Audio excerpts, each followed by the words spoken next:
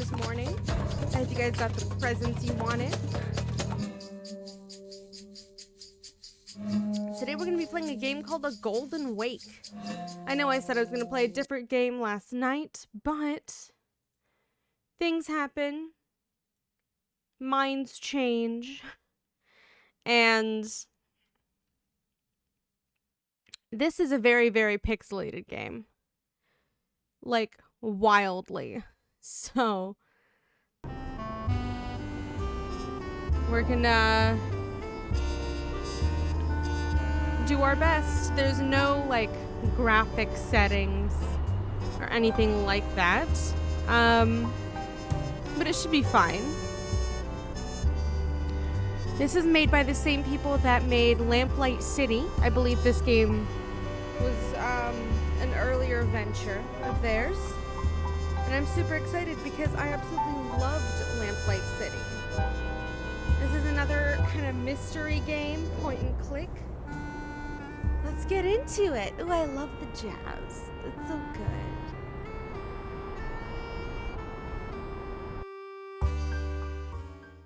This game is a work of fiction set in 1920s Miami. While many of the supporting characters were real people, their depictions have been dramatized for the narrative effect, should not be interpreted as accurate portrayals. Okay. Morris and Banks. New York City. Winter 1921. Okay. Well, Alfie, old boy, looks like it's another day, another dollar. Left click to interact with objects, right click to look at objects. Murderer uses telephone to lure victim. Get your newspapers here. Only 5 cents. That's Lyle the newsboy. He usually stands around during the day selling papers and is good for a quick chat now and then. The blue mailbox stands under a layer of snow, waiting to receive letters to be made. Morris and Banks real estate sales since 1886. Company co-founded by your father and your employer for the past 10 years. Doorway leads to the Morris and Banks office. That's a hydrant. Red fire hydrant across the street is useful for the extinguishing of fires should it be necessary. That is typically what they are for. New York Tribune, 5 cents. 5 cents, eh? Wonder, can I do tab or shift, control, alt, space, caps? No, Riots grave. in Vienna. Read all about it. Newspapers, 5 cents. Hey, Lyle. Good morning, Mr. Banks. Good morning, Lyle. Are you cold? Aren't you cold standing out here in this weather? A little, but I have to work. Otherwise, I'll be cold and hungry. News. So, what's the news of the day? I could tell you all of it, but then I wouldn't make any money, would I? If you want the news, buy yourself a paper. They're only a nickel. You're a shrewd businessman, Lyle. You ever thought about going into real estate? No, sir. Have a good day, Lyle. You too, Mr. Banks. Doorway leads into the apartment building. Okay, so I live right beside my job? That fucking blows, dude. That's awful. Morning, fellas. What's the good word? Good morning, Banks. Morning, Banks. Horse feathers. Why is it so hot in here? Morris apparently has a chill. He set the heating on as high as it goes this morning. Suggs and I had to prop the door open so we didn't sweat to death. We must be raking in a fair amount this month if he can afford to do that. I sure wish that kid outside would pipe down. I know what you mean, Larry. He's giving me a headache. It's his job. Moving cursor to the top of the screen, and there's my inventory. Okay. Let's do a save. Lyle is great. Save. Okay. It's your hat. Since there's no hat rack at the office, you often just set it on your desk. Okay. Got a minute, Murphy? Sure, but I'm still on the clock. Talk about yourself. Everything going all right with you, Murphy? Yep, everything's copacetic. Okay. Work? Sales going okay for you? Could be a lot worse. Could be a lot better, too. You ever going to share your good fortune with us, Banks? What do you mean? You always seem to manage to get the best leads. That's pretty lucky, don't you think? I'm not sure I like what you're implying, Murphy. Not implying, just observing. Anyway, let's drop it. I'll let you get back to work. Mm-hmm. Okay, I'm gonna turn it down a little bit on your guys' end, just like the tiniest bit. There we go. Suggs, wait. John Murphy's longest-serving employee at Morrison Banks, having been here for 15 years. He's incredibly straight-laced to the point where you can't recall ever having seen him smile. That's healthy. Larry Suggs has been working for Morrison Banks for the past 6 years. He's not a bad salesman, but something about his demeanor always rubbed you the wrong way. Oh, I love my coworkers. So healthy. Suggs. Yeah, Banks? How are you today, Suggs? I can't really complain. Well, I mean, I could complain, but who would listen? How are your sales going this week? And not so great. I had a sweet old lady yesterday who was this close to buying an apartment for her cat. I'm sure things will pick up. And I'm sure you'd know, being Morris's right hand and all. Now, Suggs, that's hardly fair. You know we're all equal in here. You're right. Forget I said anything. I'll just let you get back to it. Thanks. Oh, by the way, Banks, Morris wanted to see you. Said it was important. Thanks for letting me know when I walked in, Suggs. Hey, it's been a busy morning. It must have slipped my mind. Great, thanks, Suggs. Blackboard lists the number of monthly sales made by each of the employees. You are currently in the lead with 27. You don't want to erase the board, okay. Took some convincing, but Morris finally conceded and allowed this pinup to be placed on the office wall. Just for Suggs, though. No one else gets to stare at it. The fellows would protest if you touched their pinup. Morris's office has only one window and it looks out towards your desk. That's probably why he keeps the blind down most of the time. Door leads to the break room. Let's go to the break room. What's in here? There's a box. Spare light bulbs. I don't need a light bulb right now. Okay. Assignment board contains each individual employee's set of leads for the day. Morris usually gives out the more promising ones to employees with better performance, which is usually you. The way it should always run, am I right, chat? These are still yesterday's assignments. Oh no. Oh, that's real bad. Sorry. So let me get this straight. His window is down. He wants to see me urgently, and these are still yesterday's assignments. It's just a plain wooden chair. Sometimes you and the other employees use it to take breaks in here. You don't feel the need to move the chair. Oh, someday you hope you'll earn enough to take a vacation in Paris. For now, this poster will have to do. Small wastebasket. Is there anything in it? No. Okay. Water cooler. Perfect place to get a cool drink and have a chat with your coworkers. Get a drink.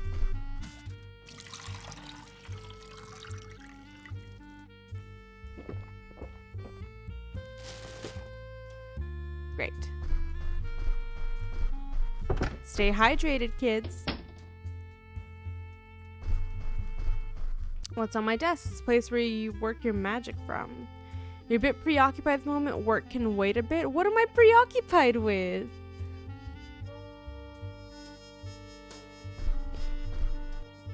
Good morning, Evan. Suggs said you wanted to see me? Have a seat, Alfie. Oh.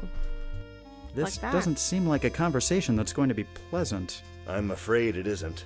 You know I'm not the type to beat around the bush, so here's the long and the short of it. We're not doing well. Sales are minimal and the competition is popping up all over town like a bad rash. I hate to do it, but we're going to have to let someone go.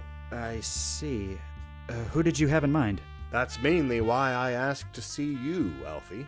You have more contact with Suggs and Murphy, so I think this decision should be yours.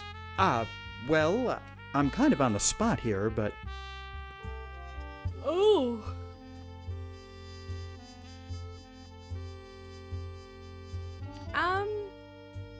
Murphy is kind of a dick, but Suggs rubs us the wrong way and is also kind of a dick. I think Suggs should be the one let go. His sales have been the lowest consistently for the past 3 months. Very well, if that's what you think, then I trust your judgment. Thank you for your help, Alfie. It's always appreciated. Anything else you need? Not at the moment. Go ahead and check the assignment board in the break room for today's leads. Will do. Those are yesterday's leads, though. Is now the right time to wish a Merry Christmas? It is! Hi, Clump. Merry Christmas. Don't want to raise the blinds. All there is to be seen at the window is the back of your desk. Okay. Morris has quite the enviable collection of books. Most of them have to do with real estate, though. There are a few works of classic literature peppered among them. Can't see anything productive. Okay. Poster from last year's Olympic Games. Paperwork on the desk mostly consists of leads, which is to say the names and phone numbers of potential clients interested in expensive properties. Morris has control of which are spread out on the assignment board. Okay. Evan Morris, co-founder of Morris & Banks, along with your late father, Hiram. After your father died, Evan took you under his wing and showed you all there was to know about real estate. Let's get on at it here. Oh, they're both probably in the break room. Oh, I can't snoop. I wanted to snoop. He says it's because my sales were too low. How am I supposed to make sales if I don't get any decent leads? I hear you. It hasn't been very easy for me either. And just because Golden Boy gets all the good leads, it doesn't mean... Shut your trap. Somebody's coming. Gentlemen. Hello, Banks. Your meeting with Morris go well? I would say so, yes. Great to hear. Well, Murphy and I better get back to work.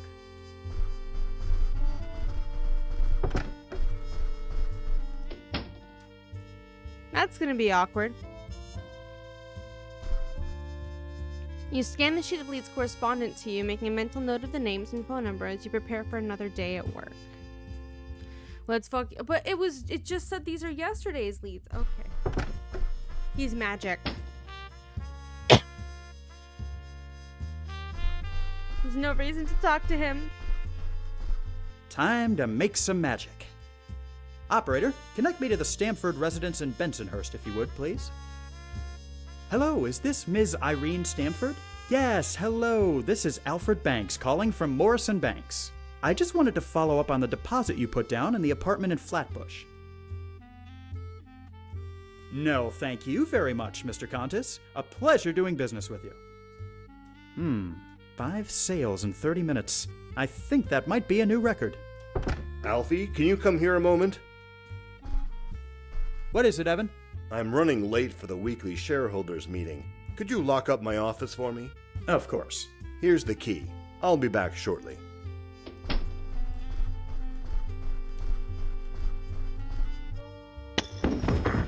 What on earth was that? That sounds like Murphy took a spill in there.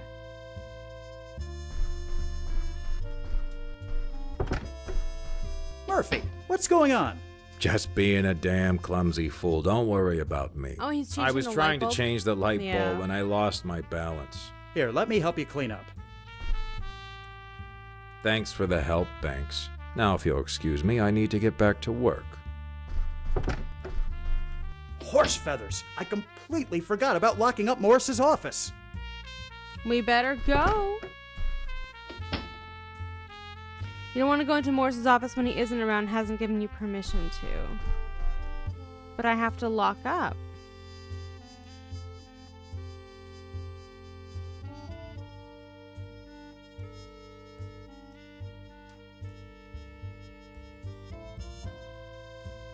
Hey, Suggs. Suggs, Yeah, Banks? I'll just let you get back to it. Thanks. Okay. Well, what am I supposed to do?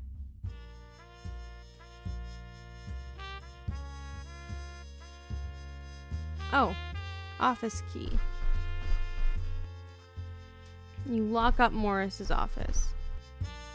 Get back to work and hope that there isn't any more excitement in the office today. I'm back, Alfie. Got my key? Yes, Evan, here you are.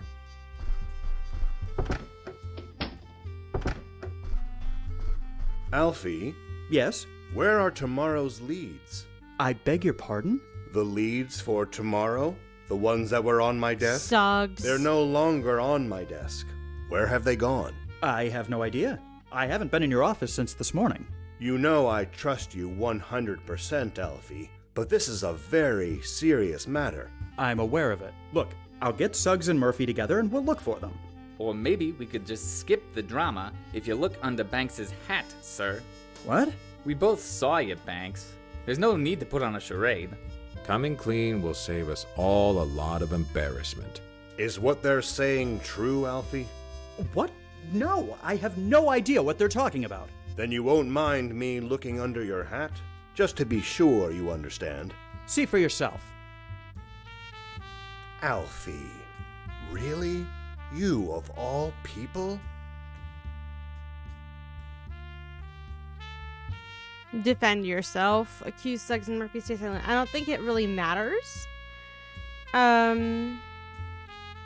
It was obviously Suggs and Murphy. They've set me up.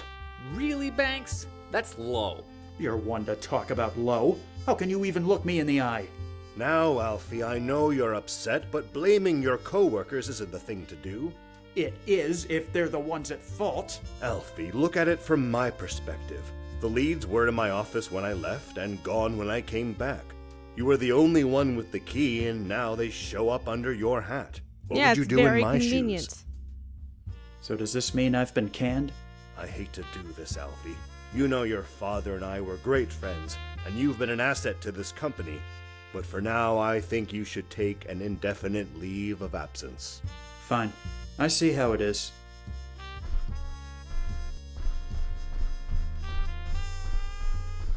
I guess I'll see you fellas around.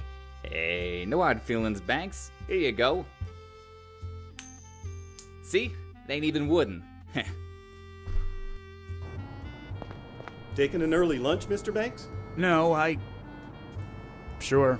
Just taking an early lunch.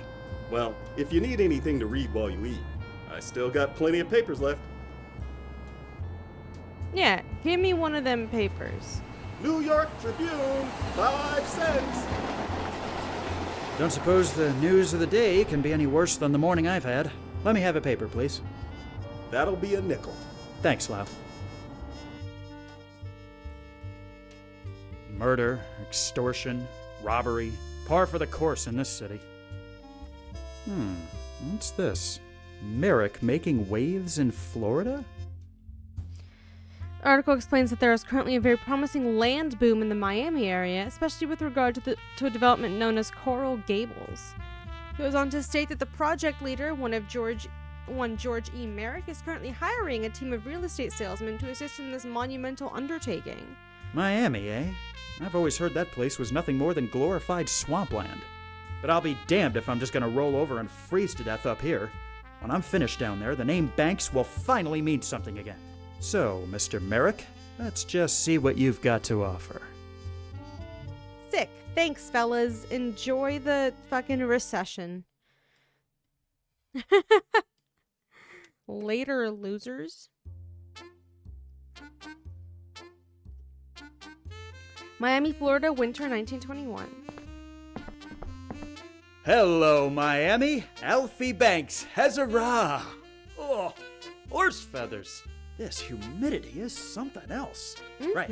I've got my luggage claim ticket. Now I just need to find this Hotel Belmont and... Hey there! Hello!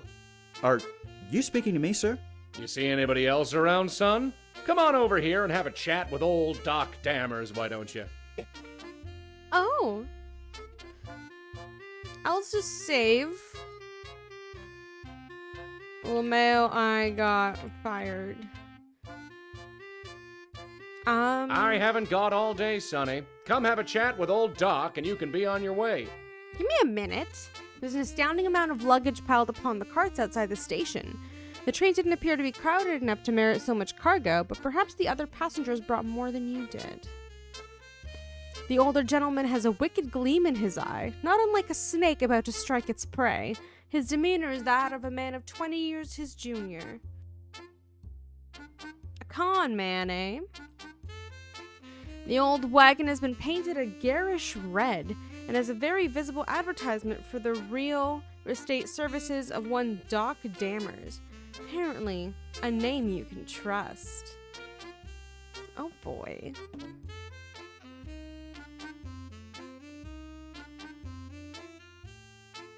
You've arrived at the Miami train station, ready to begin your foray into the Florida land boom.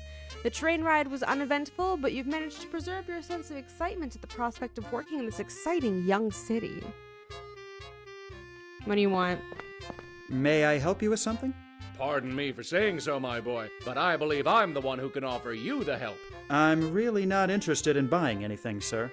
Of course you aren't. Did you think I just fell off the turnip truck? I can tell a fellow salesman a mile away. You're here to get a piece of the action, aren't you?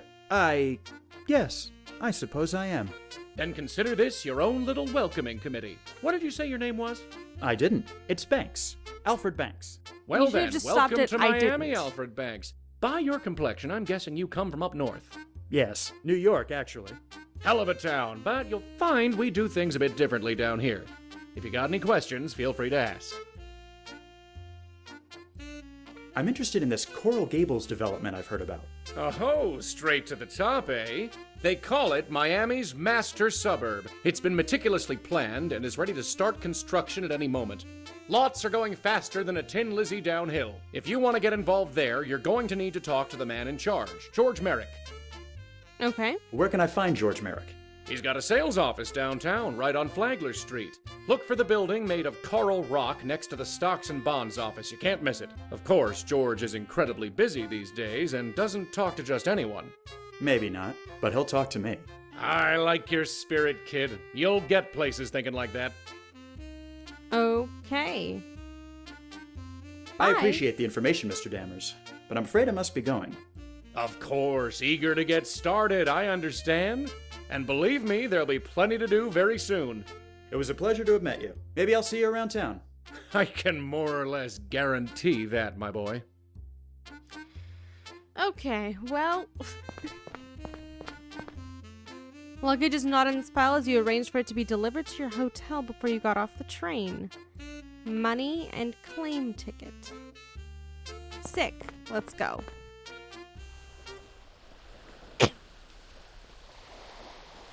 Flagler Street. Smile Right toothpaste.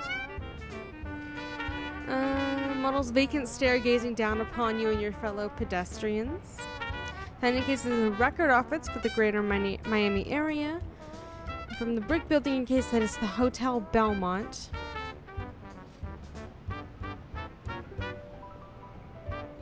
Alright, let's go to the hotel. Hello and welcome to the Hotel Belmont. That's a very interesting carpet. Hotel clerk sits at the desk looking quite bored. Painting is an interesting example of chiaroscuro, but the subject matter is a bit odd to have in a hotel. The photograph shows the outside of the hotel and part of Flagler Street. Looks as though it was taken fairly recently, since the same billboard appears in it. In the back office is a board where all the room keys hang. There don't seem to be too many rooms occupied currently. Hi. Excuse me. How may I help you, sir? Reservation. I'd like to check in, please. My reservation was made under Banks, Alfred. One moment, please. Yes, here you are. Your room will be the second door to your right when you get to the top of the stairs. Oh, someone was here earlier from the train station to deliver your luggage. It's been placed in your room. Thank I'll you. just take that claim ticket off your hands for you. Thank you very much. Not a problem, sir. Please, let me know if I can assist you with anything else. Miami. Is there anything you can tell an out-of-towner about this city? Certainly. It's been growing at an alarming rate, especially in the Sure. past few years. There's no denying we're at the start of a land boom. I hear tell this new Coral Gables development is going to bring in thousands more people as well. At this pace, we could be the next Manhattan by 25. Thank you for your assistance, my good man. Happy to help. All right, let's go upstairs.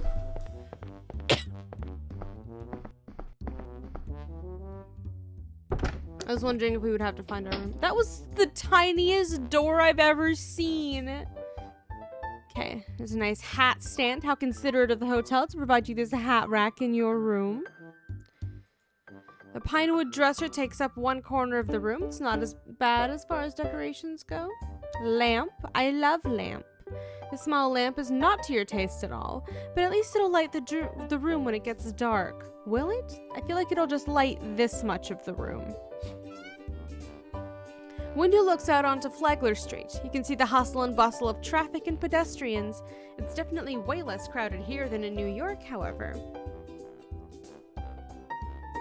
Use hat stand. Use dresser. Seeing as you just got here, the dresser is empty.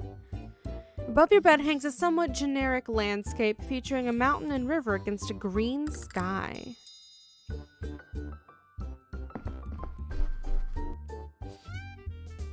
You keep this note to remind you of the best technique to warm people up to make a sale. Remember, bits. Break the ice, introduce yourself, tell a story, sell your pitch. You keep this photograph of your late father in your suitcase so he can accompany you wherever you go. You take your photo of your father with you. Decide to take the typewriter ribbon. Figuring you might need a reminder, you take it with you. Okay. You're in no mood to sleep right now. Great. Rather not get any smudges on the mirror, the hotel might charge you extra for having to clean them up. You look in the mirror and see a tall, somewhat naive-looking young man staring back at you. He sure is a snappy dresser, though. Nice. Sunlight is quite cheery. Okay. The hotel bed is somewhat Spartan, but looks comfortable enough, at least until you find more permanent accommodation. Not gonna talk about that rug. Alright, let's get going. Wait, no, my hat. You know what? I think we look better without the hat, to be entirely honest with you. Actually, shit. Maybe it would be better to put the hat back on. Everyone's wearing hats, except the hotel clerk. Yeah, my hat. What if, like, a bird poops on my head or some shit? Get the hat.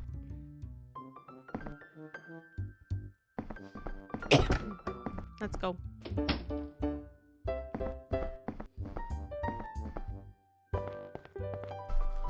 It's nothing further this way. Okay. Let's go to the records place, I guess. She's a fashionable young woman. Hello, sir. Let me know if I can be of assistance. We'll do that. Portrait of a distinguished-looking older gentleman. The plaque on the bottom identifies him as H.M. Flagler. A large list of rules and regulations is hanging on the wall in a glass frame. You begin to read them over, but quickly lose interest. You were never very tolerant of bureaucracy. The shelves contain several volumes of records, but you get the feeling this is merely the tip of the iceberg. It's a standard metal filing cabinet, presumably full of more records. Hall of Records clerk is a shifty-looking man, but hopefully he's good at his job. Okay. Hi. Excuse me. What can I do for you? Have you always lived in Miami? Nah, I moved down here from Philly after the war. Nice place. Can't beat the climate, that's for sure. What sort of records do you keep in this office? All kinds. Marriage licenses, death certificates, property titles, you name it. How far back do they go? Not too far back. 30 years or so. The city wasn't officially incorporated. You let me know if there's anything you need to look up. Okay. Could I look something up? Of course. What do you need? On sec. Okay, so Thank you for your anytime. We'll be coming back here once we need something. Let's go to West Flagler Street. What else is on our street?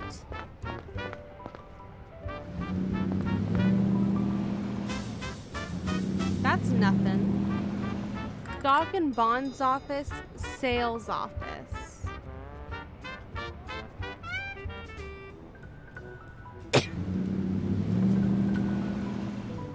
stock and bonds office, you really remember all the hubbub about war bonds a few years ago and find yourself glad that all that is over. Coral Gables sales office. Billboard reads, Coral Gables, Miami's master suburb. See if you would see Miami at its best. Okay. Why don't we save? Like, just in caseies. Let's go to the stock. No, never mind. Let's go to the office. The game's like, you don't need to go there right now. Shows a nice looking stone archway. Alhambra entrance. Filing cabinet. Couple men are seated here waiting their turn for the chance to speak with Mr. Merrick. Secretary looks tired and hassled as she busily jolts down information on a piece of paper. Can't say you envy her job. The door's frosted glass pane reads George E. Merrick, Director of Planning. Hi. Pardon me, miss. I'm terribly sorry, sir, but I'm just too busy for you right now. Perhaps you could come back another time? Another time? I've just come all the way from New York. Surely there's something a lovely young lady like you can do to help out a man in need? Look, Buster, I've heard it all before. Like I said, I haven't got time for you at this moment. What seems to be the trouble? Well, not that you'd care, but I need to get these letters written. And seeing as the weekly shipment of supplies has been delayed, I'm forced to do them by hand. You seem very dedicated to your job. I can appreciate that. I am, yes. Mainly because I want to keep it. Now, unless you want to come back here and pick up a pen, I really need to get back to my work. A tempting offer, but I'll have to decline. I'll be back later. Great, so she can't help me right now.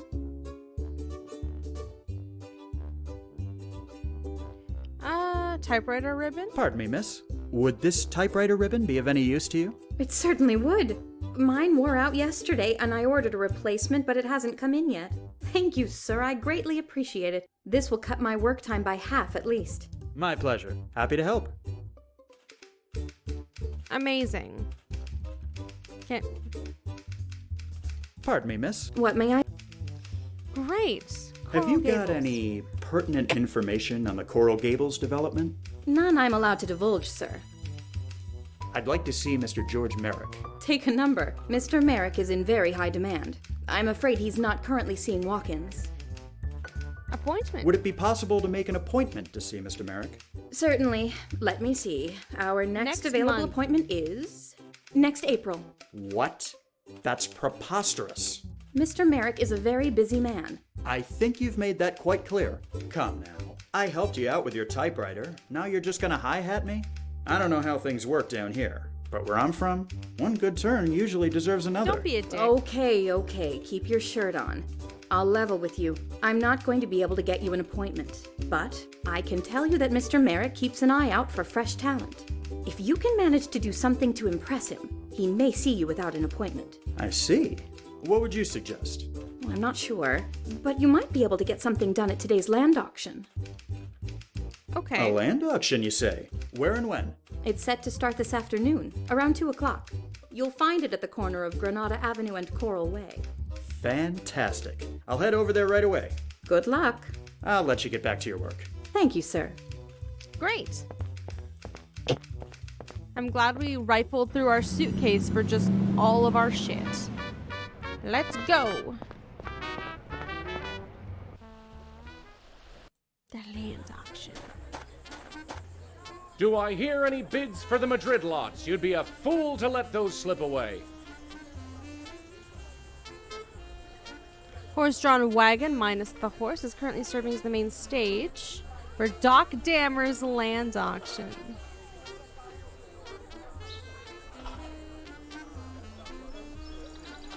And sold! You've made a choice you won't regret, sir.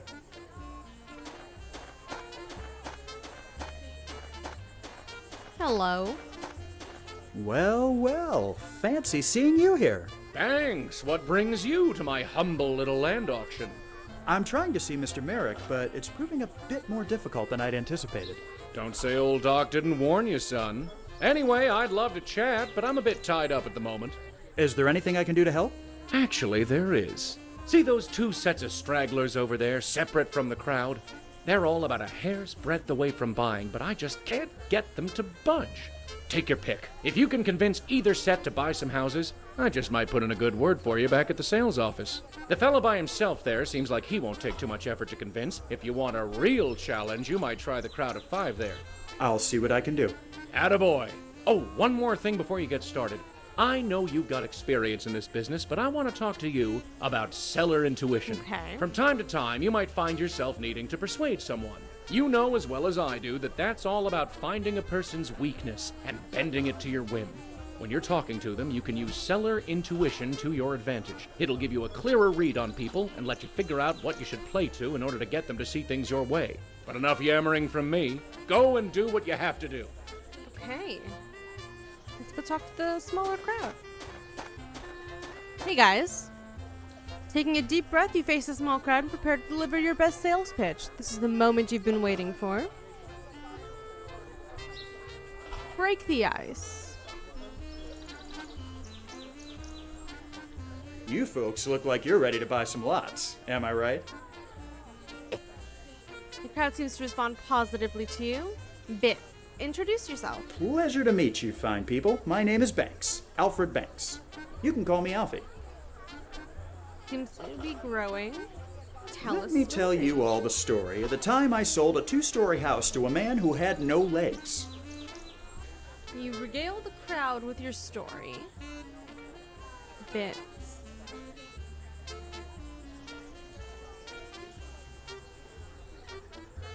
Right then, folks. How about we make some sales? Crowd seems ready to hear your pitch. Now's your chance. Okay, your goal is to sell each prospective buyer a house. Clicking on each house will provide a description of its features. Clicking on each buyer's portrait will give a description of them or what they're looking for. You must determine which house is the best match for each buyer. Select the plaque with their name on it and place it in the space beneath each house. Right-click to deselect a plaque when it is selected. Click Done when you've solved the puzzle. Perfect for those seeking convenience. The house at 124 Madrid is a small single-story home located within a very close proximity of a school, a church, and shops. As a result, the area is somewhat loud. You have a bit more to spend. The 707 Escobar Avenue residence is a large, spacious, single-story home in a secluded area of town. Since there aren't many other houses around, the area is not particularly well lit at night. The very definition of affordable quality, the 304 Malaga Avenue house is a small 2-story house situated in a fairly busy street. Despite this, the area reports little to no crime. If you want someplace to stretch your legs, 1510 Palmerito Street features a large single-family home built on a 4-acre property, which is ripe for additional development. The houses can be expanded on, or any number of large trees can be planted in the huge yard. The home of 872 Cordova Street is a small home made from coral rock found on the property. The quarry from which the rock was extracted was cemented and converted into a swimming pool, perfect for the aspiring Weissmullers out there. Teal is a portly gentleman who's having a hard time dealing with the heat of the day. My wife wanted to move down here for my health. I suppose I could do with some exercise, but the sun is brutal.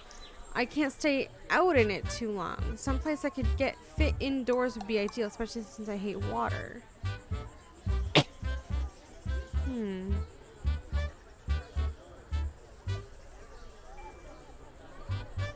Mr. Roberts finds that he hails from up north as well. The biggest draw of moving down here is finally being able to get away from the tiny apartment I had back home. You could hear the neighbors sneezing.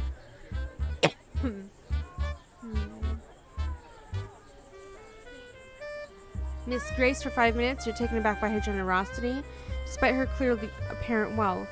I don't care what house I end up buying, really. My main concern is being able to get involved with the community. This development seems ready for my help. Sorry, I'm having a little bit of a coughing fit. Let me just grab some water. Okay. Smith is the character model we had. Smith is a cheerful young man, but is rather shabbily dressed and seems to be covered in animal hair. It suits me and my Lucy.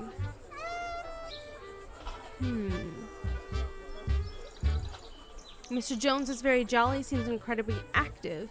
I just came from a golf tournament this morning, and in a few hours I've got a tennis lesson. Nothing I love more than being outdoors in this fantastic weather.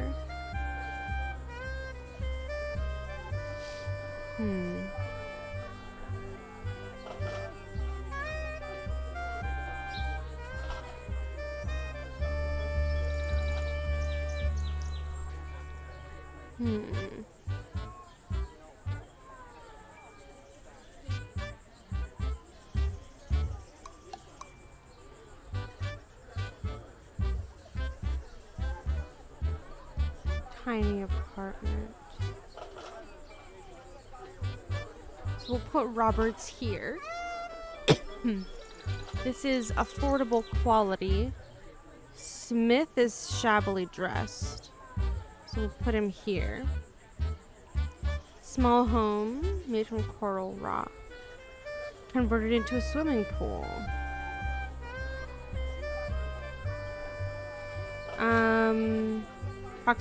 Close proximity of a school, a church, and shops. Expanded on, or any number of large trees can be planted in the huge yard.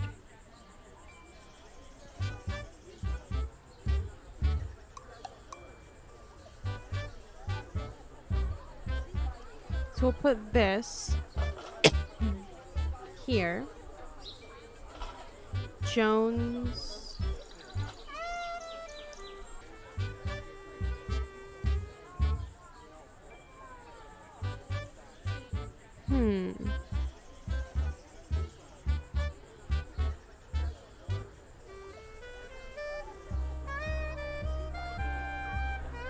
What's a Weissmuller?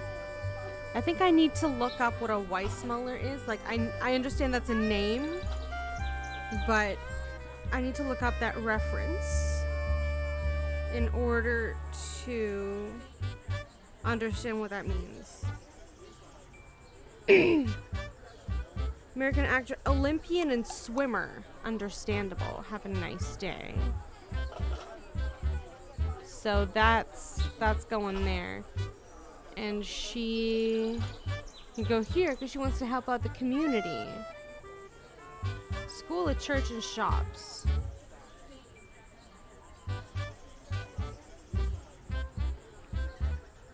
Watch us have fucked this up. Hint. Mr. Smith's dog is named Lucy. Teal should live in a 2-story house to get more exercise.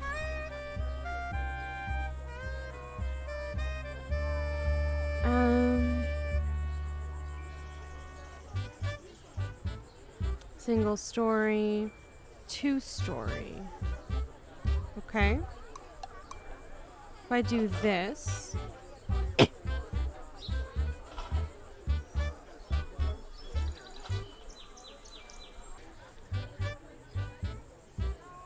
Team from Madrid is Grace, yeah. Escobar is Roberts, yeah, we did that. 304 Malega is Teal, yes, we did that. 1510 Pomerito is Smith. Yeah, so I did it correctly. You make the sales. A pleasure doing business with you folks. I hope you enjoy your new homes. Nice work. There's nothing you enjoy more than a satisfied customer. And to have 5 at once is even better. So I just had to switch those two and that's it. Basically. Nice job over there, Banks. You got a real knack for this business. Now go get some rest, would you? You don't want to overwork yourself first day here, after all. Okay.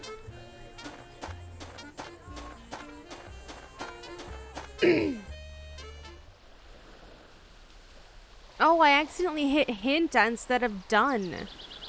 That's why it told me what the fucking answers were. I understand. It's like, oh, you're dumb, huh? No. Mr. Banks, I have a message for you when you get a chance. Hi. Excuse me. How may I help you, sir? You have a message? You said you had a message for me. Yes, sir. From George Merrick at the Coral Gables sales office. He's asked you to stop by at your earliest convenience. Fantastic. Thank you. Let's go do that.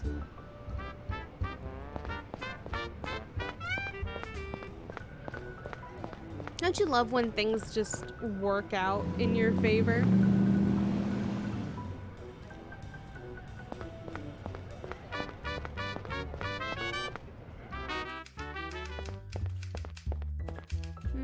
Hello? Pardon me, miss. What may I do for you, sir? I got a message from Mr. Merrick asking me to see him. Ah, yes, he's expecting you, Mr. Banks. Go ahead and knock on his door there. I'll let you get back to your work. Thank you, sir. She's nice. I like her. Come in. Good afternoon, Mr. God. Merrick. I'm Alfred Banks. You wanted to see me? Ah, yes. His of portrait course, is Mr. wild. Banks. Please come in. Make yourself at home. Because it looks like the camera is like looking up at him. Please, have a seat. Looking out at the glass windows, you see, and door, you see a lovely little patio. There appear to be several brochures and pamphlets advertising real estate around the city pinned to the wall.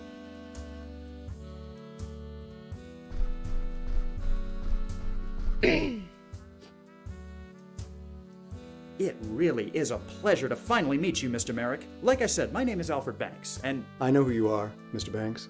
I was well aware of your father's work up north. It seems apparent that you are eagerly following in his footsteps. You've gotten my attention. Now let's see how serious you really are. I see great potential in you, but a good sales agent needs more than just talent. He needs ability and know-how. I've got those in spades. You're certainly confident, I'll give you that. In any case, I have a few small setbacks which I need to deal with, and I think they would serve as an excellent proving ground Oh, for you. here, do this work Proving for ground? free. Think of it as an extended job interview. I'm all ears. What do you need? I can give you more details as you need them, but currently I'm faced with 3 concerns. Great. The first is a man living on a prime piece of land who is refusing to sell. The second is my need for quality advertising. And the third is getting back some stolen design plans. Okay. The holdout. What's the story with the holdout? There's a stretch of land which is of great interest to me in the area of Anastasia Avenue. Currently, the land is owned by an individual who has no interest in selling it. He's built himself a home there and understandably wants to keep it. Unfortunately, business is business, and I need that land to complete a very important project. I need you to convince the gentleman to sell. Okay, we can be a dick. What about your need for publicity? Any project, no matter how good it is doomed to fail if nobody knows about it. I've managed to secure some decent advertising, but I feel we need something more. The story of Coral Gables needs to make headlines. I'd like you to head over to the Miami Herald building and see if you can befriend a reporter or two. Having a journalist in our corner would do wonders for our advertising. Okay. And the plans? What about your design plans? I regret to say that a set of design plans was stolen from my office a few weeks ago by a man claiming to want a job interview.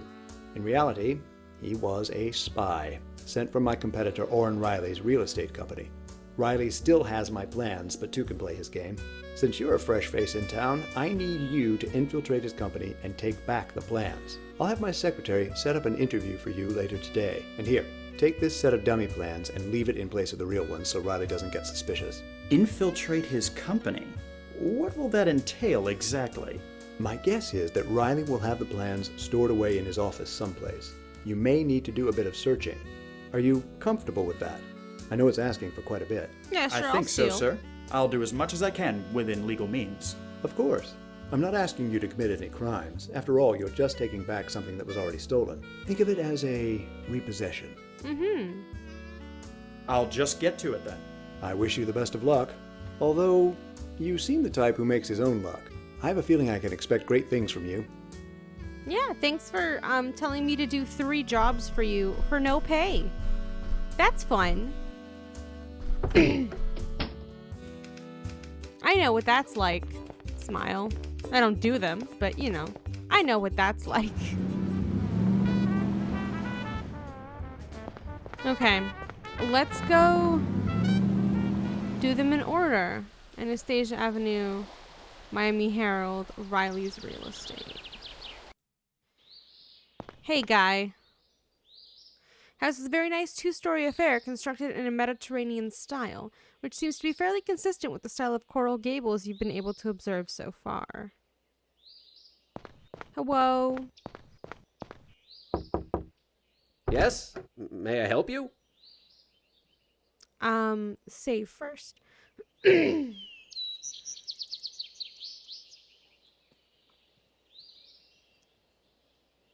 Good day to you, sir. My name is Alfred Banks, and...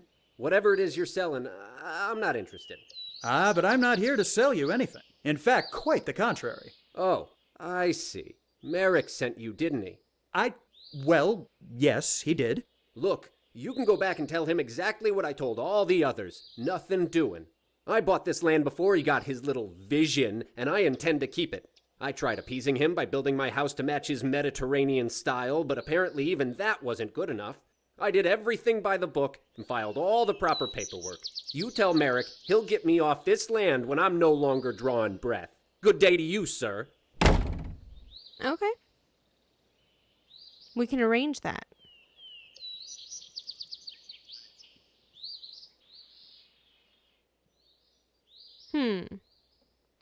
We can, in fact, arrange that.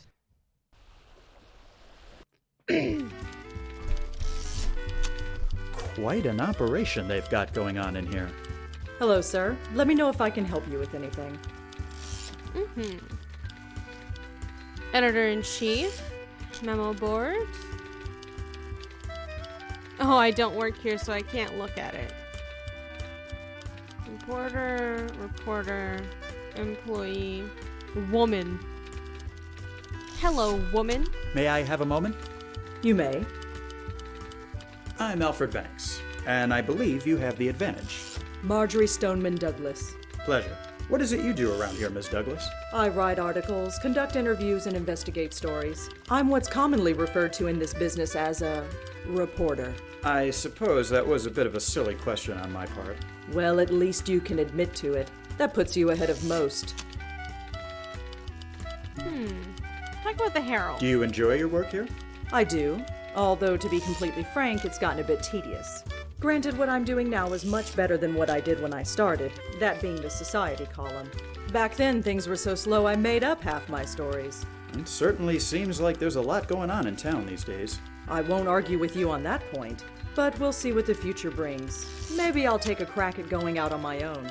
We've managed to get the vote. I see no reason why a woman can't make a name for herself as a freelance writer. Miami. Anything you can tell me about Miami? When I first got here, this was no more than a glorified railroad terminal. There were less than 5,000 people and the streets were made of white dust. Now we've got hundreds, if not thousands, of new faces showing up every day and are constantly expanding. I bet it won't be long before some other fool tries draining the Everglades to make more room. Okay. Have you heard about Coral Gables? Have you reported anything on George Merrick's Coral Gables project? Don't know that I'd have to. He spent a small fortune on advertising. I doubt there's a single person in town who hasn't heard of it by now. That may not exactly be the case. Mr. Merrick asked me to come here and inquire about possibly getting someone to do a bit of publicity for him. Ah, suddenly it all becomes clear. Let's get something straight right now. I'm not some dumb Dora at anyone's beck and call. If Merrick wants a reporter in his pocket, it'll have to be someone else. I'm far too busy to find myself on the leash of some land developer and his cronies. Okay.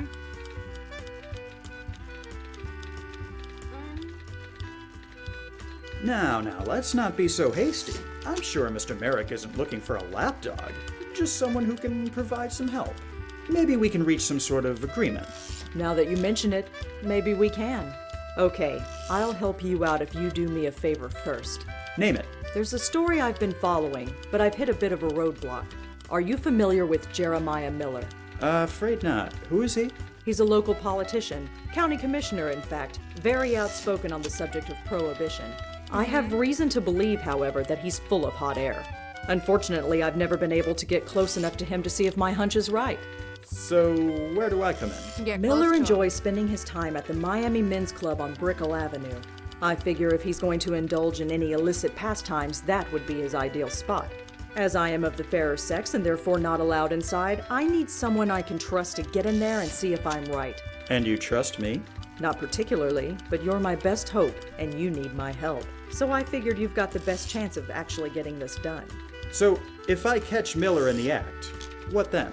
Bring me some sort of proof of his hypocrisy, be it a photograph or a signed confession. I'm not fussy. I'll see what I can do. I'll see you around. Count on it. Okay. We can do that.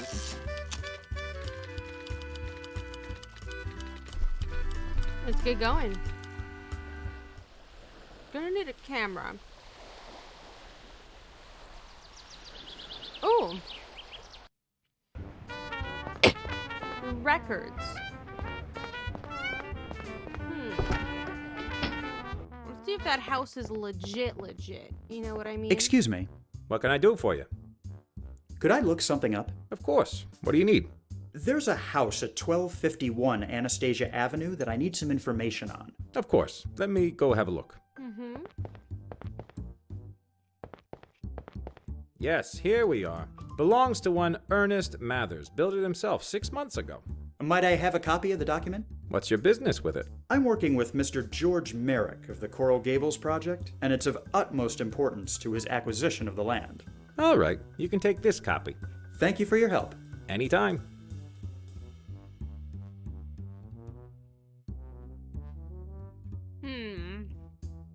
See that it was constructed 6 months ago.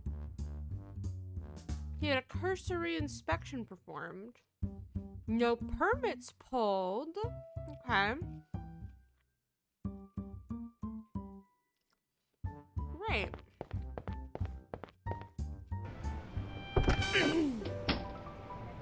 Time to be a jackass. Hello? I want to buy your house. Excuse me.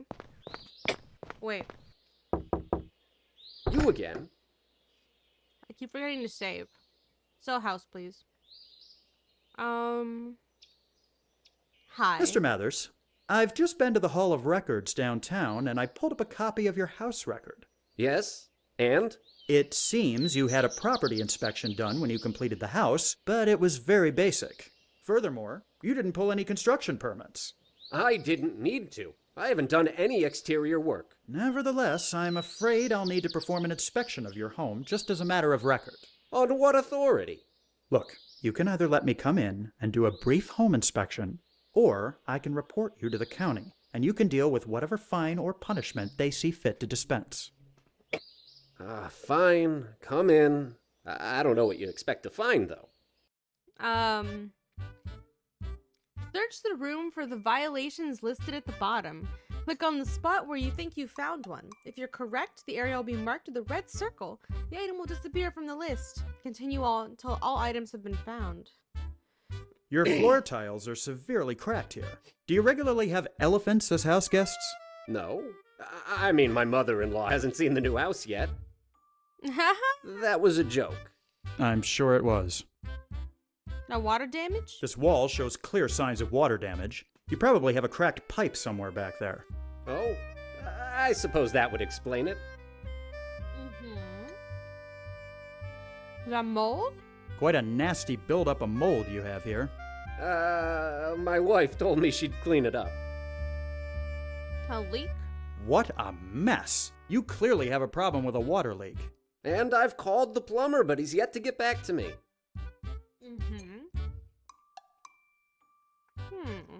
What's that? These baseboards look like they were installed during the Roosevelt administration. No, they're supposed to look like that. It's the style, makes them seem classic. What's that? Uneven rafters are quite the hazard. This whole roof could come tumbling down on you. Haven't had any problems so far. What's that? Your fireplace seems to be letting go of some of its tiles. Oh, yes, I've been meaning to fix those. Is that an illegal gazebo? Nice gazebo. I hope you know you need to have a permit to have one of those. It was a wedding gift from my sister. How was I meant to know? Ignorance of rules is no excuse, Mr. Mathers. You seem to have several problems in this home. Are you sure you performed a thorough inspection? Well, yes. Yeah, I'm sure I did. I see. And who was it that performed this inspection exactly? Why, it was a man. Yes, a man from the city. And did you happen to get this man's name? Well, no, I wasn't aware of... You didn't really have an inspection performed, did you? No. I paid someone to say they had done one on the public record. You won't tell anyone, will you? You're in quite a state here, Mr. Mathers. Not only did you build this house without the proper permits, but you also put fraudulent information on your report. This doesn't look good any way you cut it. Please, I have money. How much to get you to look the other way? I'm afraid my silence can't be bought, Mr. Mathers. However, you might be able to get yourself out of this jam if you sell your house and land to Mr. Merrick. So this is what it's come to. I see how it is. You come in here playing the White Knight, but you're no better than any of the rest of them. I did what I had to do to keep my land, but I suppose that was all for naught. Fine. I'll call up Mr. Merrick and tell him he's won. I hope you can live with yourself, you snake. I'm sure I'll manage. Have a nice afternoon, sir. Merry Christmas. Okay. Let's get out of here.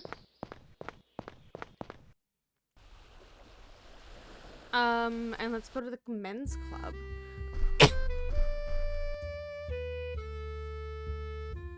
Save.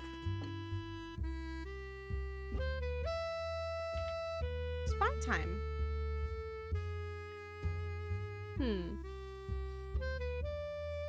Actually, we don't have a camera.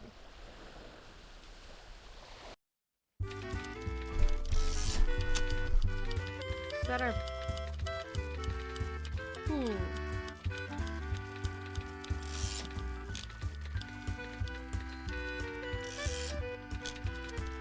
Okay. Fine. I thought I could maybe borrow a camera.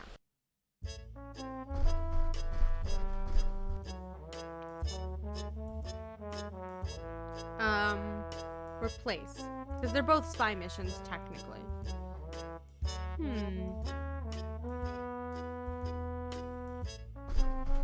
Pardon me, miss. What can I help you with, sir? You seem very relaxed. Do I? Well, I'll have you know I'm anything but. Why, just this afternoon I have an appointment with my pedicurist. Then first thing tomorrow morning it's off to the day spa. And then I have to go to the hair salon. I get the point, miss. I really sympathize with your plight. Oh, well, ain't you a sweetheart? I have an interview scheduled with Mr. Riley today. I see. And your name is? Alfred Banks. Just a minute. Were you going to let him know I'm here? Huh? Oh, right. Hey, Mr. Riley, you got someone here to see you. I think I could have done that myself. Go ahead and go through the door there. Of course. Thank you. Thank you for the reminder, Plump. Chat, remember to hydrate.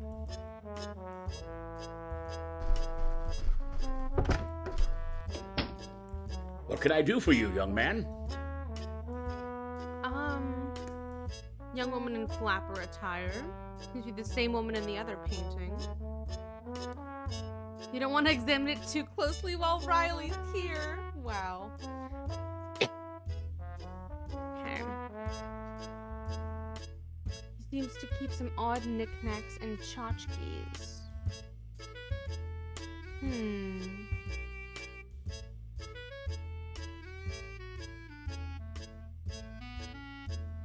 Hi.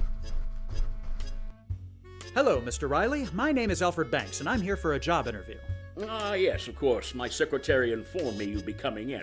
I'm afraid I'm in a bit of a hurry today, however. I have a very important appointment I must depart for in about 15 minutes. Then I suppose we should get this over with as soon as possible. Yes, of course. Well, let's begin. Why don't we start off by you telling me a bit about yourself? Be truthful. Well, you already know my name. I used to work at Morrison Banks up in New York, but recently moved here because of the land boom. I've got plenty of experience from working at my father's company. You don't say. What made you get into real estate?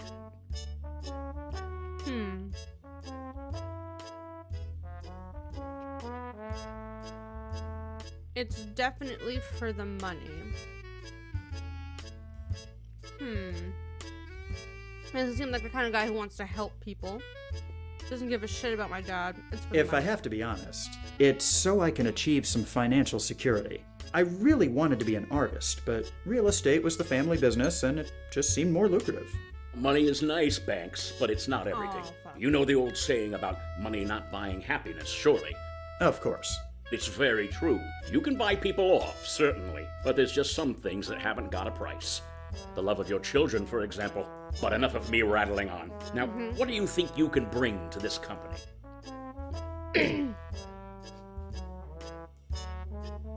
I can help expand. I have business know-how and can help expand your company. My father was a partner at the firm I used to work at, and I learned quite a bit from him. Well, Banks, I must say, you seem to be a very promising candidate. I'll have my secretary contact you in a few days.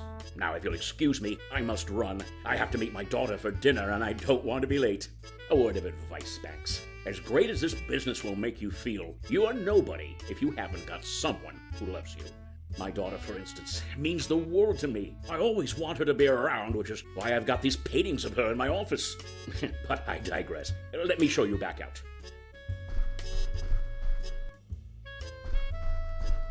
Okay. They're behind the paintings. Good day to you, Banks. Caroline, hold my calls. Nice socks, sir. Okay. Save. Replace spy time. Hi. Pardon me, miss.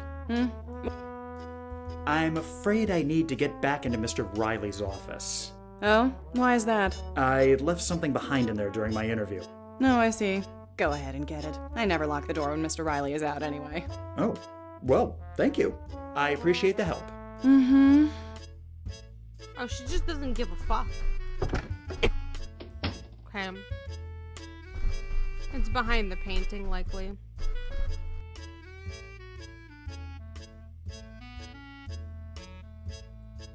Signature, the date.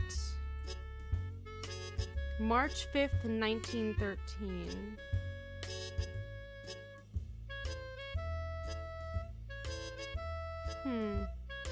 She needs a bit of work. Okay. March 5th, 1913.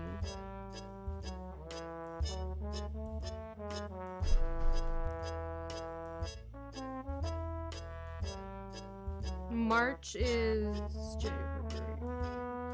it's 3.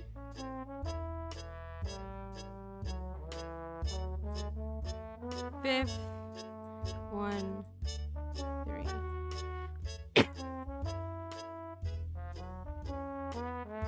Okay, is it just 1, 9, 1, 3?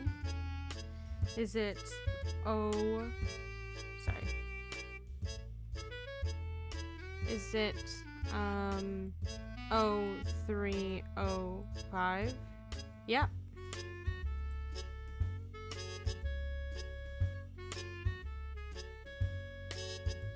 Let's go.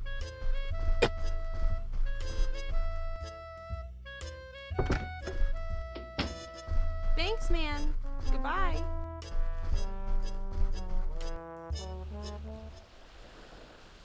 Okay. I put the painting back, so hopefully that checks out. Alright. Let's save again. Spy number 2. Save. Smoking a cigar and looks particularly arrogant. It does represent the typical members, to be honest. A dead water buffalo. Fuck off. Several trophies. And this leads to another room. I haven't done anything to deserve them. Hi. Begging your pardon, my good man. Yes? I didn't catch your name. That's because I didn't pitch it. You can call me Morris if you need anything. Of course, how much I'll actually be able to serve you remains to be seen. Morris.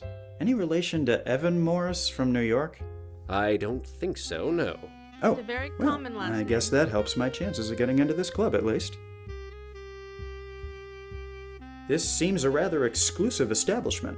Yes, sir, it is. Did you need something in particular, or did you prefer to stand around all day discussing the obvious? Membership. Let's say, hypothetically speaking, that someone wanted to join your club. How would one go about doing so? It's a rather simple three-step process. 1, you have to be a man. I believe you've already met that requirement. Right. 2, you must prove your pedigree. We don't just allow anyone in off the street. Okay. Finally, you need to have a respected member of the community vouch for you. Once you've done that, it's a simple matter of waiting to be contacted for approval. Right. Let's say, how would... It's 1, 2, 5, 1. Are you familiar with a gentleman by the name of Jeremiah Miller? I'm not at liberty to say. Come on, I know for a fact that he's a member of this club. Then why did you ask me? Because I want to know what you know about him. As I said, I'm not at liberty to discuss members of this club with non-members. I'm sure you understand. Sure. I'm afraid... Good day. Can I go to the lounge? Begging your pardon, sir. Only members of this club are... Fine. Door's locked. Okay. So, we're gonna have to go back to the guy and get him to vouch for us.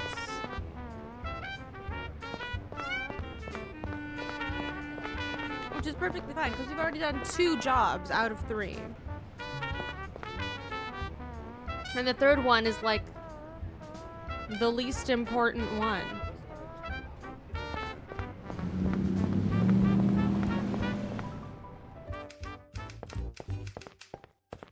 Hey, guy. Come in. Hello, Mr. Merrick. Thanks. A pleasure to see you. Please, have a seat. Great, thanks.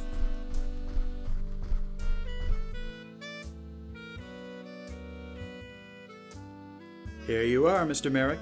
I got your design plans back from Riley. Very impressive work, Banks. Did you get the job, too? I'm not quite sure about that, sir. Well, for the time being, let's hope you didn't. I don't want Riley stealing anything else from me. You gonna pay me for that? What about your need for publicity? Any project, no matter how good it is Oh. I've the store. I'd like having a... I was wondering if I could ask a favor of you. What might that be? I'm trying to join the Miami Men's Club, and I need someone to vouch for me. A society climber on your first day in town? It's not quite like that. I understand. Sometimes this business makes us do things we weren't expecting. You're telling me. Very well. Give me 1 moment and I'll have Miss Rogers type up a letter for you. Thank you. That's so nice. Which, it's not. He's just doing it because we're helping him, but... She's typing it up for you right now. Thank you, Mr. Merrick. My pleasure. Great. I'll just get to it then. I wish you the best of luck. How do we prove... Oh, I guess give him money. And then have a recommendation. Here you are, Mr. Banks. Thank you. That was Thank very you very fast. much, Ms. Rogers. Voucher. Okay. Let's head back.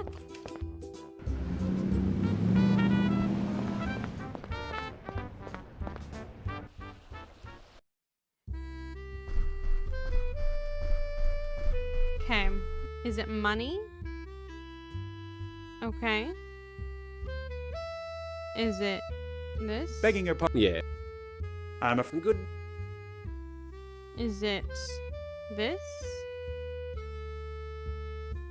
Take a look at this photo. Notice anything in particular? It looks like you, with a mustache. If I may be frank, I'm glad you shaved it off. It doesn't really suit you. That's my father, Hiram Banks. He was one of the top real estate moguls in the Northeast. Surely that demonstrates I have some sort of pedigree. Ah, of course. While I have to admit I've never heard of the man, we have several members who surely have, being in that field. Very good. The club will take this into consideration when evaluating your membership application. Right.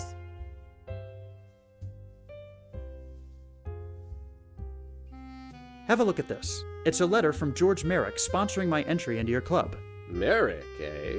Well, he is a fairly prestigious member of the community. Very good. The club will take this into consideration when evaluating your membership application. Well, you seem to have provided sufficient information to be considered for membership into this club. Now it's just a matter of your evaluation. How long will that take? Oh, it all depends. Likely a week or two. We'll contact you when the decision has been made. I'm not sure I can wait that long. In that case, there may be ways of expediting the process. You bitch.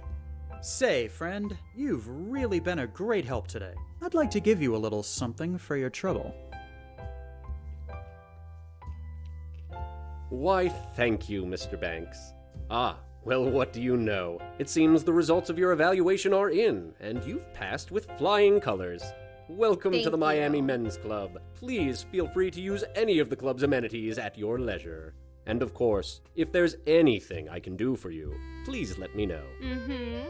I'll be sure to do that. You took all my fucking money. All of it.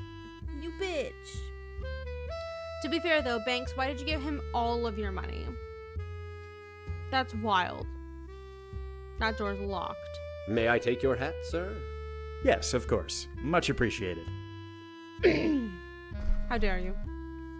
Watch where you put that hat. Well, look at this, boys. It seems we've got a new member.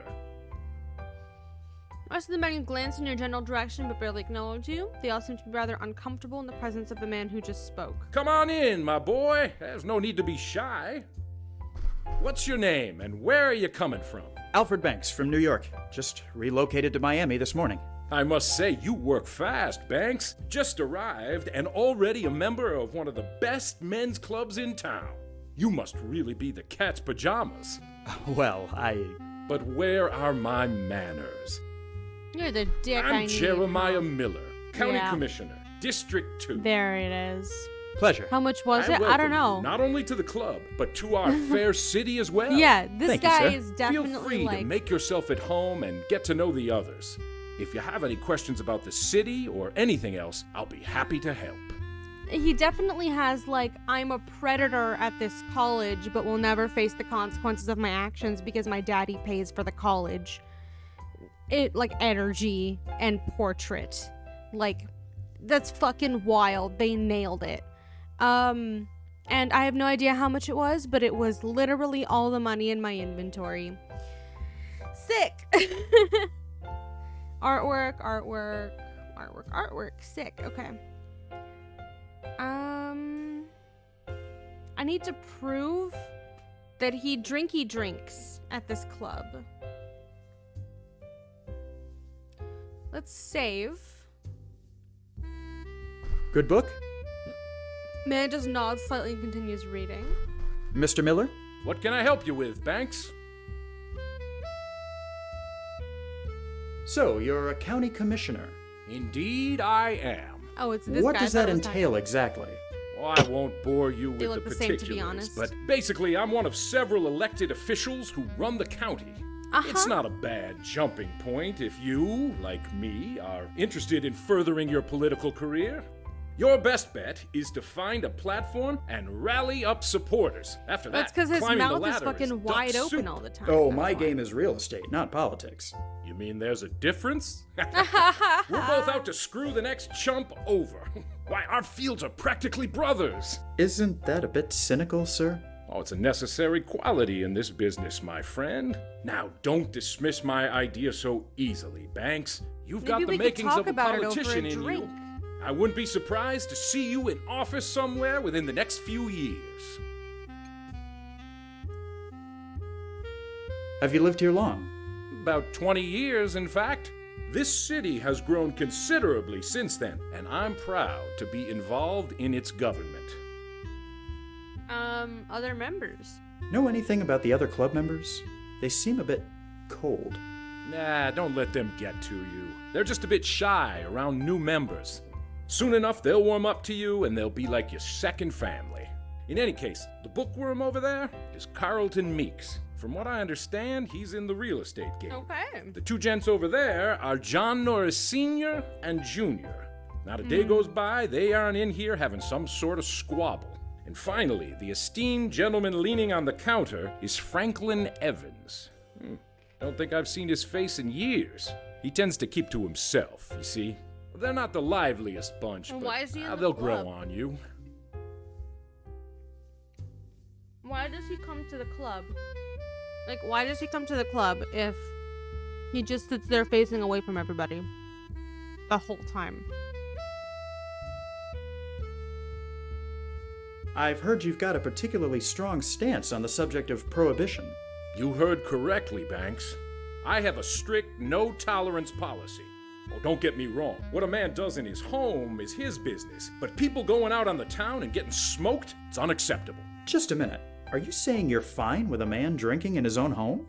Well, come now, old sport. Don't be naive. Every man enjoys a little nip now and then. Prohibition is designed for the masses, not the individuals. Keep the drink at home, I say. If it's on the streets and in bars, that's where the problem lies, and that's where we have to enforce. Just look at this place. I've made sure we're as dry as a bone in here, and nobody is the worse for it.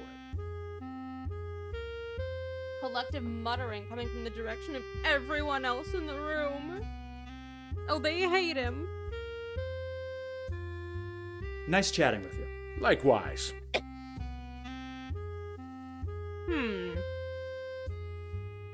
Somehow I doubt we're dry as a bone. Hey, guy. Pardon me, sir, but... Before you can finish your greeting, you are taken aback by the incredibly strong scent of alcohol emanating from the man. He's clearly been sneaking his liquor from somewhere for some time, as he is rather ossified. You doubt he can even tell you're speaking to him.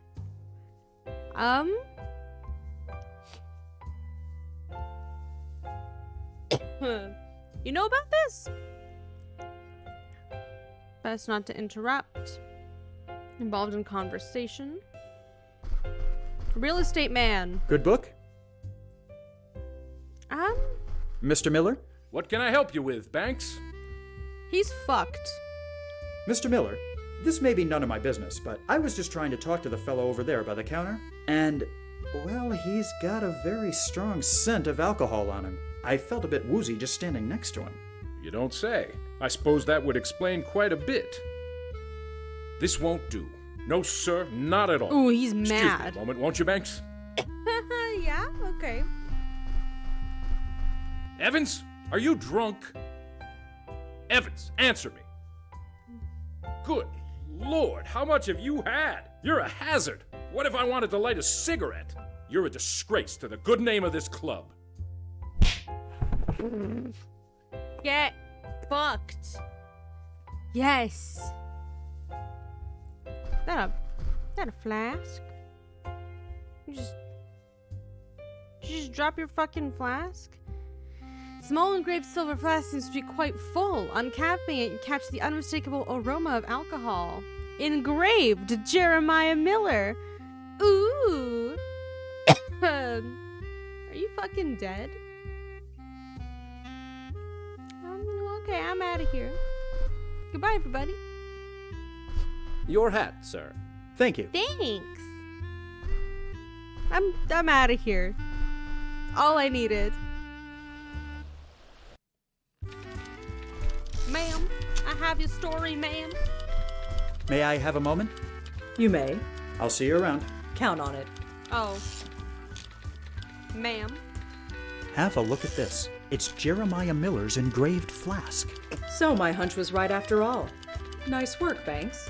It's a bit of a tenuous link, but it's probably the best we'll be able to do at this point.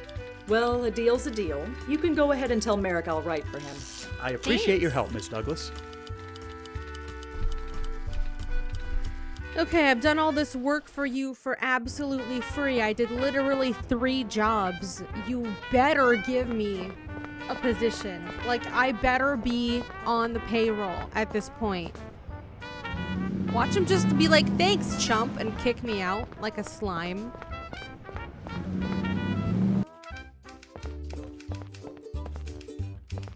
I'm just gonna walk in.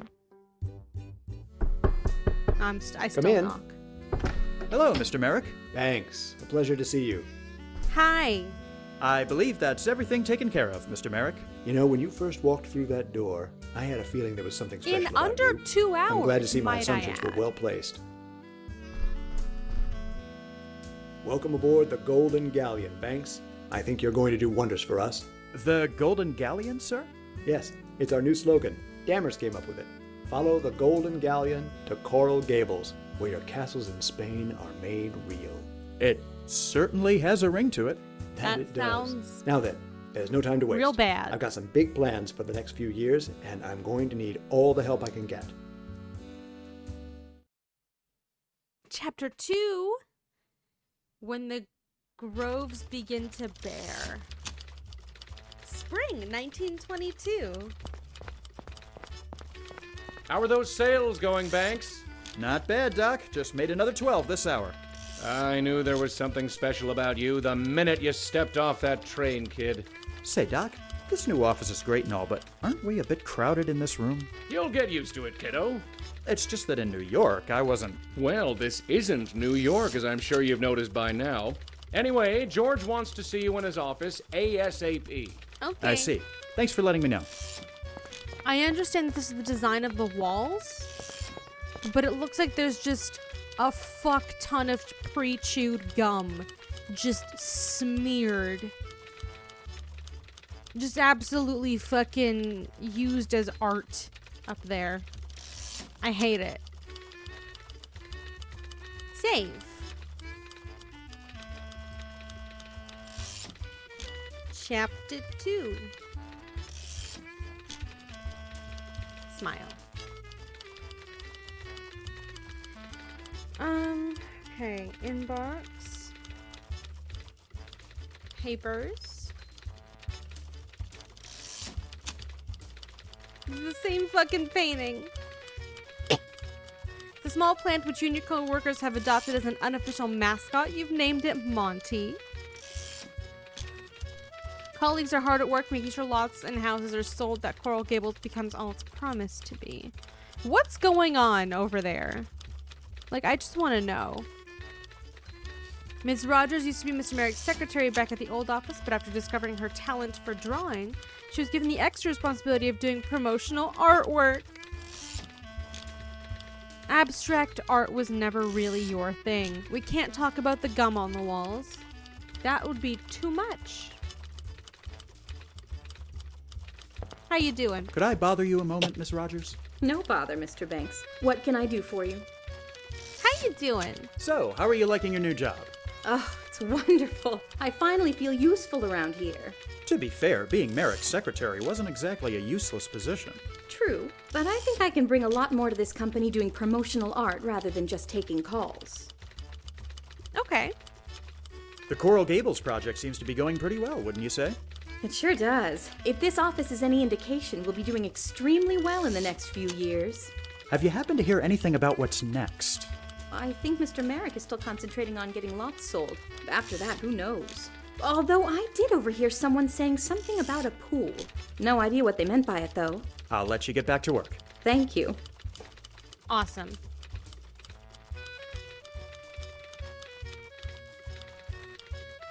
It's the exit. Where's the office I'm meant to go to? Don't want to bother them. They're busy. They don't look very busy.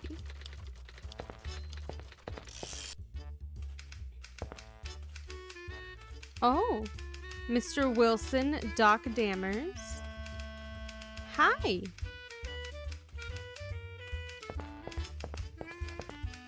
Got a moment, Wilson? Of course, Banks. What can I do for you?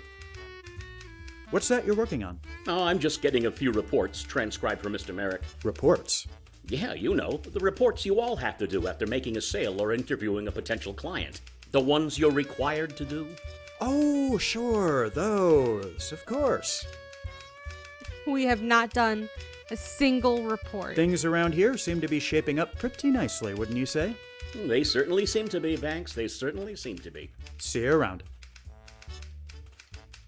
We definitely just, like, forced him to do them. Hey, Doc. Howdy, Banks. How are things going for you? Not bad, not bad. Although, being cooped up in this office is starting to get to me. I'm itching to get back out into the field again. Oh, which reminds me, are you doing anything later today? I could use your help with something. Sure. I should have a little time available. What sort of help did you have in mind? I'm going to be conducting a demonstration for some prospective buyers, and I need a volunteer. But in order to keep things under control, I can't just pick any old egg. I need a plant. So you want me to be your volunteer? If you'd be so kind. I'll have my cart set up in a field near the corner of Granada and Bird. Drop by this afternoon and I'll give you more details. Sure. Everything going well for the development? Not well, no. Things are going gangbusters. We're expanding every day and getting ever closer to the big project. Big project? Oh, don't you worry. That will be revealed very soon. Better hit the bricks. Righto.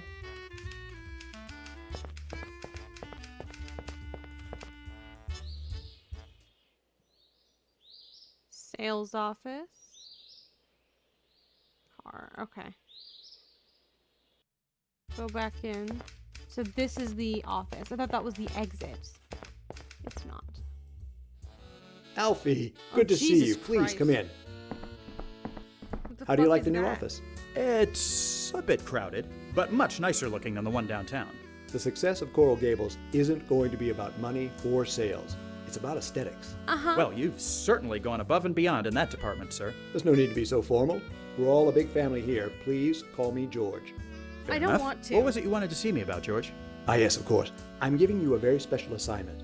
We've been doing fantastic with sales thus far, but I've decided to try a new approach. I'm calling the project State Days. Each week, we'll bring down a group of people by bus from a different state. But it won't just be enough to show them around. We need something more. A spectacle. What kind of spectacle? Ah, this is where you come in. Great. I want you to ask around. See if you can find some sort of performer or show that will impress the crowds. I really wouldn't know where to begin. You're a resourceful young fellow. I'm sure you'll find something. Which Great. reminds me. Here you are. The keys to your own company car. It should make getting around town much easier. No fooling? My own car? It's cheaper for us to have you drive yourself around rather than pay for taxi rides. You can drive, can't you? Well, I admit it's been a while. Just take care not to run into any ditches and you should be fine. Oh, and also, this telegram arrived for you this morning. I was going to send it along with my secretary, but you got here first. Now get to it. I've got a group from New York coming in 2 days and I want some entertainment for them. I'm on it. Right. What the fuck is that? Hexagonal bench looks as though it would be better suited to a sultan's harem than a real estate office. That's a bench? I thought it was like a display table with some shit on it. That's a bench. Okay. What the fuck? Okay, let's make sure we secure the entertainment first. Then go help our pal. Is that the company car? It's a little ugly, but I'll take it.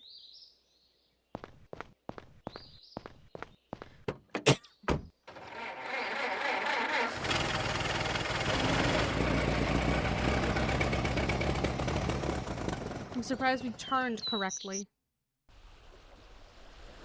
Dammer's Demo Sales Office. The Men's Club. Let's see if there's anything entertaining. Ah. Hey, guy. Hello, Meeks. Thanks, it's good to see you. Hello, Meeks. Thanks. Okay, I have nothing to talk to him about.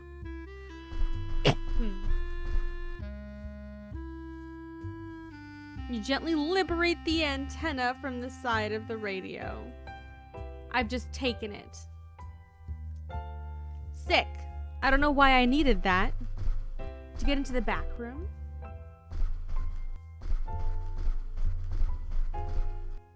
Oh, what's the telegram say? It's been sent from your brother Beauregard. Alfie, mother has informed me of your success in Florida. Have come to Miami to visit you. Had no personal contact details, so sent message to your office. Meet me for lunch at the Gables Diner on Aragon Avenue. Looking forward to seeing you, Beau. Fold the telegram and toss it away with mild annoyance. How like Beauregard just to show up when things are going well for you. Still, as he's your brother, you make a note to meet him for lunch. Let me just liberate this lock. Never mind. Morris. All good with you, Morris? Yes, sir. I hope all is well with you too. Okay, well, that's not helpful. Maybe my brother can be the entertainment. The diner sales office. Demo.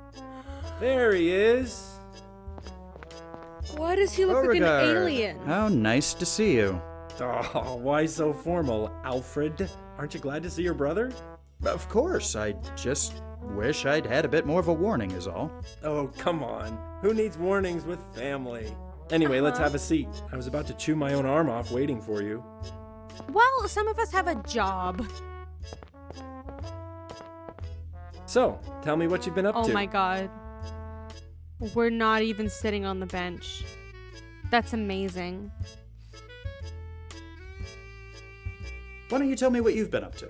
Not too much, really. I've kind of been in a rut, to tell the truth. Uh-huh. I feel like I could use a change. Why don't you go to work for the company? Morris is still peeved at what happened with you. He hasn't been very receptive. Oh. Look, about that. You don't have to explain yourself, Alfie. I know you couldn't possibly have done what he says you did. Whatever really happened, you're better off having left that place. Yes. Thank you, Bo. I appreciate your support. I'm working on an assignment at the moment. Oh yeah? What? I've been put in charge of finding a spectacle to sell lots to people coming in from out of town. No kidding. Sounds like fun. It's not fun, it's work. So, who's to say work can't be fun? You've never worked a day in your life, Bo. How would you know? Are you gonna start with that baloney again? Fair point. Anyhow, I have yet to find anything suitable. Well, if it helps, I overheard that guy over there talking about how his wife was a wing walker or something. Might be something worth looking into. Thank you, it Bo. just might. Thank you, Bo. I could talk to him about my success, because he asked. But also kind of feels like a dick thing to do, but it's okay, we're a dick. I've been doing fairly well, to be honest. I managed to get hired by George Merrick my first day down here. Well, ain't that just the berries? That your heap out there? Yes, I was given a company car this morning. Hate to imagine what company it's been keeping. What's that supposed to mean? I just figured a high-profile guy like Merrick could afford something nicer, is all. Thanks, Bo. It's been great catching up with you, Bo, but I really should get going. How long are you planning on being in town for? Well, actually, I was considering moving down here too. No. Really? You're gonna leave Mother alone? She'll be fine. She's got plenty of friends in the neighborhood. Besides, it's gotten to the point where I'm feeling like more of a burden than a help. And she's actually letting little baby Bo come down here on his own? Knock it off, will ya? She doesn't mind it so much knowing you're here. Anyway, I'll be here if you get any more time off today. Okay, I'll keep that in mind. You're just gonna hang out in the diner all day by yourself? Wild. Excuse me, miss. Are you some sort of entertainer? Pardon the interruption, folks. Huh? Oh, what can I do for you? Pleasure to meet you, sir. And madam, my name is Alfred Banks, but please call me Alfie. How do you do, Alfie? The name's Richard Burns, but everyone calls me Curly. Hi, Over Curly. there's my wife, Mabel Cody. Pleasure's all mine, Mr. Banks. Are you folks from down here originally? Nah, we're just traveling around with our act. Your act? Sure, ain't you heard of Mabel Cody's Flying Circus? The Flying Circus? I'm afraid I haven't. Please, tell me about it. Why, it's the most exciting and daring show you'll see all year. We got a biplane which flies unbelievably low to the ground, and Mabel walks across the wings. We've been touring all across the state, impressing crowds in the hundreds. This sounds exciting. Are you for hire? Always. Who's interested? Have you ever heard of George Merrick? The guy who's developing this area? Sure. Well, he's in need of a spectacle to entertain crowds he's planning on bringing in from out of state. I think your flying circus would fit the bill perfectly. Sounds good. But don't forget about our little issues, Curly. Ah, of course. Is there a problem? Couple, actually. But Oh really, my they're more God. minor setbacks than problems. Our pilot just quit to get married, so we haven't got anyone to fly our plane. Then there's the plane itself, which got a bit damaged during the last show. How? And of course, the small issue of requiring payment in advance. But we can still talk business. These are just minor setbacks that can be easily resolved. That I I'm have sure. to easily resolve for you. You say you haven't got a pilot? Well, at the moment, no. Like I said, our guy quit last week. I heard there's a pretty good pilot in town, but we haven't been able to get a hold of him. Oh, yeah, the Flynn or something like that. If we could get him on board, that would be just ducky. Would it be just Ducky? What's wrong with your plane? Nothing too serious. It's being worked on right now. The mechanic said it should be ready by next week. I don't know if Mr. Merrick wants to wait that long. Where's the plane now? Maybe I can see about speeding up the process. It's over at the airfield near Granada Boulevard. Great. About your payment. Of course, of course. Our fee is $50 up front. That gets you a full show, which lasts 30 minutes. I'm afraid I haven't got that kind of money on me. I'll have to ask Mr. Merrick about it. Sure, not a problem. Just let us know when you've got the dough. Okay. I appreciate your time. No sweat, pal. Wait. No, wait. There's a door over there that I want to... No need to use the restroom. No business going into the kitchen. Okay. I just wanted to make sure. Dammer's Demo. Men's Club. Okay, let's go to the airfield first.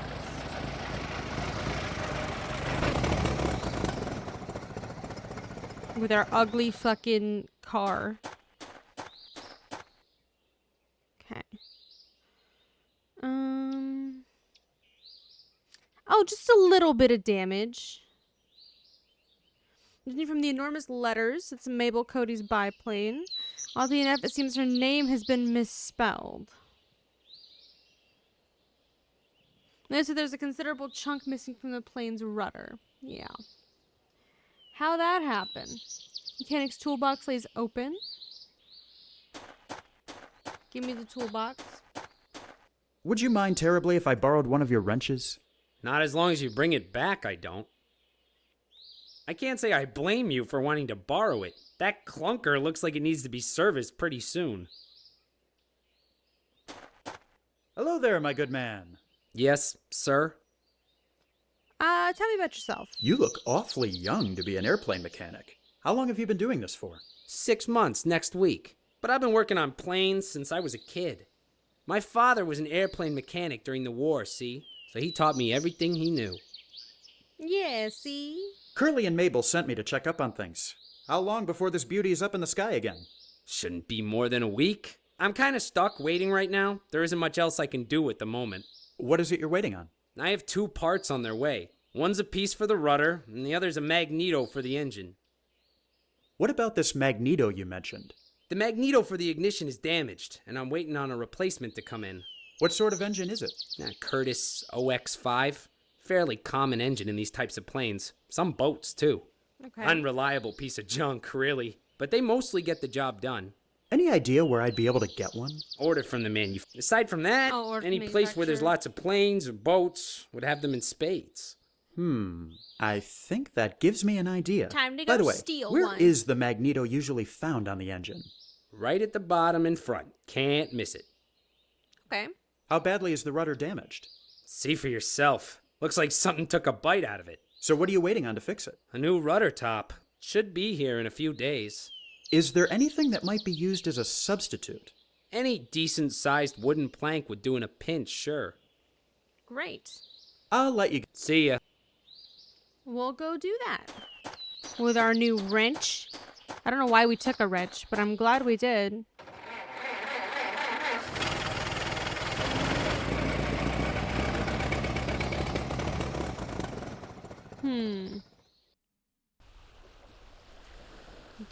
Dinner Key Marina. The demo. Let's go to Dammer's Demo. And help him out. A name you can trust. Doc Dammers. A wooden shingle hangs from the side of the wooden wagon. Live demo. Model seems fragile. You'd rather not touch it. Let's bolt some random plank to the rudder of the plane. What could possibly go wrong? Exactly. Exactly. So what's this all about? The future, my boy, the future. And what will I be doing exactly? You're going to be my plant in the crowd, but there's one last thing I need before we're ready to go. What's that? I seem to have misplaced my model streetcar, or maybe I left it back at the sales office. Could you go have a look while I finish setting up? I'm on it. Fine. God.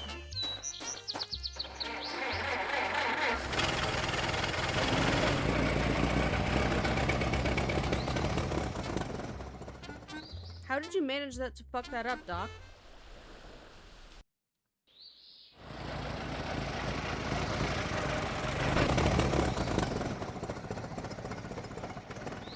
I have to go talk to the boss anyway.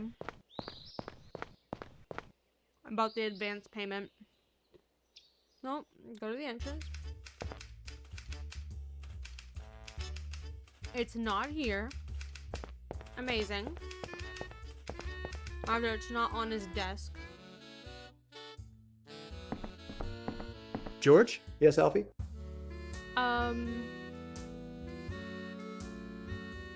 I think I may have found your spectacle. Wonderful. What is it?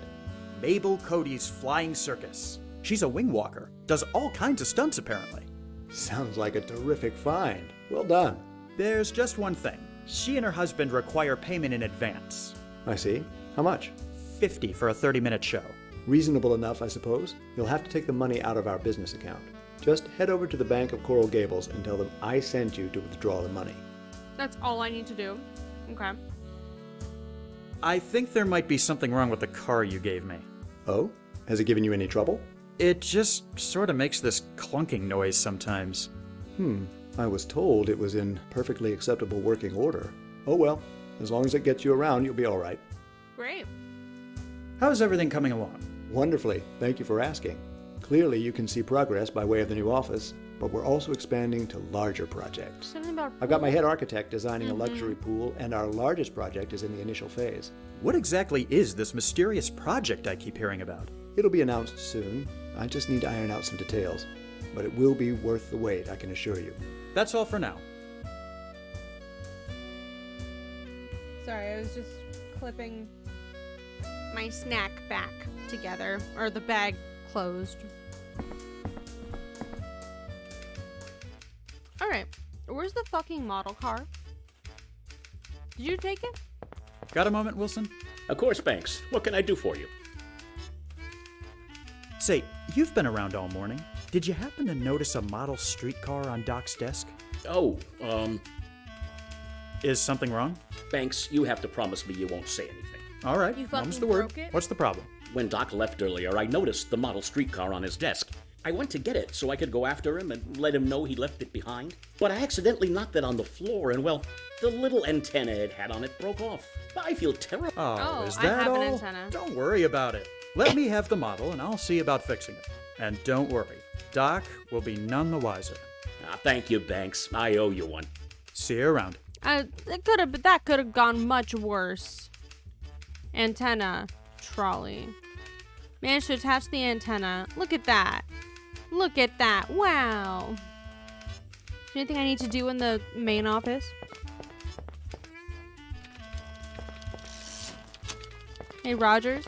Could I bother you? No bother. I'll let you get back. Thank you. Okay. Nothing. Sick. Hey, plant. It isn't your week to water the plant. Okay. Let's get out of here. Go give him the model streetcar. We'll probably get something we somehow need out of helping him out. Maybe we can get the plank of wood.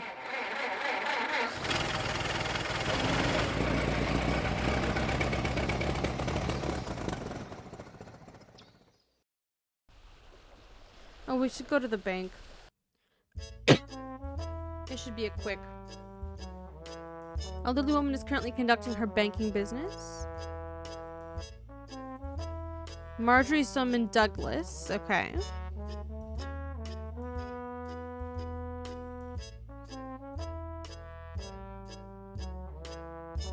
Are there any that are open? This one. Welcome to the Bank of Coral Gables. How may I help you, sir? I need to withdraw some money. Provide Teller with necessary information to complete the rather boring Thank you for transaction. banking with us, sir. Have a pleasant day. I'll try my best. Everyone with their hands up. This is a robbery. That's what I thought. I said put your hands up. No.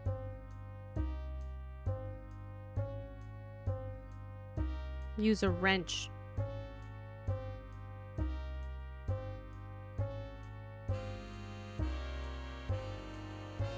Book it. Now, just a minute. There's really no need for this. Shut up, Mac. Nobody asked you to talk. Just put your hands up and hand over the dough. Now, if you'll just listen for a moment. Well, what are you playing at, bucko? I ain't got time to chat. Just hand over your dough before the boys in blue get here, will ya? You're attempting to persuade this person. Pick a dialogue choice based on what you think will make them lean towards your argument. Pay special attention to their face. It is often an indicator of your progress. If you need a hint, click the Seller Intuition button to perform a personality analysis. If you fail at persuasion, there are always other ways to convince them. Sweaty brow, rapid breathing, hand tremor. Personality analysis, amateur.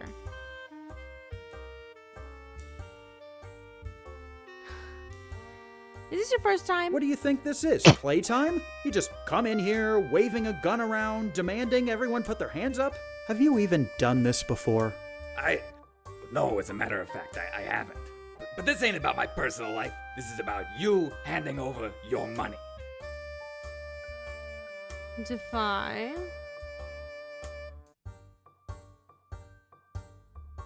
You might be able to avoid the police if you just leave now. Look, you weren't born yesterday. There's no way you can make a clean sneak. But if you leave now, maybe you can avoid the police. Why not take that chance? Believe me, I got plenty of time before the fuzz show up. Hell, I might even have time to put one between your eyes if you keep bugging me the way you are. Okay. You talk tough, but you probably never even fired a gun before. You talk tough, but I bet you've never even fired a gun before. You shut up, you hear me? I don't gotta take this from you. I've shot plenty of guys. You don't even compare to half of them. Okay, enough talking. So, what's it gonna be? Okay, fine. I don't know what I was thinking coming in here, but there's gotta be another way. I'll leave you alone, but promise me you won't call the cops, okay? Get the fuck out of here. Jesus Not Christ. bad, Banks. I'm impressed. Finally, a newsworthy story. Real estate agent foils bank robbery. I may or may not include a pun on your last name. I haven't quite decided that yet. I'm just glad nobody got hurt. How are things going on the Gables project anyway?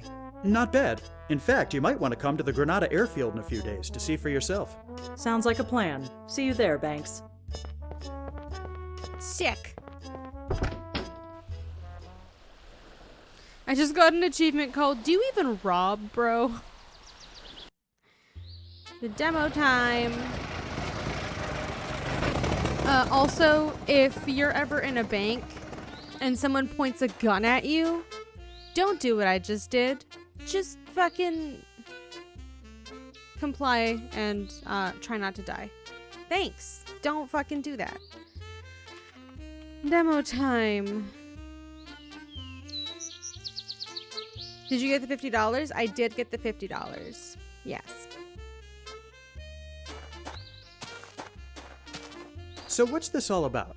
The future, my boy. And what's that? I see. I'm on it. Streetcar.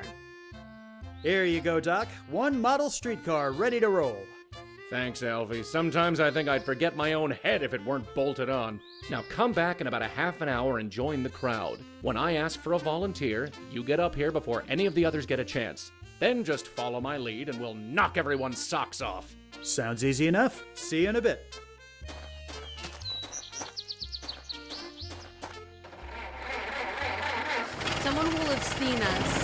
going back and forth and also giving him the streetcar.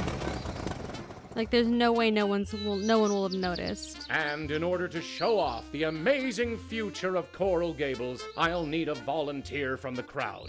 Who would like to assist me? Me. I'll do it.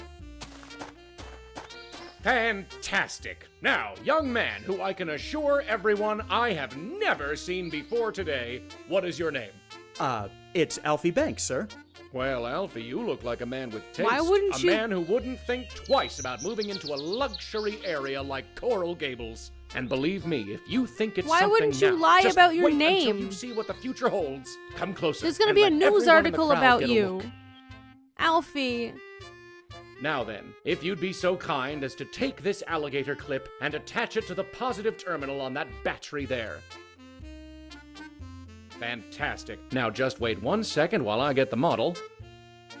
And here we go.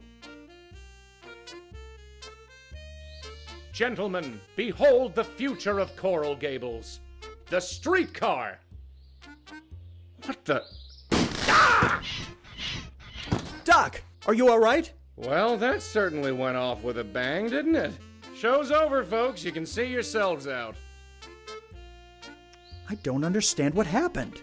Seems the antenna on the model car touched the charged up pole and went kablooey. But why would it do that? Probably because some joker swapped the plastic antenna for this metal one with a wire. I thought the model was battery powered. No, it's a wind-up. The battery was just to impress the crowd. But it hardly matters. I set out to wow them, and that's exactly what I did. Yeah, I mean, they'll it could've be gone like, better, oh, but streetcars you did what you could. explode. You can go ahead and get back to what you were doing before. You're welcome. Give me Would the you be board. opposed to me taking your sign, Doc? Take it. I'm sick of the sight of it. See? We got a board. Okay. So we have a board. Now we just have to go steal an engine from a boat.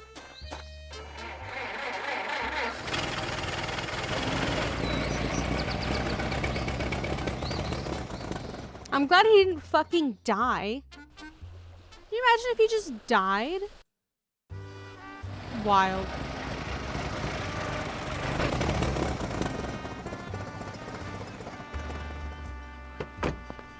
Welcome to the Dinner Key Marina, sir. Please let me know if I can be of any assistance. Where were you when I just got held up at the bank? Hello there. Fine day for it. Just what can kidding. I do for He's you? a guard, not a police officer. What you doing? Don't you get uncomfortable standing out in this heat wearing dark clothing? You get used to it after a while. And besides, No, you there's a don't. nice sea You breeze just that live comes in in every so sweat. often. Keeps things cool. You I just suppose there are live worse in places sweat. to be standing around. Yep, that there are. Marina. This marina doesn't seem to have many boats. Yes, well, hasn't been a commercial marina very long. It was taken over for naval operations during the war. Great. But we're steadily getting more people coming in. My guess is people will be fighting for space within the next year or so. Hydro. That's certainly an interesting contraption at the end of the dock there, isn't it? What, hydroplane? Yes, it's definitely something to look at. It's been docked there for quite a while now. I actually can't remember seeing who brought it in. Shame, really. I'd like to ask the owner about it. Really quite a fascinating piece of machinery. I'll just be on my way. Have a nice day, sir. Cool. Let's go steal an engine. And then someone's gonna try and fail. Engine. Hey now, don't be fooling around with that. Okay.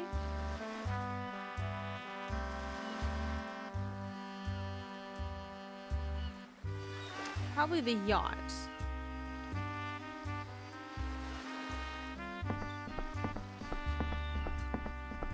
I can't steal it from the yacht?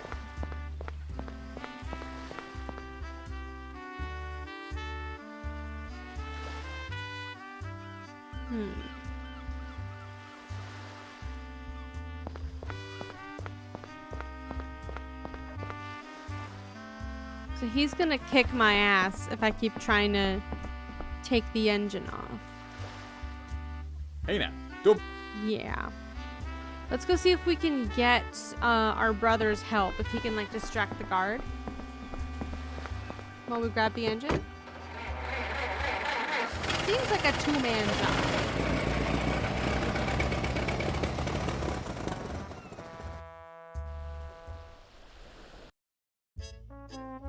Bo.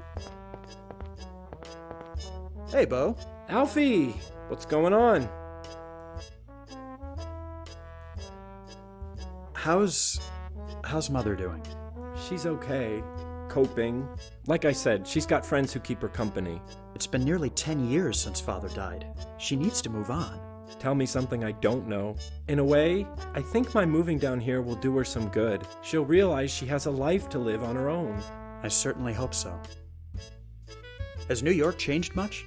You've been gone less than 4 months. How much could it have possibly changed? You'd be surprised, Bo. Although, to tell the truth, I get the feeling this city will be almost unrecognizable in a few years. Just the way of the world, I suppose. You really give me the heebie-jeebies when you get all philosophical like that, Alfie. It's not really philosophical. We're in the middle of a boom. This is a quaint little place. I've never been here myself. It is, isn't it? Kinda reminds me of the one back home we used to go to. I can see it, sure. But all these diners tend to look the same after a while. There's something about this one. I don't know how to describe it, but it feels special somehow. Why don't you get a job here? I just might, actually. Really? I was just pulling your leg. You're telling me you actually want to work? Is it that hard to believe? To be perfectly frank, yes. What's made you change your mind? Leaving the city, coming down here, I guess it's just made me realize I need to be independent. Okay. Hey, Bo, how'd you like to go for a drive? Really? Where to? The marina. How about Dinner Key Marina? You can look at the boats in the ocean. Sounds like the bee's knees. Let's go. I'm not taking him to the men's club. Bo, distract that guard.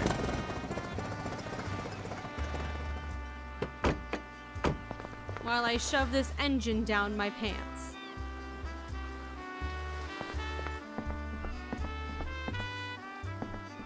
Hey now, don't be... Fine.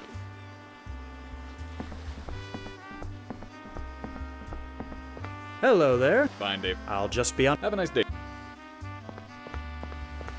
What? What is Bo, happening? come over here. Okay. What is it? I need you to do me a favor and chat up the security guard. Tell him you own that hydroplane over there. What? Why? Just trust me. Oh, and if he starts asking you questions about it, just make something up. I get the feeling he isn't exactly the sharpest knife in the drawer. Okay, if you say so. Thanks. Shove this engine down my pants and run.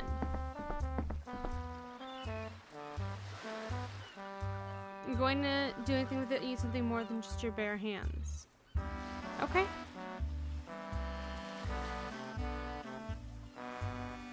I have the magneto. Get the fuck out of here. Get the fuck out of here. Get the fuck out of here. Hey.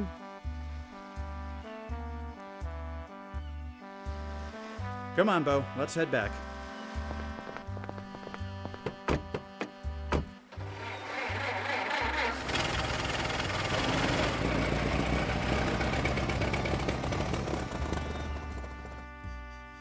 That was fun. I'm glad we made it back in one piece. Thanks for the ride, Alfie.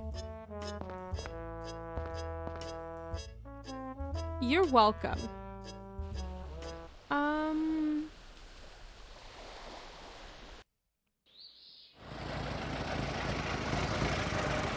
All right, we need to find the pilot also.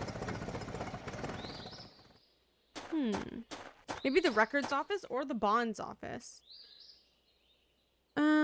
Here's a wood shingle. Think you might make use of this piece of wood? Now let me see. I think I can, yeah. If I shave off a bit of the side here, it'll work as a replacement for the missing chunk of rudder.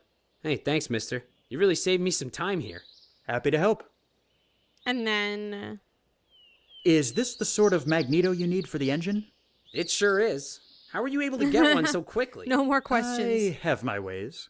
Well, you really saved me some time. I'll get to work replacing this right away. Fantastic. Here's your wrench back, by the way. Mechanic eyes you with a suspicious expression. Thanks. Hey, you've really helped me out with getting this plane fixed. It should be ready by tomorrow. Thanks. Let's fucking go.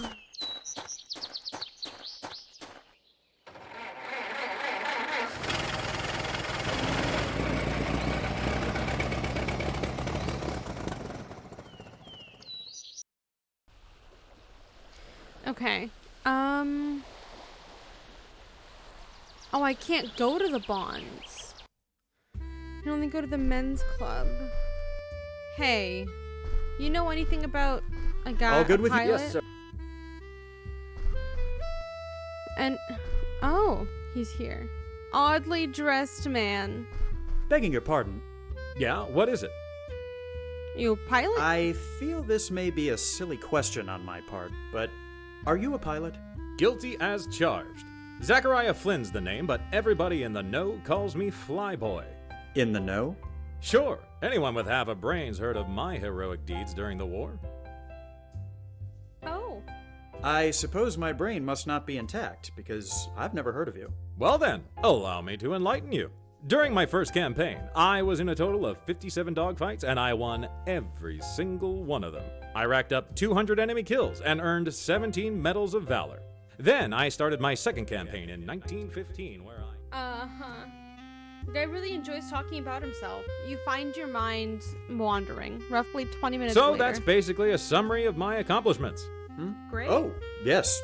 Fascinating. Men's club. Are you a new member here? I've never seen you around. No, I've just been away for a while. I don't know if you've heard, but there was this little thing called my the Great fucking War. God. Sure, but that was 4 years ago. I had other things to do before visiting this fair city again. When you get to be as famous as me, there's a lot of demand for your presence. I have a business proposal for you. Oh yeah? I'm in need of a pilot for an air show that's being put together. Would you be interested? That all depends. What's it pay? That's a detail we can negotiate later on. And what exactly happens in the air show? You fly the plane, and Mabel Cody does wing walking and other stunts. Mabel Cody, eh? Yes, of Mabel Cody's Flying Circus. They've been touring all over Florida. Sounds interesting, but I have one last question. Why on earth would a pilot of my skill and fame want to work for some podunk air show?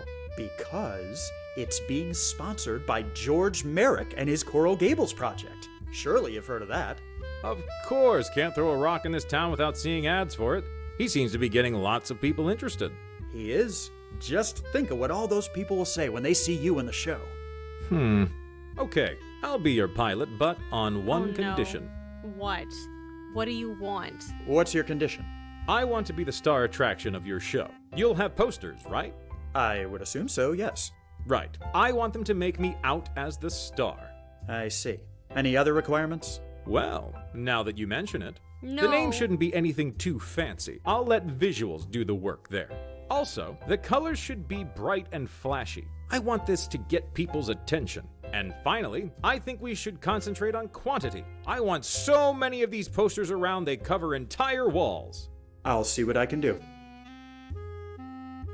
Okay. I'll see you later. Take care, Mac.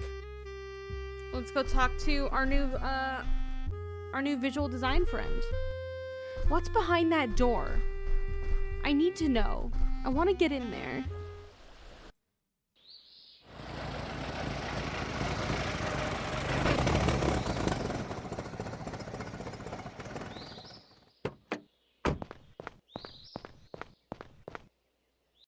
Let's go.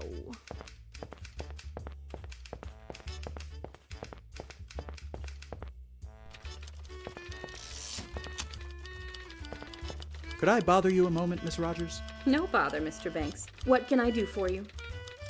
Ms. Rogers, I'm on a special assignment for Mr. Merrick, and I need to design a poster. Sure. What will you be needing? Give Mr. Rogers a brief overview. But I need a few specific design elements. Just tell me what you need and I'll prepare a mock-up for you. What are you going to want to put on it for the name?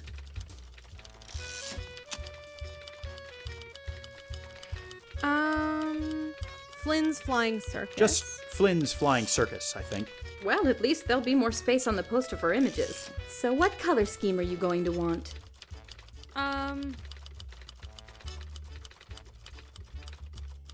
Yellow and pink. Yellow and pink. Okay, and how big are we going to print these? A lot of them. Huge. Big. The biggest we can get. Around 37 by 60. You aren't fooling around. Right. Give me about 20 minutes and I'll have a mock-up designed for you. Uh-huh, that's how that works. There you are. Thank you.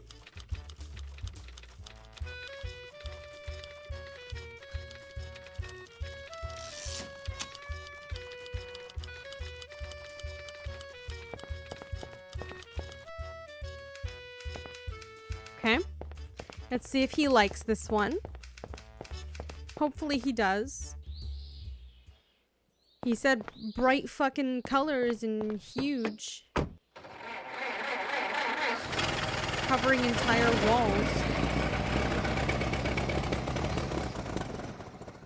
He didn't want them as flyers, he just wanted them like out and about.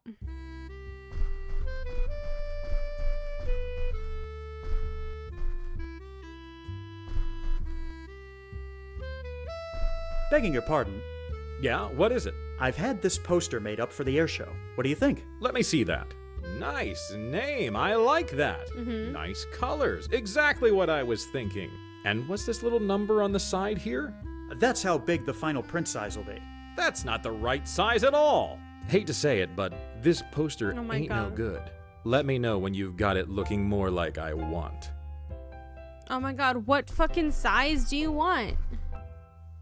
Maybe he'll tell me, hold on. What was the size? Begging your pardon. Yeah, what? I've had this. Let me see. Not nice. And That's. hey, let me. Begging your pardon. Yeah, what is? What's your. I want. You'll have Right. I want them. I see. Mm-hmm. Well, the name shouldn't be anything. Also, the colors should be. And finally, I think we should concentrate on quantity. I want so many of these posters around. I'll see what I can do. I'll see you later. I guess maybe that means the smallest size? To print as many as possible?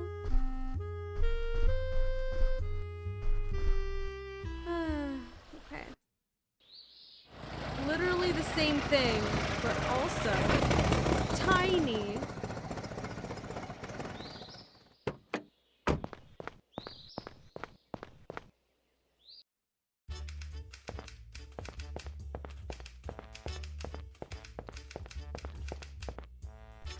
You should have said flyers if you wanted them to be that small. Could I bother? Nope. Ms. Rogers? It's fine, miss. What are you going to want to put on? Just Well, it's so... yellow and. Okay. Give me the Small. 8x10. The size of a standard sheet of paper, so we can have lots of them. Right. Give me about... There you are. Thank you. Alright. This better be correct. Hello, sir. Does it look the same in my inventory? It does. Would have expected him to want them life-sized? Yeah, I thought he was going to want to make them as big as possible and get as many as possible and just cover buildings. Like, that's the vibe he gave me, but I guess not. I guess he basically wants, like, flyer size, but stapled so closely together that, like, you know when they do that and it takes up a whole wall and it fucking makes your eyes bleed? I guess that's what he wants. Begging Hi, your Flyboy pardon. Flynn. Yeah, what is it? Oh, fuck. I'll see you. Take. Begging your pardon. Yeah, let me. Not nice. And what's this little? That's how. Of course, that's perfect. Well, this is just the bee's knees. People are gonna love this show. I'm glad you approve. Does this mean I can count on you as the pilot? Sure. Just let me know where and when, and I'll be there. Great.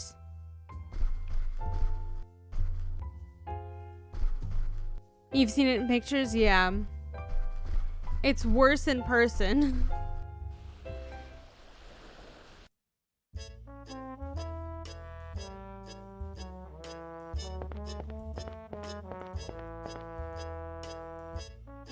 Here you go. I believe this takes care of your payment.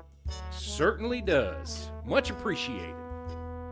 Being satisfied that you've taken care of all the arrangements for the air show, you head back to the office to inform Mr. Merrick and begin preparations. Amazing. Oh no, please go well. This is it. Are you ready? I think so. Flyboy? Are you kidding? I was born ready. Only thing is, we can't seem to find Dave. Who? The fellow who drives me over to the plane so I can climb on it. Quite a turnout today, Banks. Seems Merrick has got a lot riding on this little show. Feeling nervous? Nervous? Me? Of course not. Oh, by the way, Miss Cody, I ran into someone named Dave on my way over, and he said to tell you he wasn't feeling well. At least, I think that's what he said. He was a bit hard to understand, to be honest. He probably got into Curly's secret stash of corn whiskey again. Well, looks like we're gonna need another driver if we aim to get this stunt performed today. I'll drive the car. You sure? You ain't practiced with us before. How hard could it possibly be? Don't worry, Banks. With a pilot of my skill, this will be like shooting fish in a barrel. It will be, assuming you ain't one of those all hat and no cattle types. I have no idea what that's supposed to mean, but I'm sure this will all go down without a hitch. Great. All right, let's get this done. We've got a crowd to impress. Sick. Okay, Banks. Oh, it's as no. simple as cow pie. All you gotta do is keep her steady and let Curly know when to lower the top. That'll signal Flyboy. When the plane comes, keep her at the right speed and position so I can climb up on it.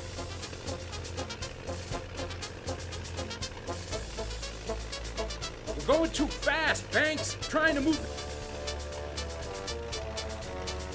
Woo-wee! We're kicking up a heck of a lot of dust. Is that going to be a problem? Nah, makes things more exciting, like a cattle stampede. Okay.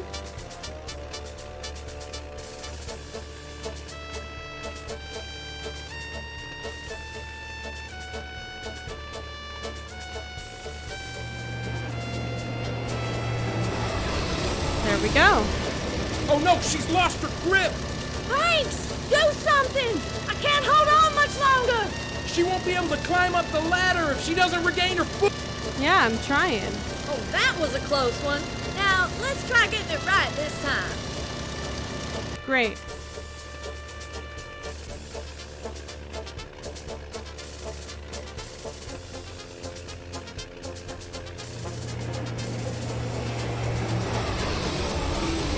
Dang, you weren't in the right position, Banks. Jesus Christ. Where is it?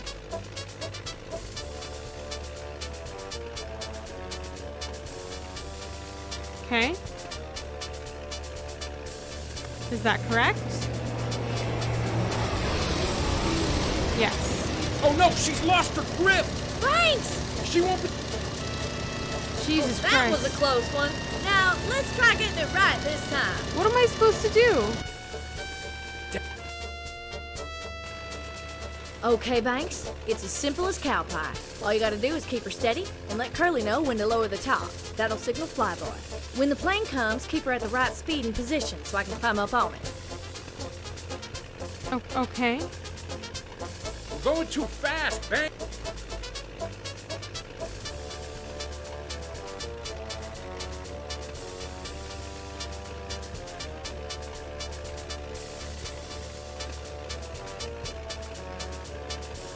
Okay, I'm there.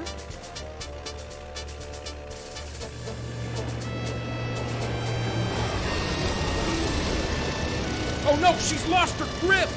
Banks, do something! She won't. Oh, that was a close. Now, Okay.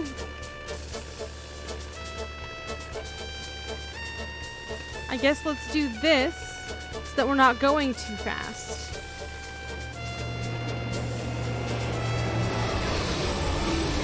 dang, you...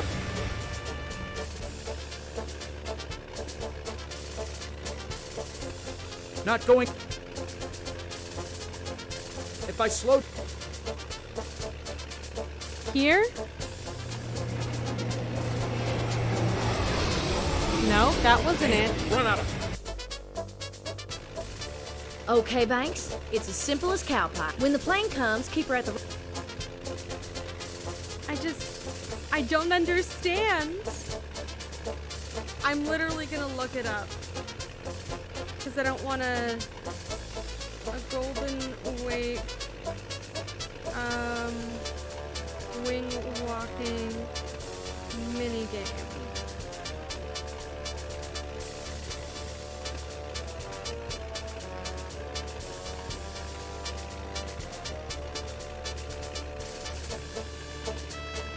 Let me get to it.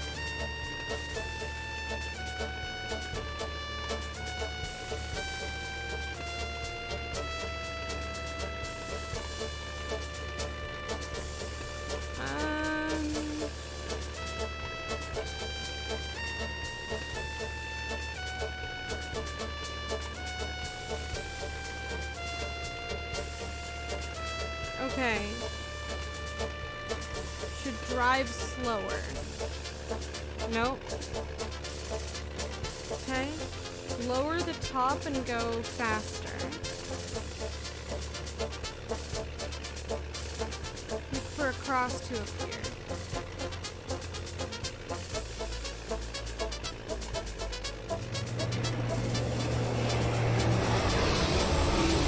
Dang! You weren't in the right position, Banks! Flyboy will swoop around again. Make sure you're in the right position this time.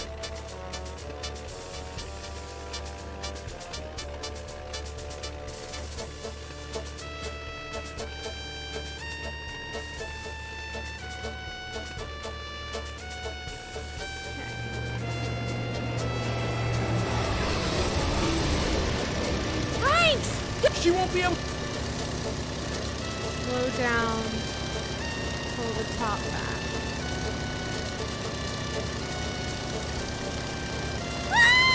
Mabel! That was not it. Okay, Banks. It's as simple as cow pie. All you gotta do is keep her steady and let Oh, Curly I'm know when to lower the stupid. top. That'll signal Flyboy. When the plane comes... I'm stupid. We're going too fast.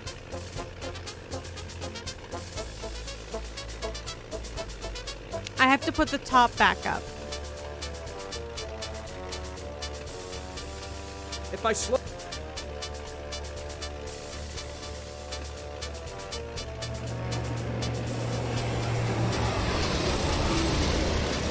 Oh no! Banks! She won't. Go. Oh, that was a close one. Now, let's... Oh my fucking god. Okay. We're literally here.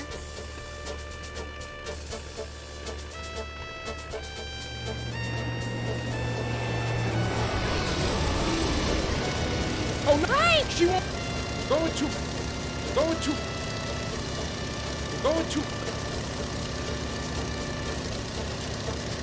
If I... Mabel! Step on the There we claw go. root so you can get your footing back. Yeehaw! That did her! Thanks, Alfie!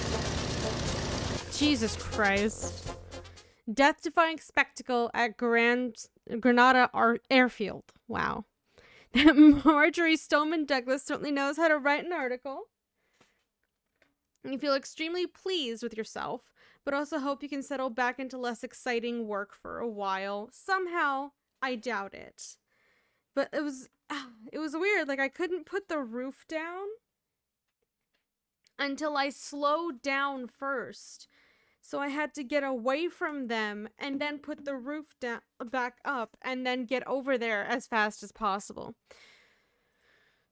After years pass and you continue working diligently, although somewhat frustrated at the slow pace of your success, you feel certain that something big is on the horizon.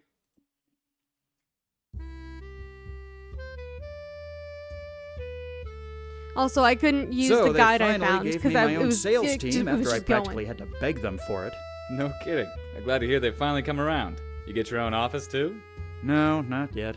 Ah, well, things will work themselves out. I mean, it's only been, what, 3 years? 4, actually. Well, you can't expect to become an overnight success, especially not with such a risky project. Are they at least giving you a nicer car? No, I'm still driving that old green heap around. Ah, I see. Well, business talk aside, how's your brother doing? Good, as far as I know. I haven't really spoken to him in a couple of months. Last I heard, he was going back to visit our mother. Wouldn't surprise me if he was asking to borrow some money. But then that's Bo for you. Born with a silver spoon in his mouth and spoiled rotten ever since. Anyway, Meeks, it was a pleasure catching up, but I really should be going. Have a good one, Banks.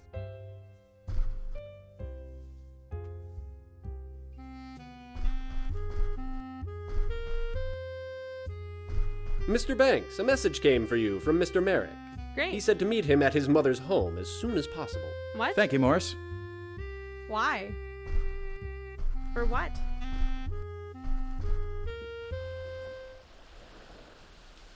Merrick House. Let's go see our brother. Oh, no, it's just a soda jerk. Hi. Welcome to the Gables Diner, sir. Will you be wanting a booth or counter service? Neither, actually. I was wondering if I could ask you a couple questions. Sure. I guess that'd be okay. I've never seen you before. Have you worked here long? It's coming up on my 6th month next week. Oh, I guess it's been longer than I thought since I've been by. Hold that thought. I'll be back. Okay. Don't understand why he's a soda jerk, but... Oh, maybe that's like the title? We're not actually calling him a jerk? I don't know. I don't know anything. It's the Merrick It's been a while house. since I've been here. I wonder why George invited me. His mom's probably dead? Nope, she's alive. Hello, Alfie. Glad you could make it. Thanks for having me. It's great seeing you all, although I have to confess I'm a bit confused as to why I'm here. I'm glad to see he's managed to stay modest. It is one of his better qualities, Mother. I just wanted to say that over the past few years, you've been extremely valuable to us. Not only have you helped immensely with establishing Coral Gables, you've also managed to climb the ranks in the office in a relatively short amount of time. Maybe they wanted to write George, clerk stop and beating made a around the typo. bush, would you? He knows what he's accomplished. What he's trying to say, Alfie, is that you're a man who can get things done. And as it happens, we need you for something very important. Yes. Thank you, Eunice. My dear wife, always to the point. In any case, we're getting close to incorporating Coral Gables as a city, and that requires a special team. A team I want you to be a part of. I'm honored, sir. As I'm sure you've heard, we're only a day away from launching our electric streetcar line. We'll be having a ceremony to commemorate the launch. But we'll also be making a very important announcement. The new mayor of Coral Gables. Mayor? Yes, every new city needs a mayor. Since we're not a very big city, we have the luxury of foregoing elections and having the first one appointed. I think announcing the mayor along with the streetcars will bring heaps of publicity. Wouldn't you say so, Miss Douglas? I've already got most of the article written. Just need to punch it up a bit with the details.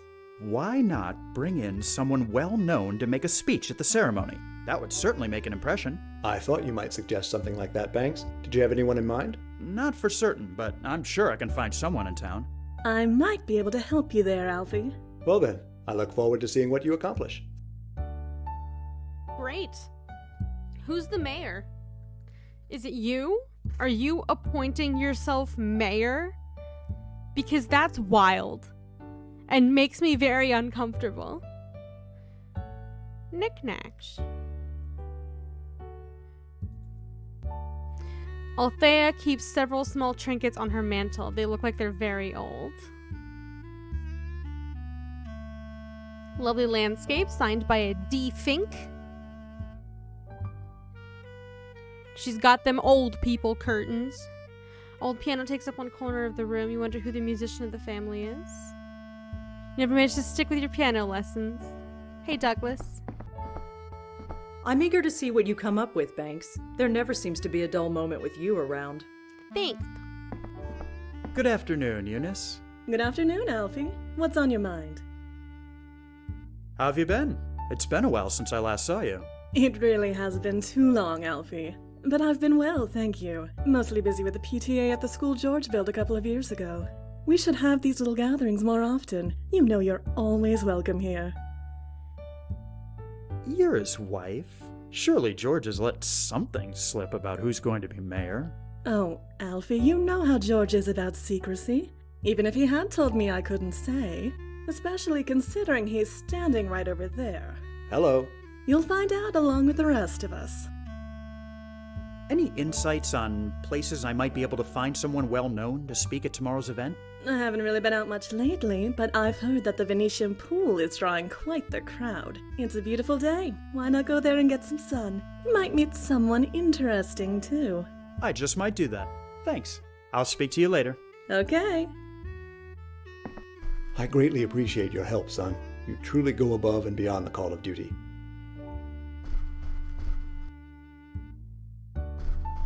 Hello, Mrs. Merrick. Hello, dear. How have you been feeling? Just fine, thank you. I'm content to stay in and watch everything going on around. I'm impressed by all the changes myself. I can't imagine what it must be like for someone who's lived here for so long. I'm curious to know what this place will look like in 5 years. I hope to be around to see it. Oh, I'm sure you will. That was definitely a young person doing an old people voice. I can't unhear it now that I've heard it. You must be proud of your son. Extremely. George always did have ambitions, but to see him succeed. From what George has told me, I'm sure your parents are proud of you too. Yes, I think they are. Do you know any well-known people? Would you happen to have an idea of where I might be able to find some well-known people in the community to speak at tomorrow's event? Well, I don't get out too much these Severe days. hangover voice. But I've heard that some notable people have been playing at the Biltmore Golf Course. Great. I'll swing by. No pun intended. Nice talking with you. No, you should Always a intend that pleasure, pun. my It was dear. a good one. There's no need to start a fire. Let's go. I just knew this hard work would all pay off. Oh, George, you sneaky old egg. Alfred Banks, first mayor of Coral Gables. Oh, Alfie. If only you could see me now, Father. You're not gonna be mayor. No. You really thought. He really thought that this was their way of telling him he's gonna be mayor. Oh, no, no, no, no, no. Oh. Look at this dude. He really thinks. No. Okay. Let's... Golf course or the pool? Let's go to the pool.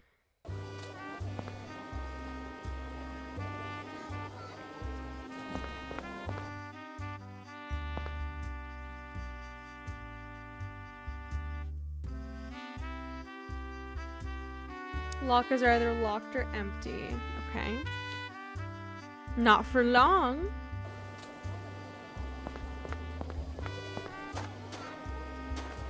Begging your pardon. What is it, boy? I'm sorry to bother you, but you look incredibly familiar. Have we met? Depends.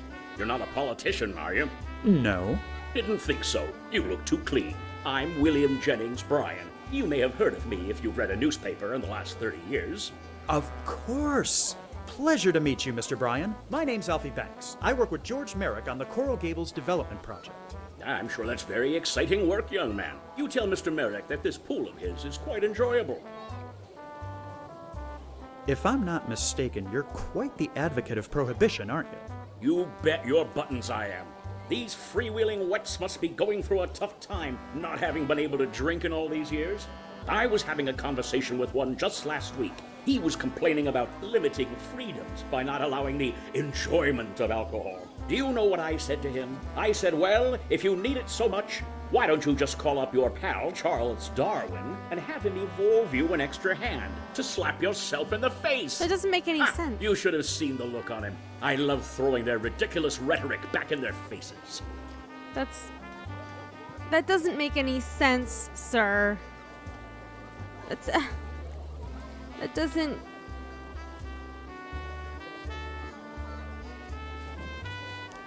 It doesn't make any sense. I'll let you get back to your son. Appreciate it. Into water, testing you from the water, and you're not equipped for a swim right now. Yeah. It's a very nice pool. Let's see if there's anyone more agreeable at the golf club.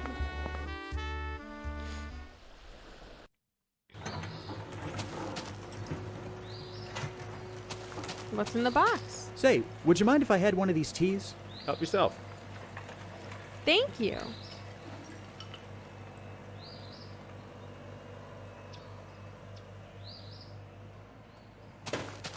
Nice day for it. Yeah, nice day. Wish that building back there was done already. The noise is awfully distracting. Well, there's not much I can do about that. Nice day. Yeah. Okay. I guess I'll leave. Can I use this tea? Nope. Okay. I thought maybe I could use it to pick it, but I guess not.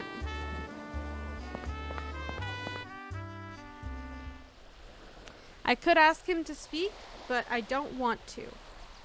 Is the thing. Is there anyone at the club that could speak?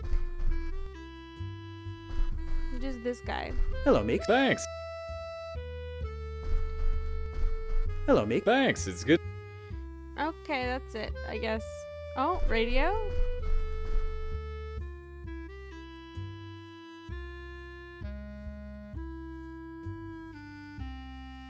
Okay. Well...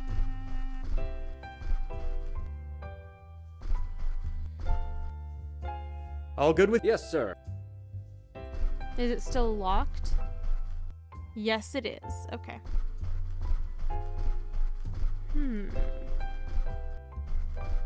Let's go to the sales office. See if there's anyone here who could help us out.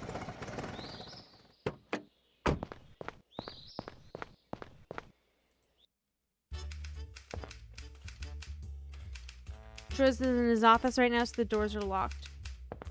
Break it down.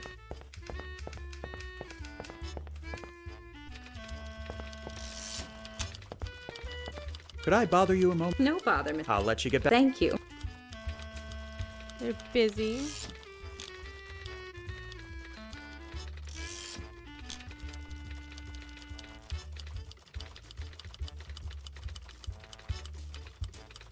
Fine. There's nothing for me here. I guess I have to ask that old fart.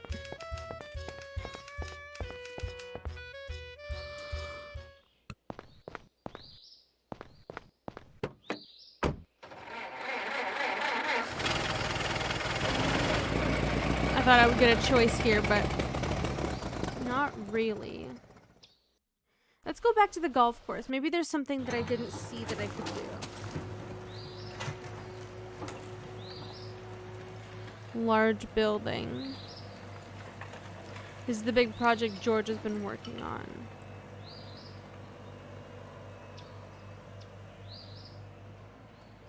No idea which hole it is. Nice day. Yeah, nice. Okay.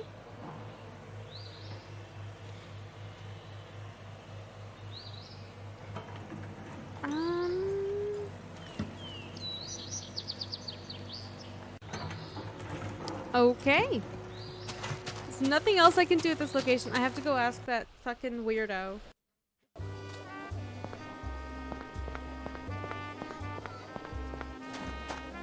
Begging your pardon. Could I be bold? I'd say that is fairly, but boldness is a quality I admire. Ask away. The thing is, Mr. Merrick is having a ceremony tomorrow to unveil the new line of streetcars, and I think it would be an asset to have someone as famous as you there to give a speech. Not interested. Streetcars are just the cousins of railroads. I don't quite follow. Now is not the time for a debate, son.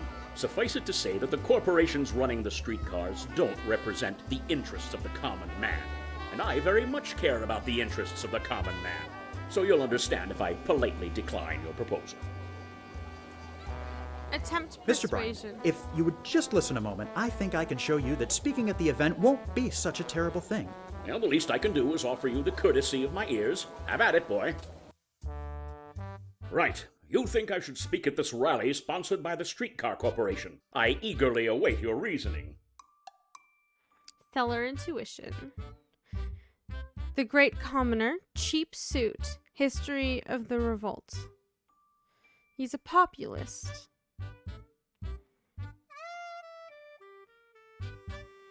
Lots of publicity. He wants a nice community. My boss, Mr. Merrick, he cares about the people. You ought to hear him talk. He doesn't care about profits. He just wants to build a community people can enjoy. Is that so? He sounds like a man I could respect.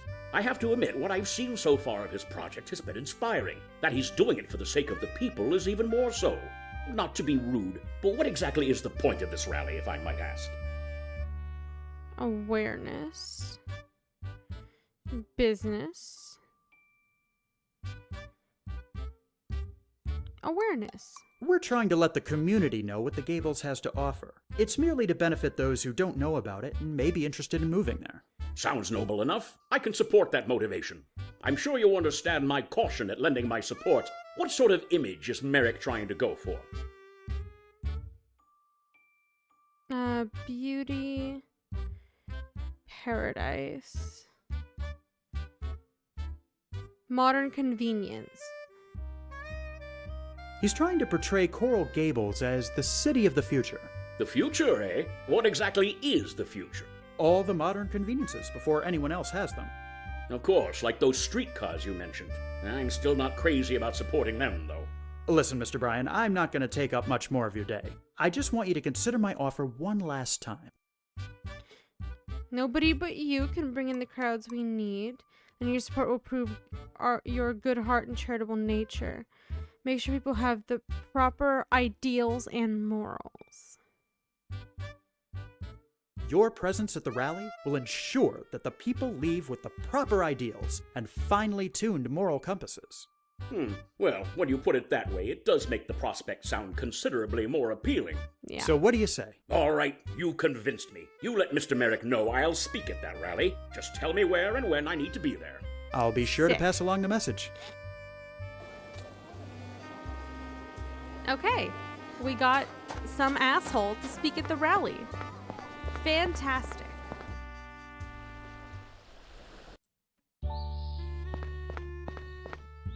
I tried to talk to the guy at the golf course a couple times. He didn't want anything. Maybe I could have gotten him something from the diner, but I didn't do that. Yeah, ego stroking 101, basically. Hi. George, I've managed to recruit William Jennings Bryan for the rally tomorrow. You don't say. That's fantastic. Excellent work, Alfie. This will be a great boon to publicity.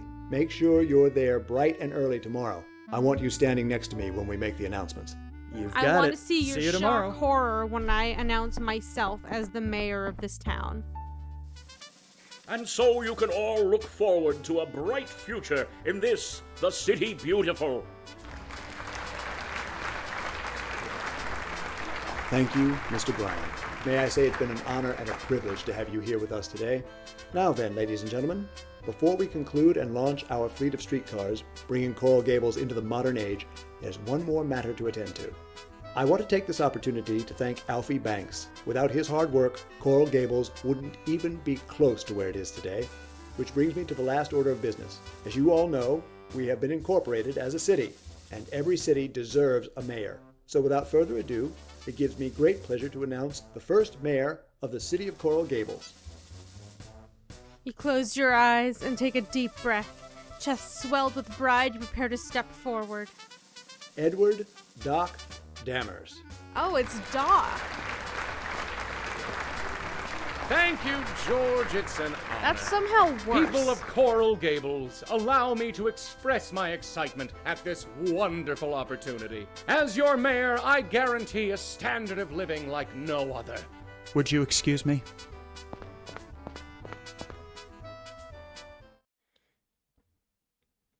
Things have been interesting the past year, and changes all around. Although George's dream project, the Biltmore Hotel, has finally opened, there have been signs that the real estate bubble is on the brink of bursting.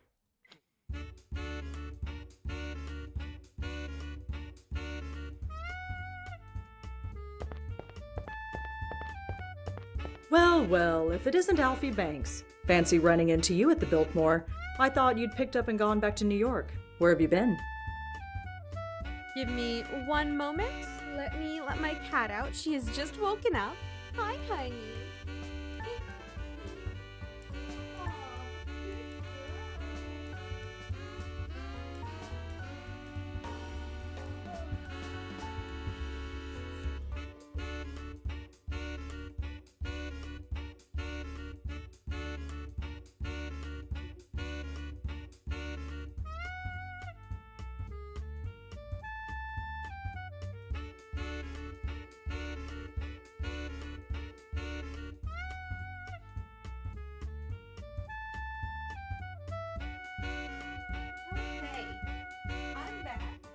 About that. At least you had some lovely, wonderful music.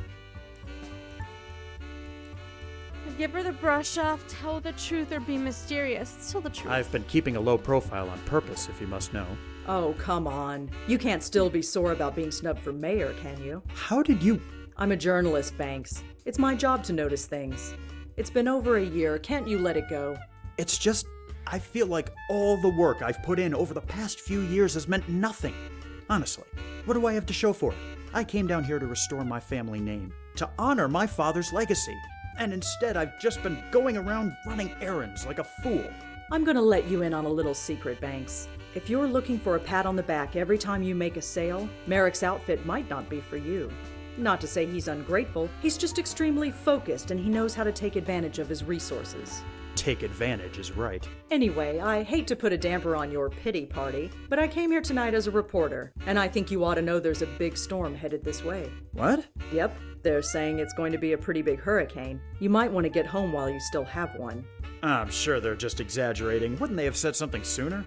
Weather's not easy to predict. Well, I appreciate the warning, but I'm sure things will be fine. They won't Suit be yourself. fine. I'm going to notify the people in charge of this party.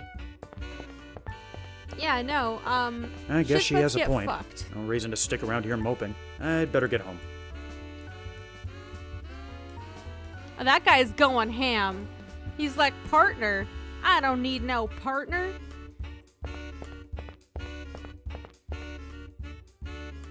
Just Google the weather, boomers.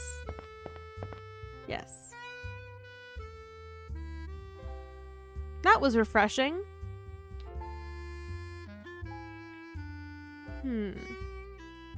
To front entrance. Excuse me, pal. I'm looking for a fellow named Tom Walsh. You know him by any chance? I'm afraid not, sorry. Perfectly fine. I suppose I'll just have to wait for him upstairs. You gonna die in this hurricane, sir. Haven't I seen that face somewhere before? Yes, and I can't put my finger on it either.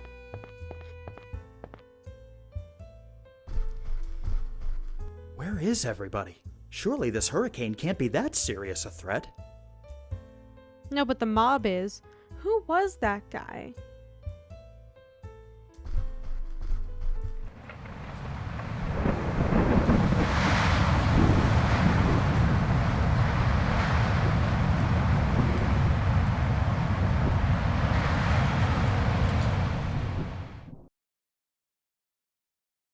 Chapter 3.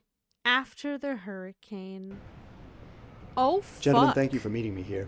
I realize this hurricane has dealt a significant blow to our operations, but don't be alarmed. As you can see, our old sales office withstood much of the hurricane's damage, much like the city of Coral Gables itself. Things may be bad around the rest of Miami, but we will come back from this. The spit in the past in his week, mouth, I've sent letters to our and it's driving landowners me assuring them that absolutely we've up the taken wall minimal every damage. time he speaks. Coral Gables will rise from the ashes like a great phoenix. Let's carry on as usual. We have a lot of catching up to do. Alfie, before you go, could I speak with you a moment? It's like I weird. need a rather large favor from you. You don't say. What might that be? I've been hearing some worrying rumors concerning the Biltmore Hotel. What sort of rumors? It's no secret that organized crime has seen a spike lately, but I never thought it would reach us. I've heard stories of illicit gambling and alcohol being served somewhere in the hotel. I would appreciate it if you could investigate and report back to me. Okay, I'll see what I can find. And Alfie, please be discreet. I'll try. Yeah, it's Al Capone. A-L. But you got the gist. Oh, it's time to take on organized crime by ourselves. Sick.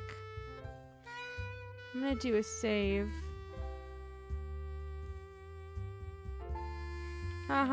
Let's take on the mob. Everything good with you, Benny? Good enough, Mr. Banks. Thanks for asking. Glad to hear it. Keep up the good work.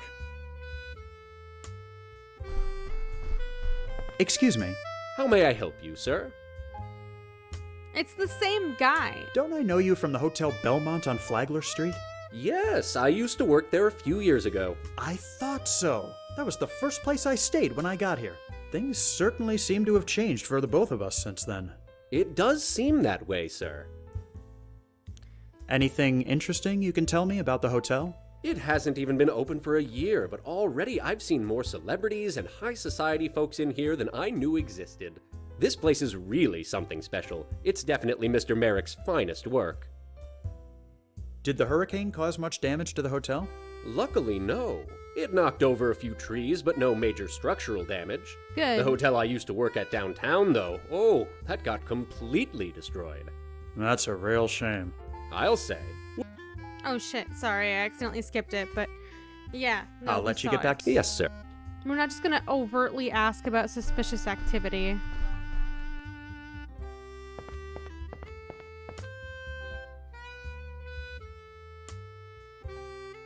Can't go up the elevator, can only go to the dining area. I like the ceilings here. They're lovely. Oh, they're still just dancing? It's the same party?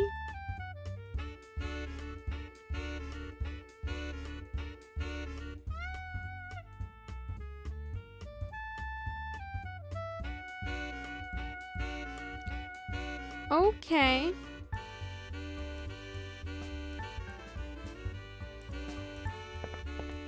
Sure.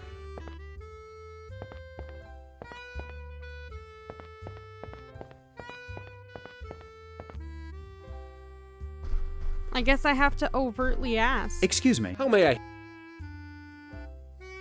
You don't happen to have noticed any strange goings-on lately, have you? I'm not quite sure I follow. What do you mean exactly? I'm thinking of certain activities which are best kept behind closed doors. I'm sure I have no idea what you're talking about, sir. And if I can offer a bit of advice, I don't think you should be asking these sorts of questions. I'll let you get back to work. Yes, sir.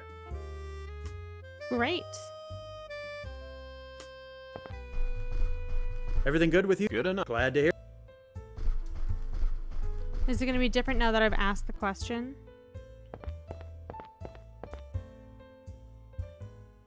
No business upstairs. Okay.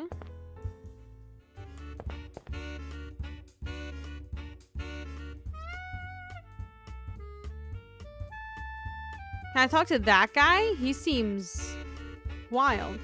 I could sit on the sofa.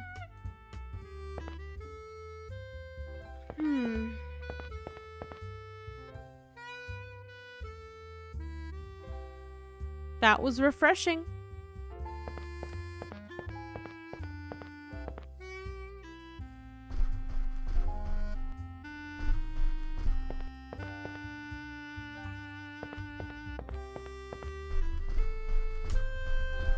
Okay.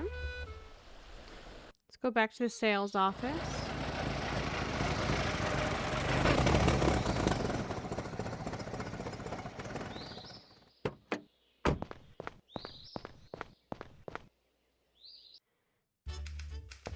Hey, Banks.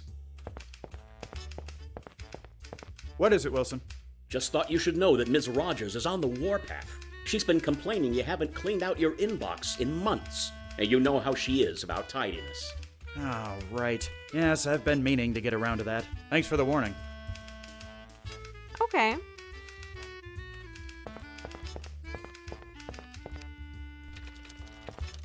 Banks, would you please clean out your inbox? It's overflowing with mail. I'm sorry, Ms. Rogers. I'll get around to it soon. For future reference, you can just go ahead and throw out any letters or telegrams I get from that sender. Oh, well, it's none of my beeswax, but isn't the sender your brother? You're absolutely correct, Ms. Rogers. It is none of your beeswax. Okay. You flip through the telegrams, briefly scanning each one. They all seem to be Bo bragging about how well his recently purchased diner is. You make a mental note to throw them away when you get a free moment.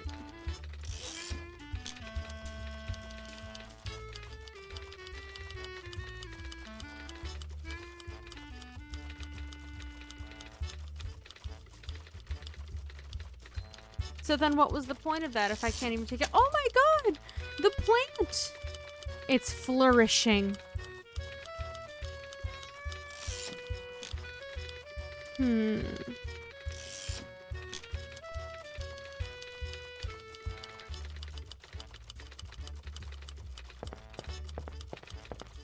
So he isn't working at the diner, he purchased it.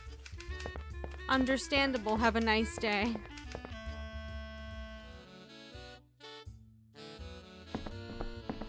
I'm counting on you to get to the bottom of these rumors. Okay. I don't know what else I can really do. Wait. No, go back.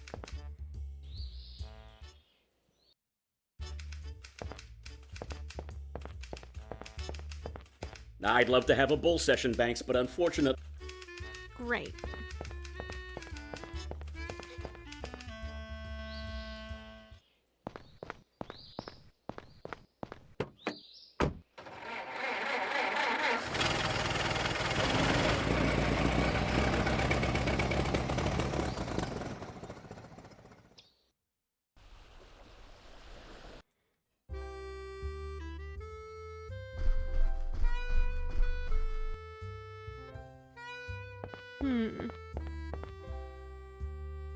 It's at a different floor now.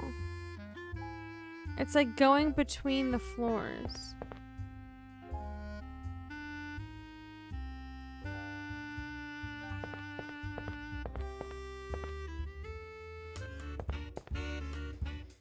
Can't really do anything here.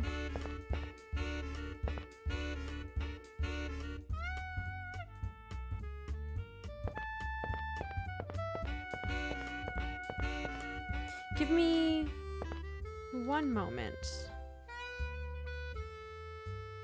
Let's replace this and also get back to the save screen. Give me one moment. We've been live for 3 hours. Jesus Christ. I'm actually gonna go on a break. I'm gonna get up, stretch, feed my cat. You guys can grab a drink, grab a snack, pet your dog, pet your cat. We'll see you in just a few minutes as I play some music. See you soon.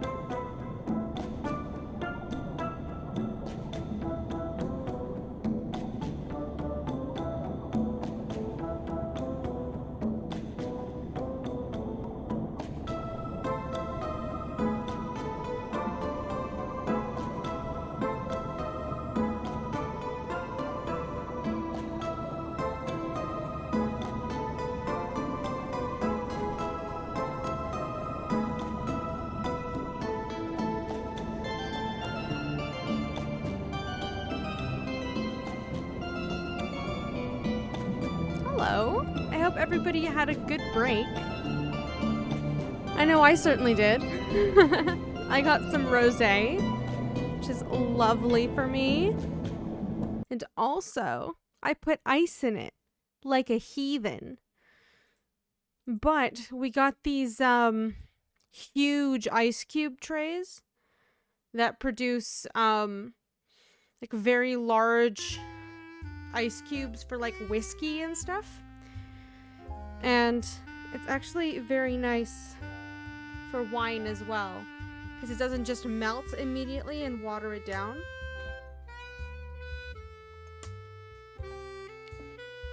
That's really good. Okay. So what else am I doing here?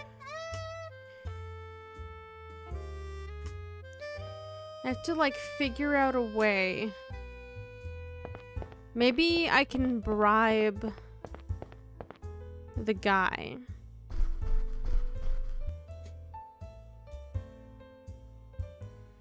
He hasn't done anything to deserve a tip. That's fucking rude. Now, you look like a knowledgeable sort. No reason to keep all that information to yourself, is there? How about you let slip just a little bit, and I'll be on my way. Nobody will be the wiser. You surreptitiously slip a few bills into the hotel clerk's hand. I don't know anything for certain, but you might want to have a look on the 13th floor. Now please, go away and don't talk to me about it anymore. Fine. Okay. That wasn't so hard, was it? Fantastic. I just realized I had money. If I had realized I had money sooner, I would have done that much faster. Oh? Oh boy.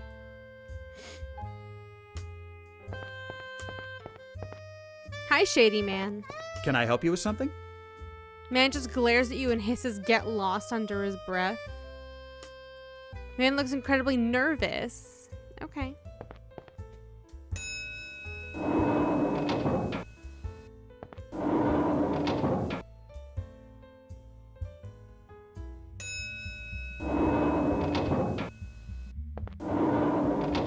Like, I don't understand why we aren't getting, like, the cops.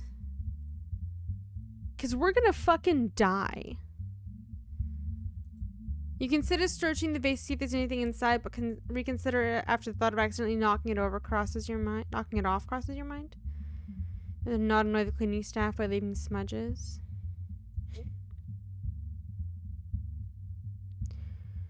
Opening the shutters, they've clearly been closed for a reason.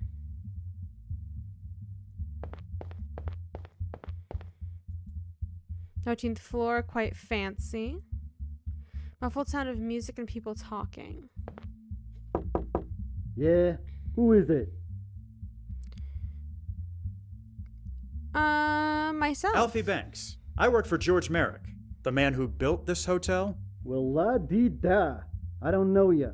And as far as I'm concerned, I got no business with you. So kindly scram out, would you? Great. Yeah, who is it? Al Capone? Yeah, it's Al Capone, see? You better let me in or there's gonna be trouble. You trying to be cute? Get out of here. Yeah, who is it? This is the police. Police! This is a raid. Nice try, but you knocked too soft for a copper. Now get out of here before you start some real trouble. Great. Let's go get the actual fucking cops, my guy. Like, they would have just killed us by now. Ah. Is he a lookout? What is happening?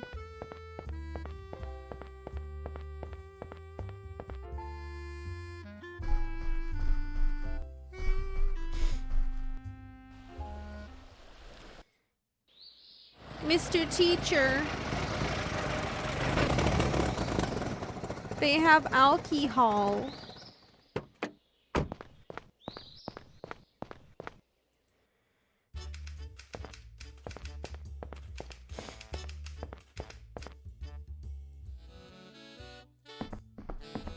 I'm counting on you. Well, what the fuckle?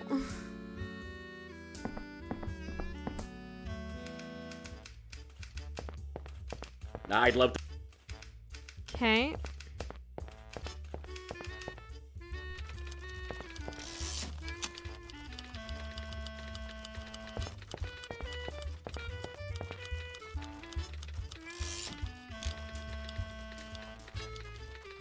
Yeah, you do need to make a telephone call. What the heck are you talking about?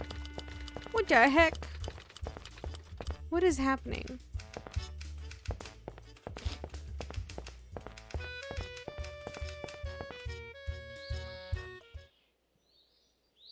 Like, what am I supposed to do about this? I have no items in my inventory now because I've already used all my money. Maybe I can talk to the doorman? Or I can talk to the guy downstairs now? Everything good with you? Good enough. Glad to hear it. He's just gonna get pissed. Excuse me, how may I help? I'll let you. Yes. Okay.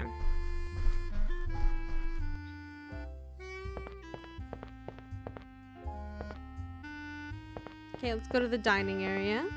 If not, we'll sit on the sofa. 'Cause, yeah, there's no one new here.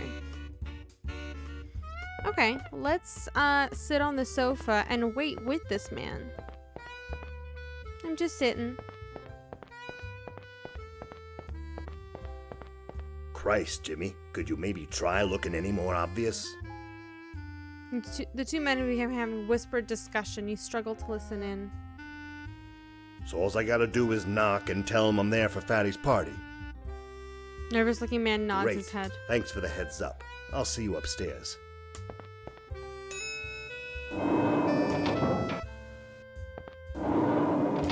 There's something certainly interesting. Okay. Replace this one.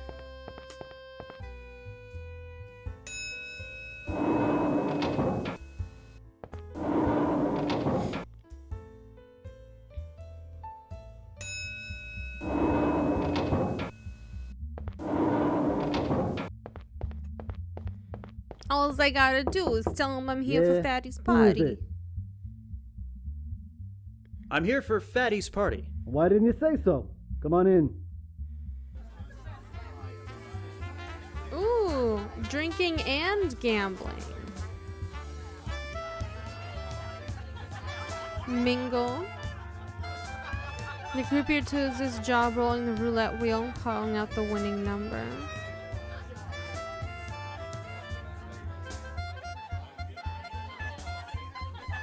Looks like the doorman looks like someone put a suit on a gorilla. Some party, huh? Say, would you happen to know where I can find this Fatty character? Mr. Walsh rarely mingles with his guests. The only way you can see him is if you're a VIP. A VIP, huh? Well, thanks for the information. Okay. Take a close look. Joyce, Voltaire, Fitzgerald, Hemingway, Woolf, Ibsen, Doyle, Proust, Dickens, Shakespeare, Wilde, Homer, Twain. Pardon me.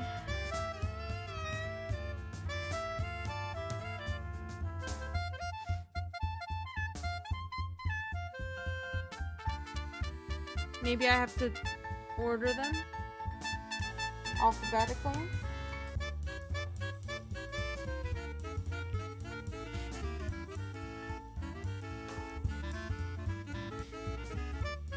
Let's see. Dickens would be there. Doyle would be there. Dickens, Doyle. There's no E, so there's F. No G, H. Oh. I. Let's see, G, H, I.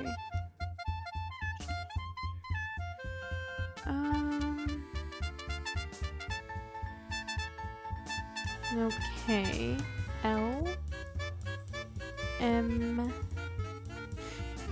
Oh wait, Hemingway.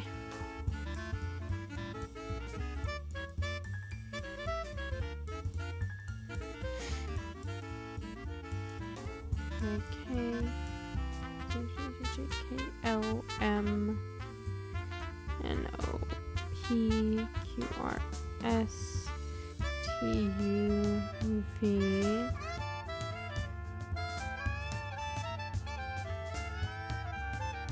Okay. It's not alphabetical. They must be significant somehow. 1, 2, and 3.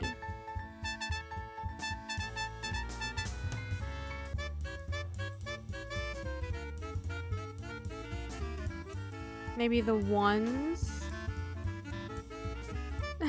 Hi, Rabbit Camp.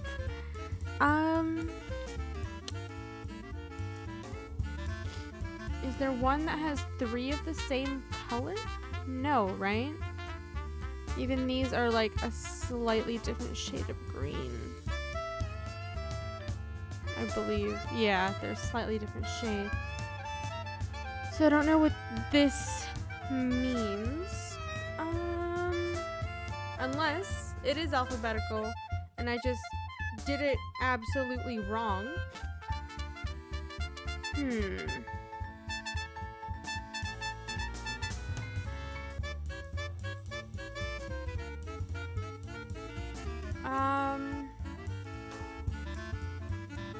Unless it has something to do with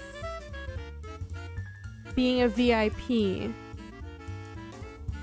Which, would the VIPs use like these names? It can't be as simple as... There's a V. There's an I. And there's a P. It was literally as simple as that. Sick. That sounds like literally anyone can get in. Okay. Sick. There's no security. I love this. Well, well, who do we have here? I'm Alfred Banks. You must be Fatty. Now, let's not start things off on the wrong foot. It's Mr. Walsh. Until I say otherwise, savvy? Who are you working for, anyway? George Merrick. Oh, a real estate jobby, huh? Let me guess. The big cheese sent you along to do some gumshoeing and find me because he's heard we're taking over his little pet project. Am I right? Thought so. Come on over here. Let's have a little talk. Who's the guy with the hat in front of his face? Now, I'm more you interested in may him. look like a bit of a chump, but you don't strike me as one. I'm gonna level with you. I know who you are. You've been helping out this little project for quite some time, haven't you? I have, yes. Oh, he's gonna be For all the like, good that's done me. well, if you work Before for you me, go I'll running back actually to Merrick and reward sing you. like a And this stoolie, fucking let me make you a dumbass is gonna proposal. fall Let's for say it. you leave that real estate Ugh. baloney behind, then come work for me. I beg your pardon? Sorry, did I not make it highbrow enough for you? I'm offering you an opportunity to leave behind your current employer and find more lucrative prospects with my organization. I could use a guy like you, a guy I know can get things done. Why on earth would I want to join the mob? Because Well, let's face it, the hurricane was the last nail in the coffin for the real estate market. The bubbles burst. You ain't got no future in that business, and you know it.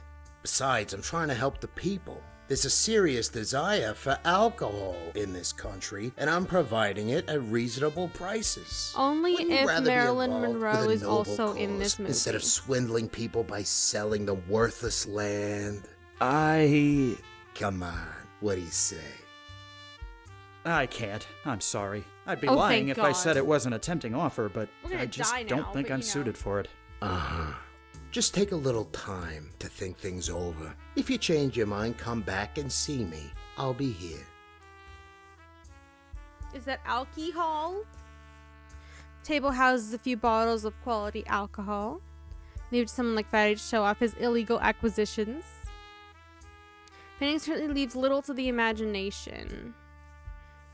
Fatty clearly loves his ladies. The painting shows a buxom reclining female.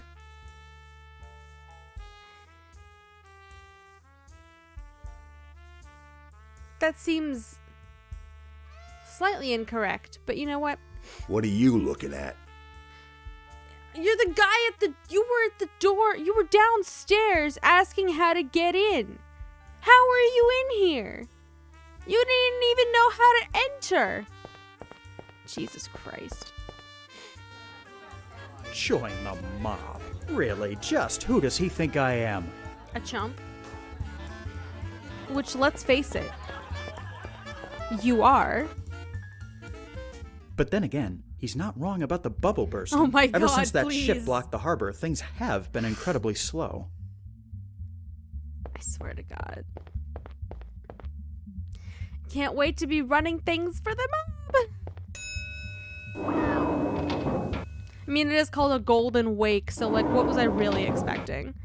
To be entirely honest.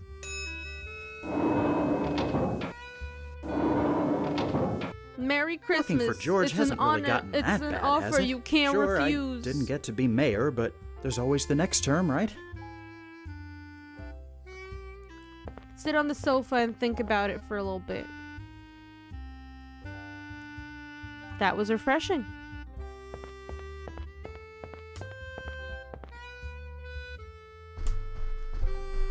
Although, Walsh has a point. Maybe the real estate business down here has become corrupt. If I'd done as much in New York as I had here, I'd be Merrick's boss by now. Listen to me. You literally went in to get a job interview. He told you, I need 3 things done. Think of it as an extended job interview. And you were like, oh, right, free work. I'll take it. It's your own fault, dude.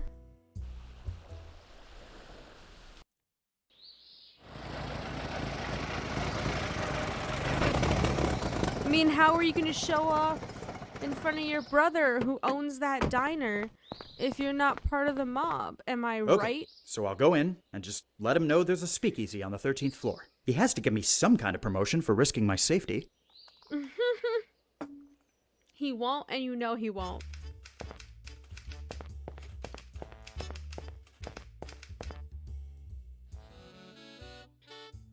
Hi, Doc. Well, would you look at what the cat dragged in? Alfie, you're back. I was just having a talk with Mayor Dammers about this whole situation. I said if anyone can smoke out the undesirables in my fair city, it's Alfie Banks. After all, you've been doing a great job running around for us dealing with undesirables for the past 5 years. Speaking of, I'm going to need your help for a few things I need done, if old Georgie will let me borrow you. We'll see, Doc. I have a few things I need him for myself. So, did you find anything?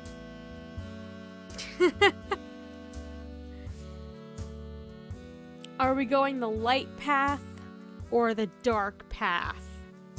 I don't think we really have a choice. But you know what? We are Alfie Banks. We blame everyone else for our current situation, and we refuse to see... yeah, 5 fucking years. Exactly. We blame everyone else for our current situation. We refuse to be more in charge of our life. And we're just wallowing at this point. Of course, we're gonna run and jump into the mob's arms like they're giving us free candy. No, I didn't. I don't think there's actually anything shady going on at the Biltmore. Everything seemed fine. I see. Well, I appreciate the effort, Alfie. Don't mention it. I'll see you both later.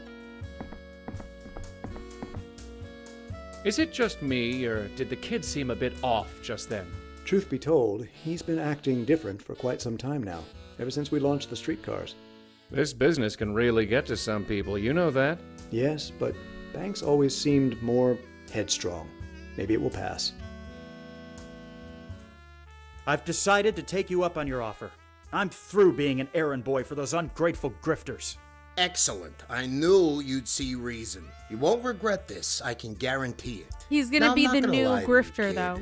You're gonna be doing a lot of running around for me, too. But the difference is here, we take care of our own. So, what am I meant to be doing exactly? I'm not going to have to kill anyone, am I? Not yet. Relax, kid. It's not all murder and mayhem with us. Only when people step out of line. Now, it just so happens I've got a need for someone of your particular skill set. There's a bakery downtown called The Road. Seems kinda hinky. I'm pretty sure they're running a speakeasy behind my back.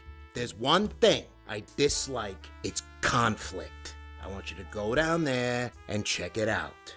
If you find that my suspicions are on point, sweet talk them into giving it up. All you gotta do is use words, not bullets. That ease your concern? I suppose so. Okay, I'll do what I can. Oh, and thank you for the employment opportunity, Mr. Walsh. Don't mention it. Literally, don't mention it.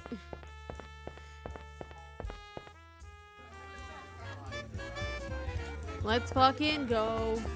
Also, the door's just wide open. Anyone can walk in now.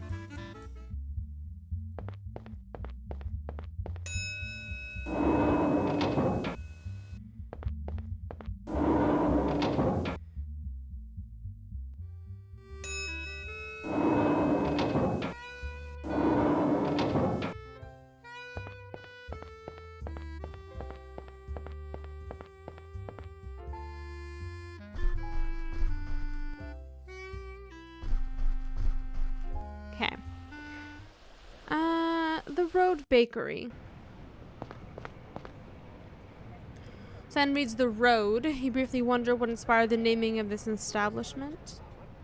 What's next door? We don't know. Plant. Adds a bit of cheery atmosphere to this otherwise dingy street. Hello, dear. Welcome to the Road Bakery. Let me know if there's anything that strikes your fancy. Is that a giant barrel of molasses? That's amazing. The case contains several delicious-looking baked goods. You gaze upon the cookies, brownies, and muffins and hear your stomach grumble. It looked like it was empty, I'm not gonna lie to you. Shelf contains several canned goods such as jams, jellies, and other assorted items.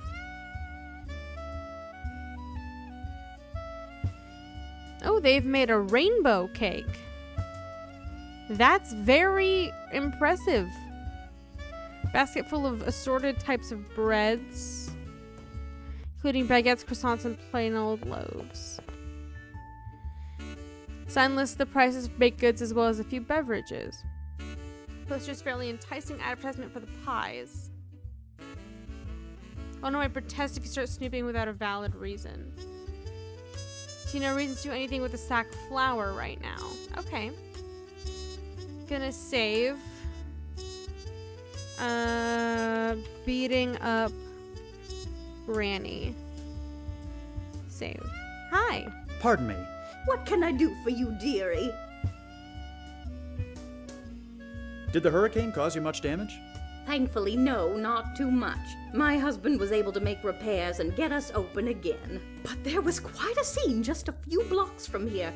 Boats all along Biscayne Boulevard. That must have been something. I'm glad your business was spared.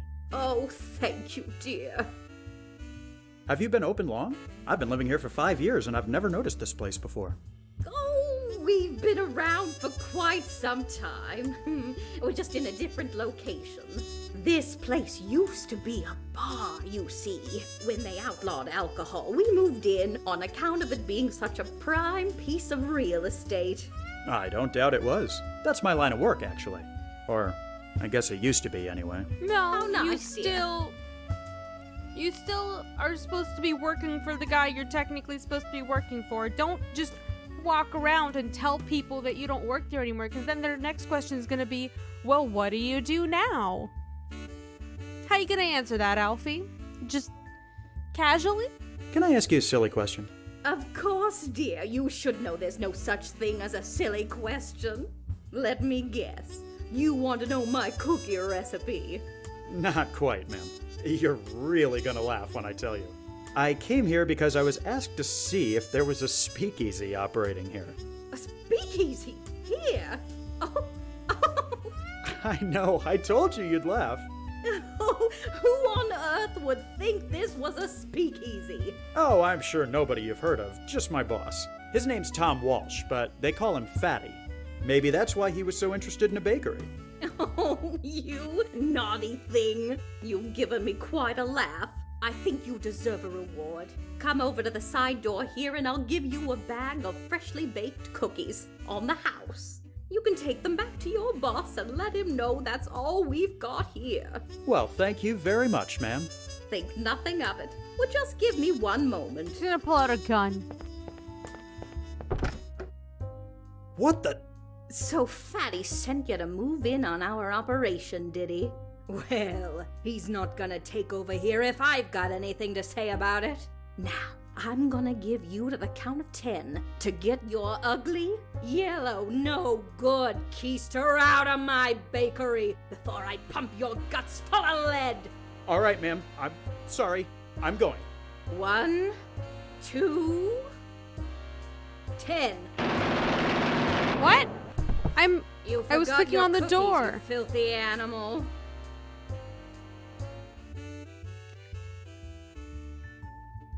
What?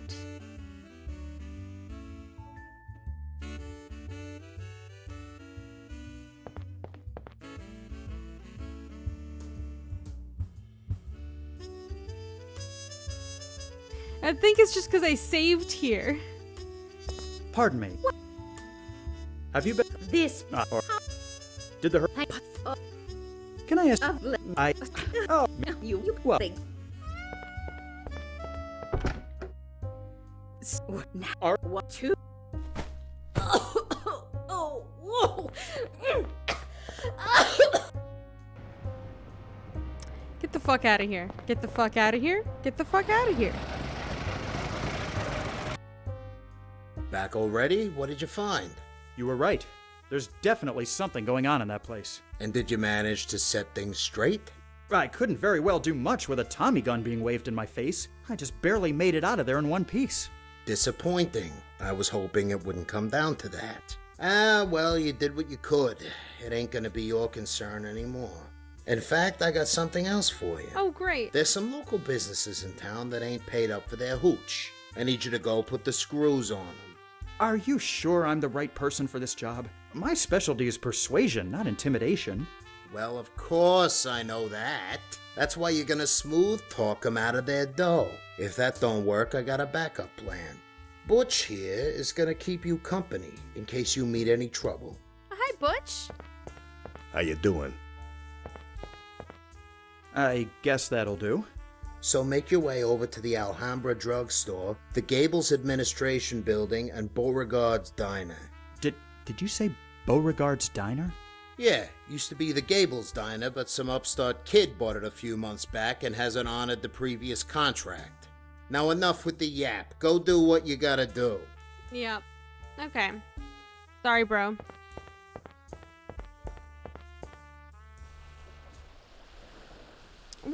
We'll save the diner for last. Portrait of a rather handsome older gentleman. He sort of reminds you of a vampire for some reason. Brochures.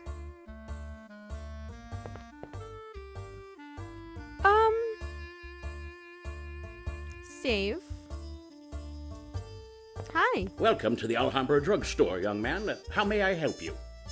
He really does look like a fucking vampire. How are you doing today, sir? Fine. Thank you for asking. This is quite the drugstore you have here. Well, we try and provide the best service to the customers. Do you have many? Yes, we have a fair few. So, business is good? Making a decent living? Yes, I would say so. Are you perhaps thinking of a career in pharmaceuticals? No, just asking. I'm looking for the owner of this drugstore. Was there something in particular you needed? I have an important business matter to discuss. I see. Would you like me to pass a message along to him? Yes, please. Tell him it's in regards to a debt owed to Mr. Walsh. Ah, yes, of course. I'll be sure to tell him as soon as he comes in. Any idea when that'll be? We don't mind waiting. Hard to say, really. It might be later this afternoon or tomorrow. He has a few other stores, though. Maybe you could go check there? Maybe we will. Butch? Yeah? Think it's worth the trouble of trying to smoke this guy out from his other stores? Your call. I'm not too sure what he even looks like. Although I have a feeling he might just have run out the back exit. Horse feathers! Go get the car and try heading him off. I'll get after him on foot. You sure about that? He's an old man. How much trouble could it be to catch up to him? Now let's quit wasting time and get after him. Okay. Come back here.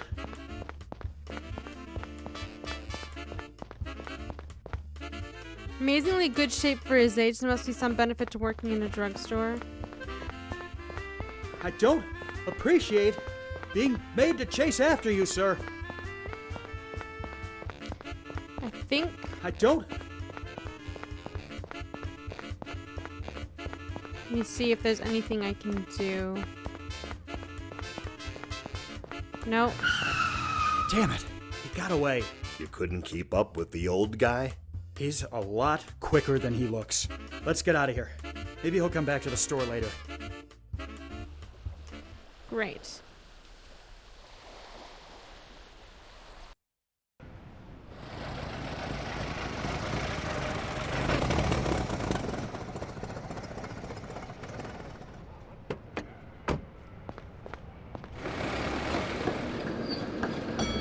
Oh, hey, it's one of them streetcars. Just a minute. Oh, hello. It's Banks, isn't it? Yes, how do you do? Fine, fine. I'm Herbert Freedy, by the way. Please, come in. Have a seat. How may I be of service today? And we sat again, just not on the chair. Amazing. Several books. Classic literature. A lot of fucking books. Cabinet with some ledgers on top of it. We need to have a talk, Mr. Freedy.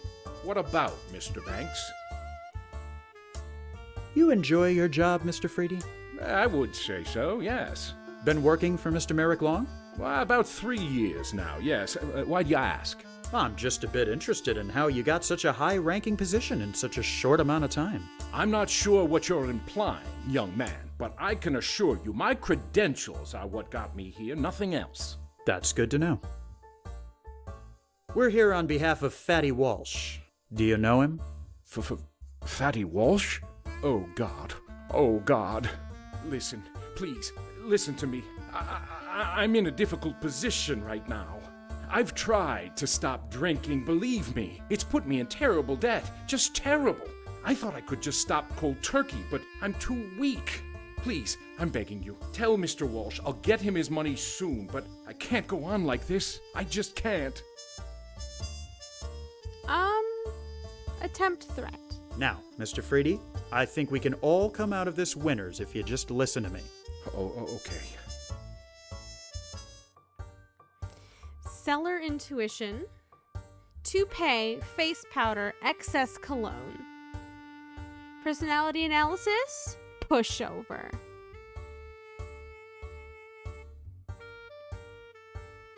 This doesn't have to be difficult. Mr. Freedy, this doesn't have to be difficult, but realize that we may have to take some drastic measures if you don't cooperate. Drastic measures? Mr. Banks, what is the meaning of this? Money. Retribution. Lesson. We're here to teach you a lesson about paying on time. Where do you get off? Lack of punctuality isn't a problem I have. It's just been a bad month. Can't Mr. Walsh make an exception? I'm only human, after all.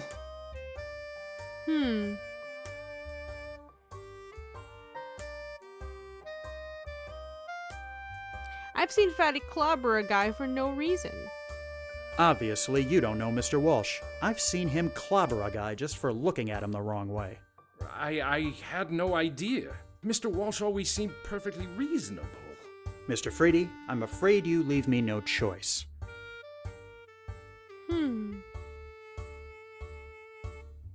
Pushover.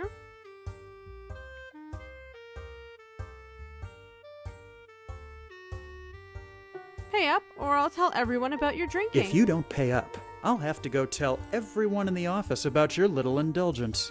If that's supposed to be a threat, you'll have to do better. My indulgence, as you call it, isn't exactly a secret around here. So what's it gonna be, Freddy? No deal, Banks. Ah, you fuck. talk tough, I'll give you that. But your bark, it's worse than your bite. Okay. We need to have... What about... Save the drama for someone who cares. Butch, a little assistance? What are you doing? Now, are you gonna give Mr. Walsh his money or not? You'll never get away with this. Merrick will hear about this for sure. Butch? Ow! Fine. Tell Walsh I'll send the money tonight. Just leave me alone. There now. That wasn't so hard, was it?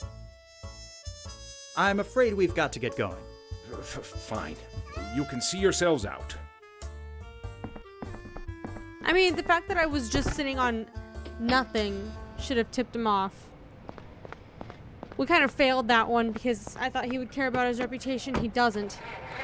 That's good to know. That's the first one of those I failed.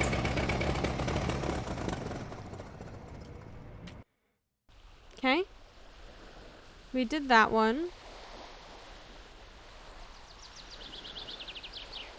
Let's try the drugstore again. Hey! So much for the... Get the car.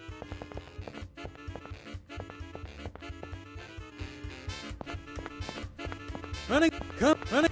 Come! Running! Okay, what am I supposed to be doing? Is the thing. Running! Running. Come back here. Running. Come back running here. away! I need to use an item. Damn it! He got away. You couldn't keep up with the old... Let's get... I need to use an item. Let's go talk to our brother.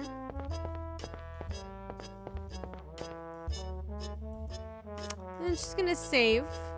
Replace that one. Hey, soda jerk. Welcome to Beauregard's Diners. Neither, actually. I was... Sure, I guess. I'd like to speak to the owner. Is he in? He's in the back, but he's really busy. I'm sure he is, but it's rather urgent that I speak to him. Like I said, he's busy. Tell him his brother Alfie needs to talk to him. Now. Well, this just got interesting. Okay, just give me a minute. I'll go get him. What's this about? Good to see you too, Bo. Oh, don't give me that baloney. How many times have I seen you in the past 4 years? 2? 3? I know you're a fancy real estate big shot now, but you could at least have the common courtesy to keep in touch with your own brother. Yes, I know. I've been a real chump lately, and I'm sorry. But I need you to listen to me for a minute. There's some serious matters we need to discuss. Fine, I'm listening. When did you buy this place? 6 months ago. I assume you'd have gotten one of the several messages I left you about it? I must have gotten them mixed up with some other documents. Did the hurricane cause you any problems? Oh, please. Now of all times is when you decide to show some concern? I know you didn't come here just to talk about that. So what's this really about? Okay, fine. Are you familiar with someone who goes by the name Fatty Walsh? Walsh? I think I got a note from someone named Walsh shortly after I bought the diner. Did you read it? No. I started to, but it seemed like some nonsense intended for the previous owner, so I got rid of it. Why? Who is Fatty Walsh? Gently worn. Bo, I need you to listen to me very carefully. Fatty Walsh is a gangster operating out of the Biltmore Hotel. He had a deal wherein he provided bootleg alcohol to the previous owner of this diner, and he expects you to continue honoring it. Expects me to? Where's my say in this? Bo, relax. Just listen to me. And how do you even know about this? Because he sent me to collect the money. But I can tell him you'll get it to him. What? You're working for the mob now? Bo, calm down. I need you to listen. No, you listen! I don't hear from you in years, and now you just show up out of the blue with some 2-bit thug and try and strong-arm me to giving money to someone I've never even heard of? Hey now, there's no need for name-calling.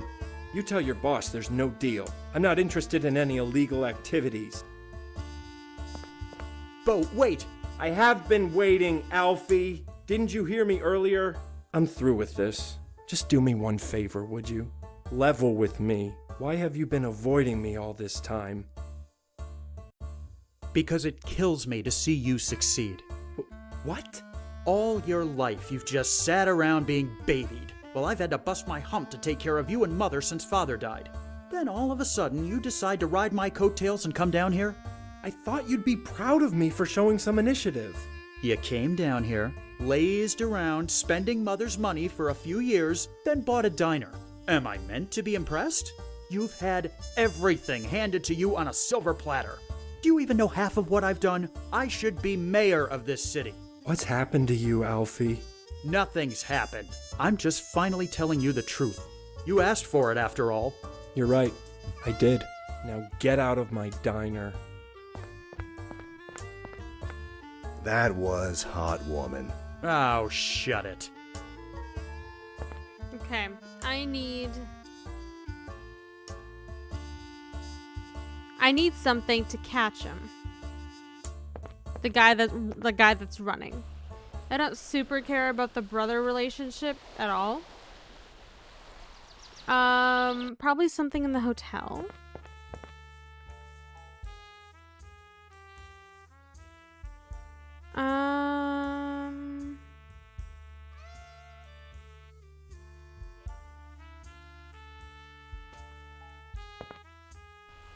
It's not something from here. Is it gonna be something in the administration office? Because I can go back here still. What would be the point of me coming back here if I couldn't pick something up? Car.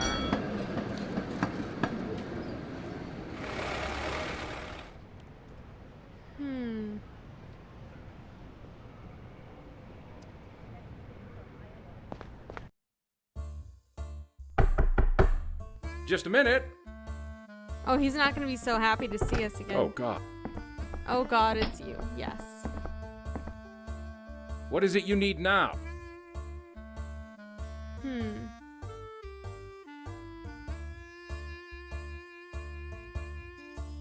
Part of a church.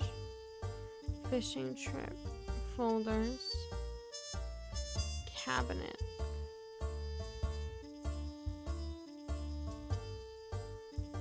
We need... That'll be... Can't search the place with Freedy in the room. I'm afraid we've got to get going. Fine. You can see yourselves out.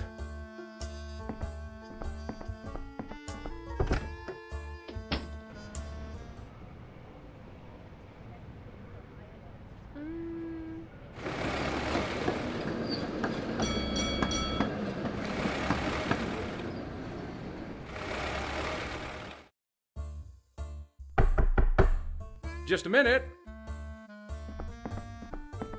Oh, God, it's you. Is there anything I can do to get him out of the room? What is it you need now? I don't... What a... That'll...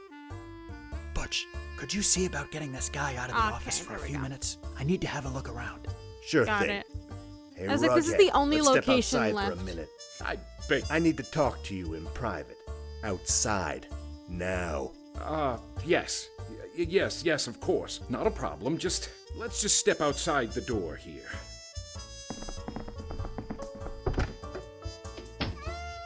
Amazing. A photo of Freedy at a night party.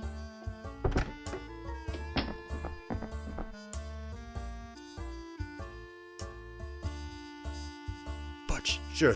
Hey, Rug. I need... Is there anything else? Nothing of interest. Not the folders.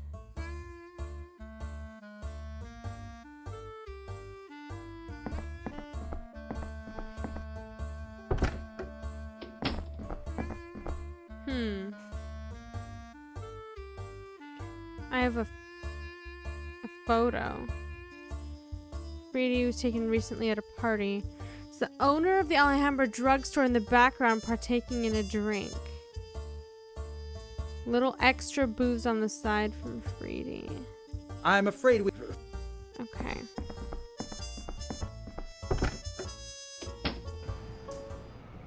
Maybe I can chuck it at him or something.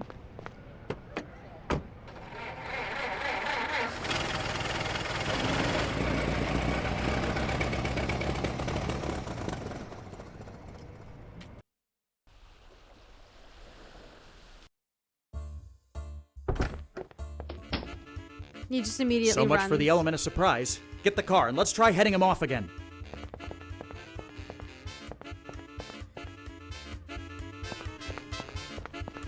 So, you've been getting a little extra booze on the side from Freedy. I'm sure that would really interest Fatty. What? How did you... Running away!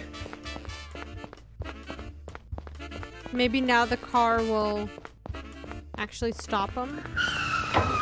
Yes. Was that really necessary? Fine. Tell Fatty I'll get him his money. Now, get out of here and don't come back. Well, we head back to the Biltmore. Okay. I have to say, that went smoother than I'd expected. You're not a bad partner, Butch. Thanks. You ain't so bad yourself. Alfie, there you are. Thank goodness I found you. Maybe you can help me understand what's going on. I've just spoken with Mr. Freedy at the administration office, and he told me that you and another man had harassed him. Why on earth would he say such a thing? I have no idea what he's talking about. But what I do know is I'm through with Coral Gables. Do you mean to tell me that you're working for that gangster? I'm not saying anything, and I'd appreciate you not putting words in my mouth. But why? I can't understand why you would do something like this on such short notice. Not at all, just on especially short since you notice. can't see how this has been a long time coming. You've never appreciated anything I've done. Now, Alfie, you know that isn't true. I looked up to you, George. The day you hired me on the Coral Gables project was one of the best I can remember. I did everything I could to help it succeed, bent over backwards to get where we are today. And how do you repay me? By making that two-bit snake oil salesman Dammers mayor instead of me. Alfie, listen. No, I'm through listening. I'm through running around like a chicken with its head cut off, and I'm through with you. When I came down here, my goal was to succeed like my father. Well, I can tell you right now, I've not only succeeded, I've surpassed anything he ever did, and I intend to surpass even the great George Merrick. So, if you'll excuse me, I'm going to report back to a boss who actually appreciates my hard work and doesn't just string me along like some floozy. You have yourself a nice day, sir.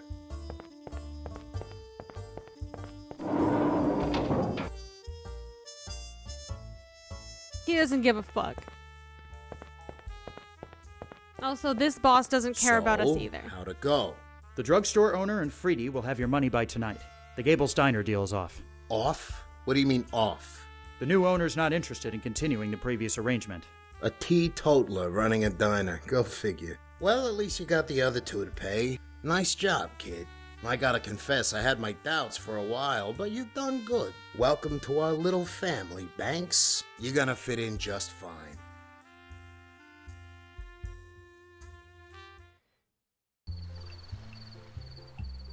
Havana, Cuba, summer 1928. So this is the place? Looks like kind of a dump. You'd think the biggest rum runner in Cuba would be operating out of somewhere more refined. Things work differently down here. Not everybody is as flashy as Fatty Walsh. What was our guy's name again? Jesus, Banks, I ain't your personal secretary. It's Manny Morales we're looking for. Try to keep it in your head this time, would you?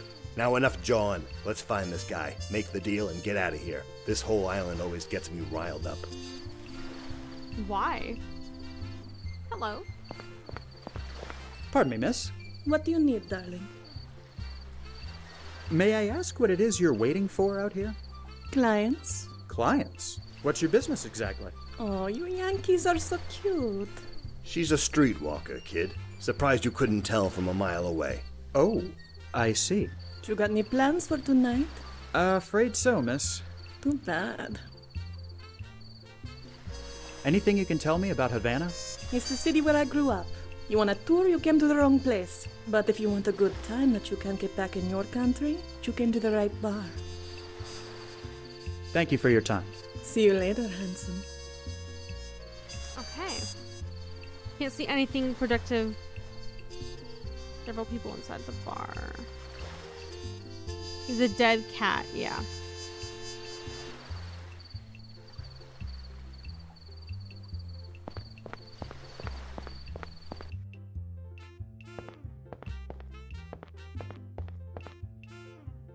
There's like a single guy.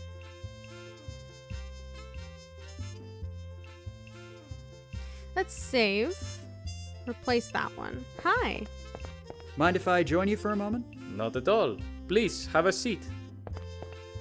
The name's Alfie Banks, by the way. Humberto Suarez. Pleasure to meet you, Mr. Banks. You seem like a man with taste. You in here regularly? I am, yes. I find this place is an excellent spot to unwind. Aside from that, we get many tourists like yourself in here, which gives me the chance to practice my English. Okay, do you know anything about Manny Morales? Can you tell me anything about Manny Morales? I see him in here regularly, but I've rarely spoken with him. People of that sort are not the type I wish to associate with. I'm sure you understand. It was a pleasure, but I must be going. Come back anytime.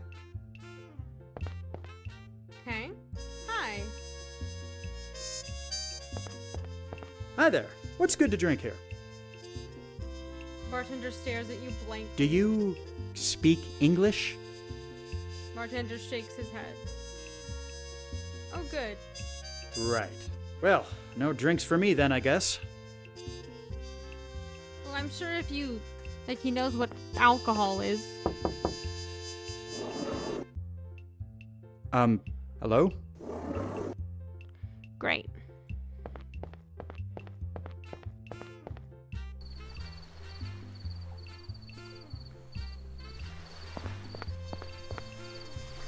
Hi, lady. Pardon me, miss. What do you know? Do you happen to know Manny Morales? Who is asking? I don't think you need to know those details, young lady. Suffice to say, we're here on business from Miami. I see. I didn't think you looked like a regular tourist. You're here to make a deal on the rum, aren't you? How did you... You and your friend talk very loudly. Mr. Morales' office is behind the side door inside the bar, but he won't just let you in. He's very paranoid. You must give a password if you're going to get inside. And do you know this password? I might even be able to tell you what it is, for the right price. Name it. There is a man inside the bar. His name is Humberto. You'll recognize him by his stylish dress sense. We've met. He procured my services last week and still has not paid. Get my money from him, and I'll tell you the password. Thank you for your time. See you later, handsome.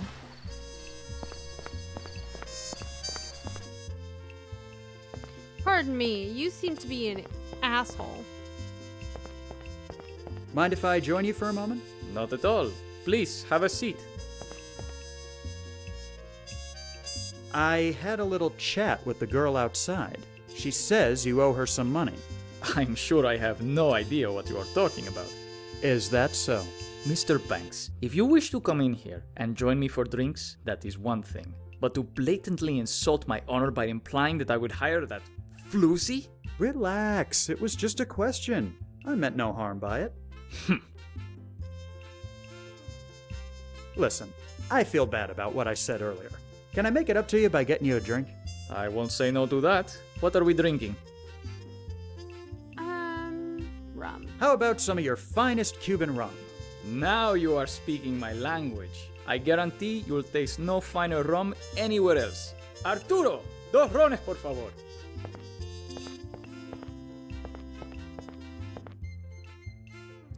Great.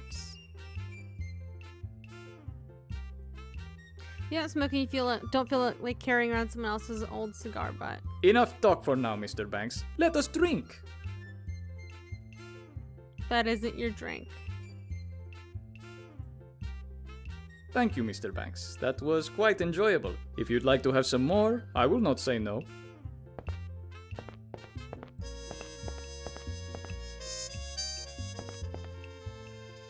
Butch, let's talk a minute. What is it? You know anything else about... I've heard the boss mention... Do you think he knows we're coming? Guess we'll find... Why does everything we do have to be so opaque? Because if you go shouting your business from the rooftops, there's a good chance you'll wind up getting clipped. Could you deal with Umberto? Sorry, kid, but this ain't the USA. I'm not much for starting international incidents just for the hell of it. I'm not getting my hands dirty here unless I absolutely have to. Okay. Can you do a distraction? Butch, I need you to help me out with a distraction. What do you need me to do? Get Umberto's attention while I'm sitting at the table. I'll give you the signal when I'm ready. Okay, I'll be waiting. Let's get back to it. What am I doing? I have no idea. So I'm just gonna save. Mind if I join you for... Not at all. How about we have another... Excellent. What are we drinking? 2 more How rum. about some of you... Now, I guarantee Arturo!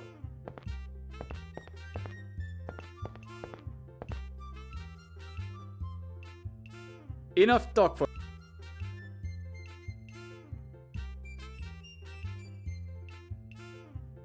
Discreetly wave your hand behind your chair, giving Butch the signal.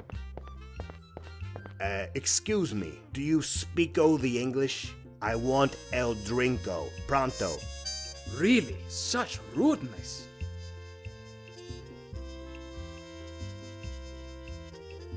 Enough talk for...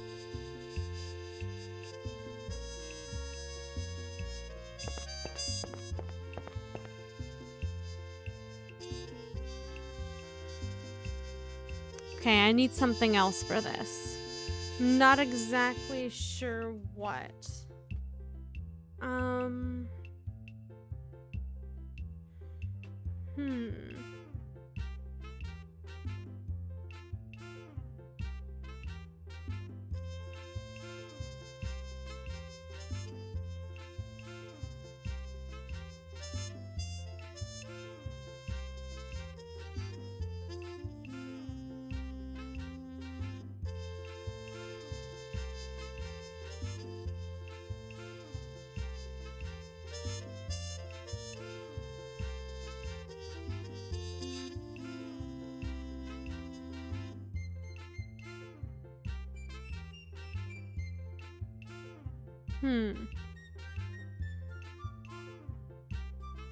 Thank you, Mr. If you'd like to have...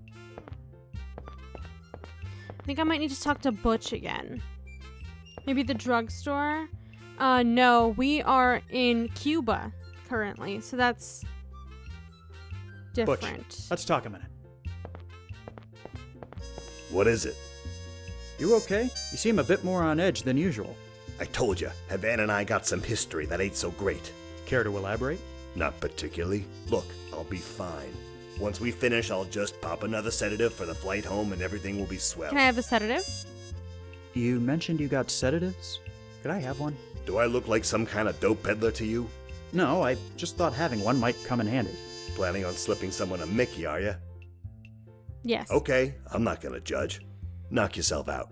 That isn't quite my plan, but thanks. Let's get back to it.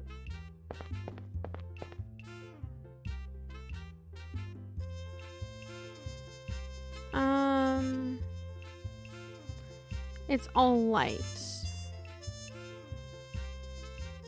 Golden brown.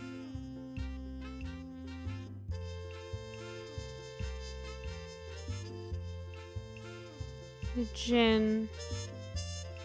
So we probably want like the dark liquor, right? Half AFK making food, got it. Yeah, we probably want a dark liquor if we want to sedate the man. Mind if I join? Not a... Buy him a How drink. about some whiskey, perhaps? An interesting choice. Arturo, tráeme 2 whiskeys.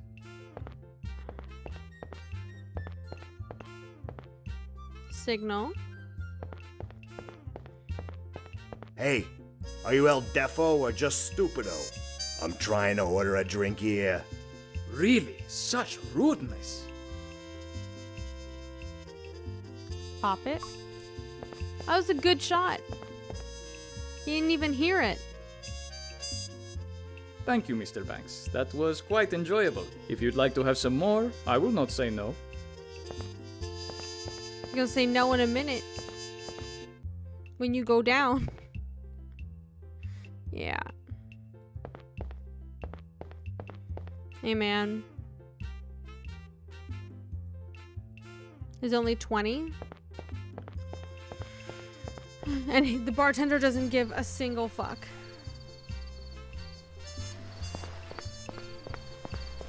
This is what Umberto was carrying. I hope it's enough to settle his debt. It will have to do. If you want to get in to see Morales, just knock on the door and tell whoever opens the slot that Rosalinda sent you. Got it. Thank you. Okay, so she kind of regulates who gets in and out. That's fun. Wait. Rosalinda sent me. Okay, let's save. We sedated a guy. I say we, it was all me, but you know. He only had 20 pesos on this him, don't yeah. look so good. What the hell happened here? Looks like our friend got himself a bad case of lead poisoning. He doesn't look like he's been dead very long, but I didn't hear any shots. Something ain't right here. This has setup written all over it. I'll have a look around, see if I can find anything that might tell us more. Who let us in?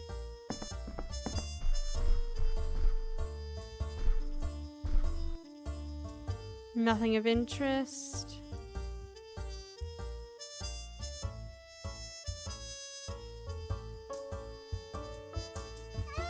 Don't want to disturb the body. Fallen papers. Someone hiding behind the door, probably. Named Tom Walsh appears So several Morales at times. least knew Fatty existed. Maybe he was expecting us. Yeah, someone's definitely behind the door. Yo. You'd rather not close the door right now? Are you kidding me? Not right now, Ben. What do you mean you're thinking? These windows are the only other possible way out of here, and they're both locked. Yeah, they're behind the door, dude.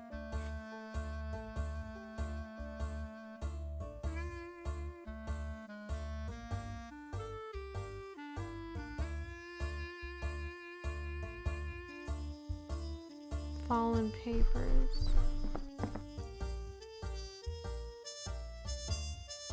I can't do anything there because Butch is standing in front of it. Nothing in the drawers.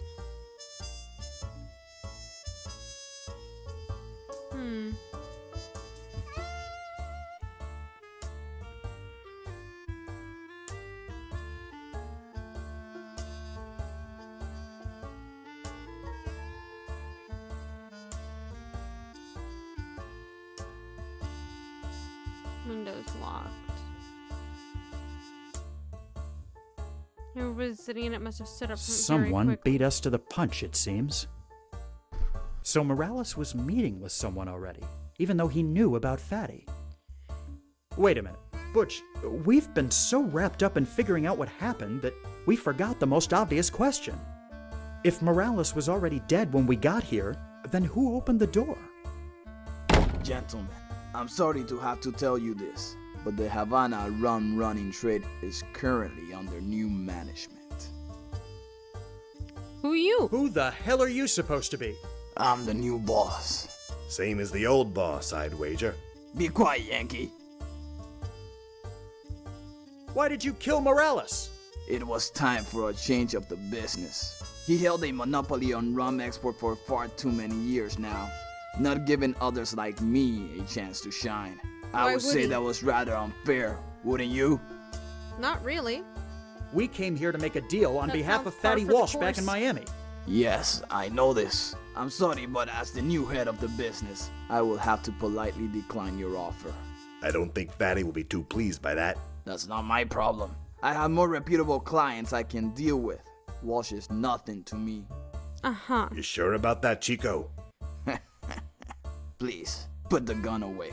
There is no need for this nonsense. You're about to get arrested There will for be shooting no that deal one. with Walsh That is final. Now please, be on your way before I... What did you do that for? The asshole deserved it. Now let's get out of here before these Cubans start asking questions. This is just great. Another assignment gone to pot. You really need to work on that itchy trigger finger of yours, Butch. Look, I said I was sorry.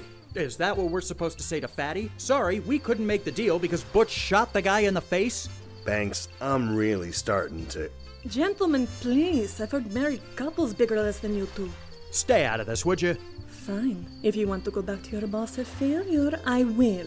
What are you talking about? The man who went in and killed Morales was Rogelio Vargas, the only other major rum runner in town. His takeover attempt has been a long time coming. The other night, Morales told me about his meeting with Fatty Walsh's men. I knew Vargas hated Walsh and would make his move if he knew about the deal. So I tipped him off. Vargas took care of Morales, and you took care of Vargas, as I expected. So you played us all. But why? Isn't it obvious? There is now a vacancy in the bootleg rum trade. You can go home and tell your boss I'll be happy to open up a route for him. How about that? Yeah, how about that? Let's go, Butch. I'm starting to see why you and Havana don't get along. So, we still on for next week, Rosa? Wouldn't miss it for anything, handsome.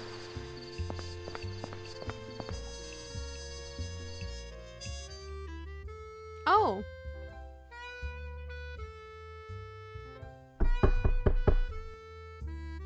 Huh? Fine, I'm coming. Whomst is that? Woman's clothing are strewn about the room. You assume, judging from her current state, you assume they belong to the girl on the bed, so we don't even know who that is.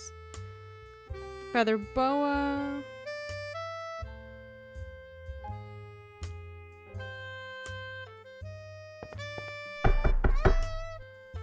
Yes, what? What? Boss wants to see you. Says it's important. Fine. Tell him I'll be up in a few minutes.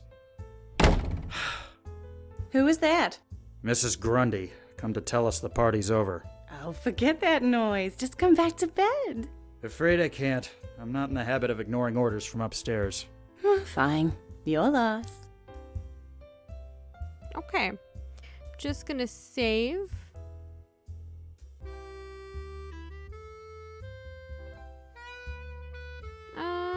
Will you be long, handsome?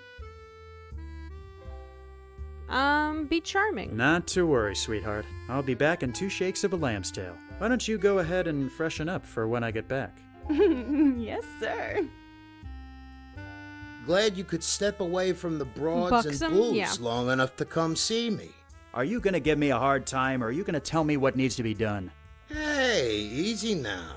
No need to throw an ing-bang over there. Here's the problem. I've been hearing about some chump out in the swamp brewing his own moonshine and trying to compete with me. The day some classless redneck pulls one over on Fatty Walsh is the day I die. I need you to go out there, find his shack, and sabotage his operation. The Everglades are huge. How am I supposed to find one shack in the middle of all that swampland? You'll find a way. There's a camp of prospectors settled near the start of the Tamiami Trail. They'll probably know a thing or two. Right. I'll take care of it. Oh, and before you go, take this. It can be pretty hairy out there, so if you run into any trouble, you won't be left high and dry. Finally seeing fit to give me my own gun, huh? It's been long enough. You've earned it. Now get out there and see what you can find. Okay. Maybe we shouldn't yell at our boss, considering our boss just kills people. It's not like we're irreplaceable. Let's get to the Tamiami Trail. Save.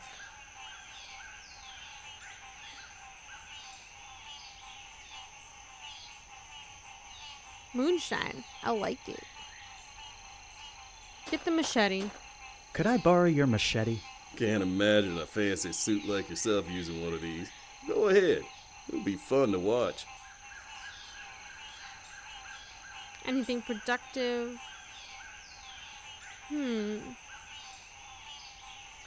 Hey, bud. Hello, sir. What do you want, city boy? What exactly are you doing out here? Trying to find something of value. This land's been worthless since the hurricane in 26, but it might be good for farming. Haven't had too much luck so far. Anything I should know about the Everglades? Well, it's full of critters that just love to take a bite out of your fancy suit. I wouldn't stray too far from here unless you've got good reason to. Well, you seem like a man who's seen a fair bit. Do you know of any moonshine runners set up out here? Moonshine? I never touch the stuff myself. You got the wrong person if you're looking for it. It's not quite like that. Let's just say I'm looking for one particular individual for other reasons. Well, now, I ain't gonna ask too many questions, 'cause you city folk don't bring nothing but trouble. But I can tell you the surest way to find a moonshine runner is to follow the smoke. Smoke? Sure. The stills let up an awful lot of smoke. They try and hide it so the law won't catch them, see? But they usually leave some sort of instructions on how to find them as a backup. Matter of fact, I found this old piece of paper behind a tree the other day. Maybe it'll come in useful to you. I see. Thanks for the information. Thanks I'll be much. going now. Go on, get. Go on, get. B, you idiot. How many times am I going to tell you it's under the something, something, something. Into the glades. What did that say? It's under the rock? Large stump?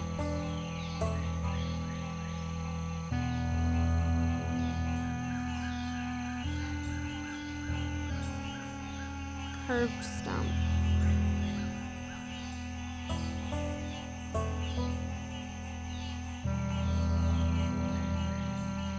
Okay.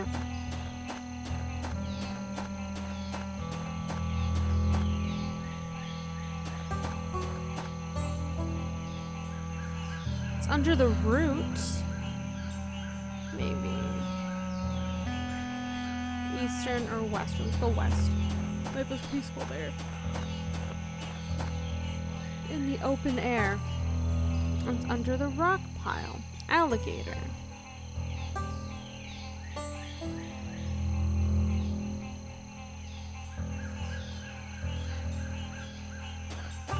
Go on, get out of here. Okay, good. We didn't actually shoot it. Under the rock pile. Small metal box. Box is locked. Machete. Set the thin blade of the machete in the seam under the box's lid. After a few attempts, you're able to pry it open.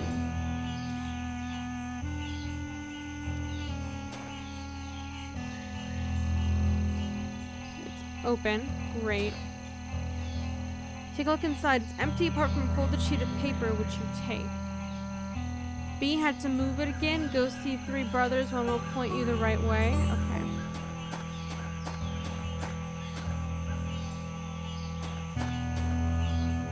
I assume the three brothers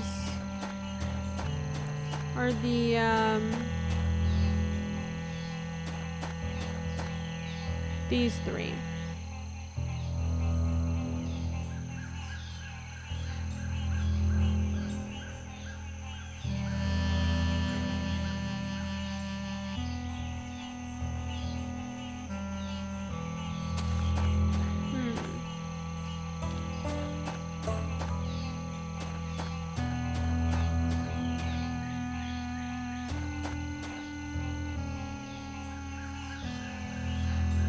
The ground here. Oh.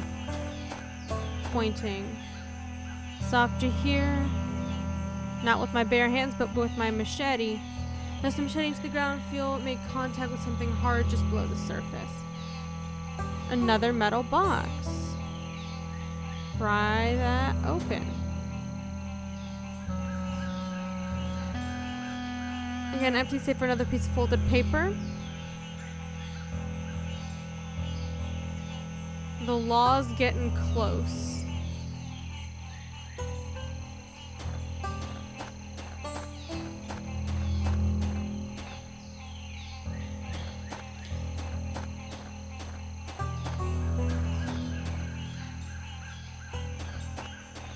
we need another metal box.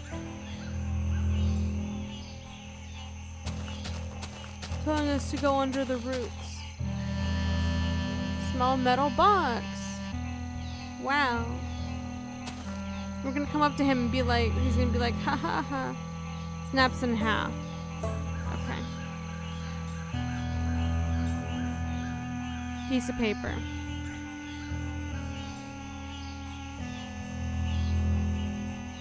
Yeah. Ring finger.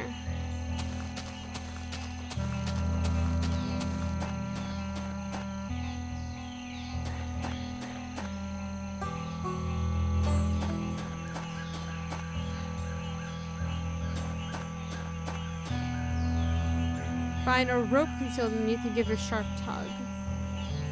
Let's fucking go.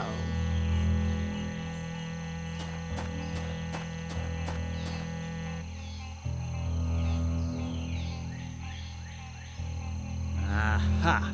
Found you.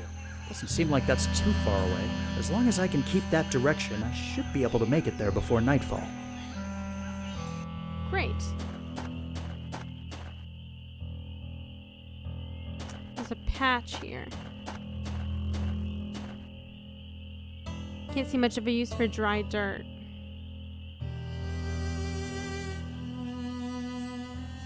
Makes the shack look cozy. Pipe. Barely attached. Take the blanket. It's a fire blanket. Take the oh, no. Mason jars. So now I have a jar of moonshine.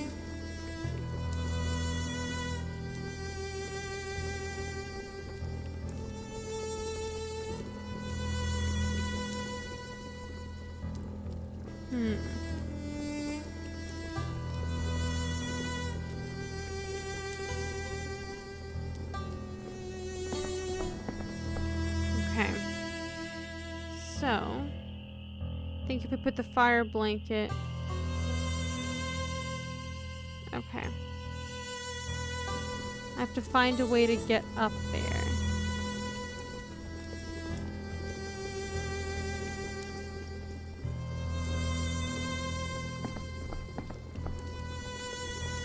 Already taken a jar.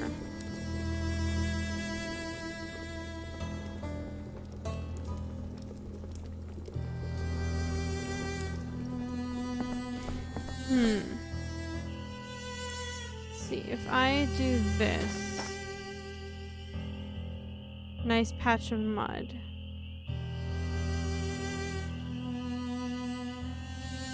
So now we have some mud.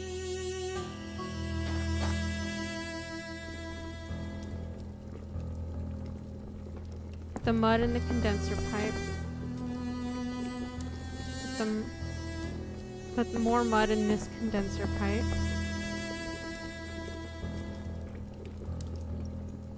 I still have to put the fire blanket up there. How would I get up there?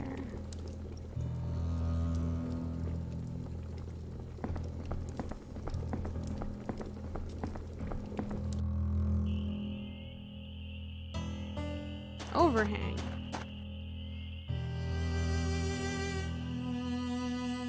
Sick.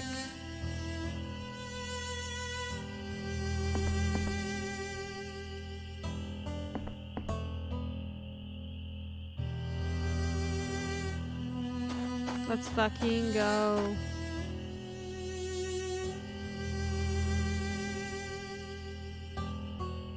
Notice something very familiar. A would-be bank robber. Stay quiet.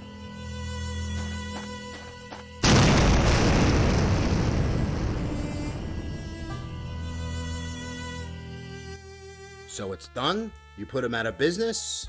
Yes, it's done. He won't be a problem anymore. You rubbed him out, huh? I didn't mean to, but yes. I like your style. Didn't have you pinned for a button man. It was an accident, I swear. No, it wasn't. How was I supposed to know he'd come back when the stills were rigged to blow? Don't worry about it. Don't worry about it. I killed a man. You get used to it. It's all part of the business. Well, maybe I don't want to get used to it. In fact, maybe I don't want to be part of this business anymore. Look, you're upset. I get it. It ain't easy bumping someone off. I was pretty upset my first time, too. But get that don't want to be a part of it baloney out of your head. You ain't going anywhere. Understand? Yes, sir. Now, that's more like it. Look, I'm having a big party tonight. Come by, have a few drinks, take your mind off things. All right, maybe I will. Good. I got an especially big job for you tomorrow, so let's celebrate tonight and discuss the particulars in the morning. See you later, kid. Yeah, there's, Mobsters, not really. real estate agents. What's the difference anyway? This ends tonight, fatty. I'll make you see reason one way or another. I might not get out of this alive, but I sure as hell can't keep living like this. Oh. No, don't do that.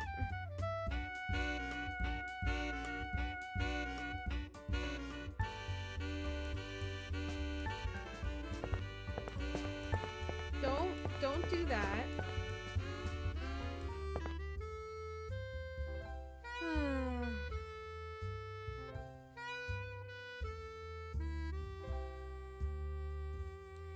I get the feeling that it didn't matter if I warned him or not.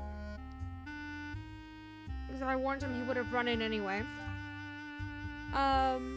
Because of this turn, like, I don't think it would have been a dramatic, like, I'm leaving, if it wasn't predetermined that that guy dies. It's just how we handle it, really. You know? Sorry, I'm just dealing with my hair. It's in a huge knot that's very painful. So I'm just trying to fix it.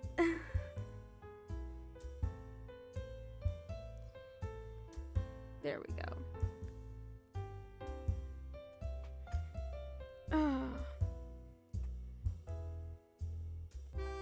I really need to fix this. Ow.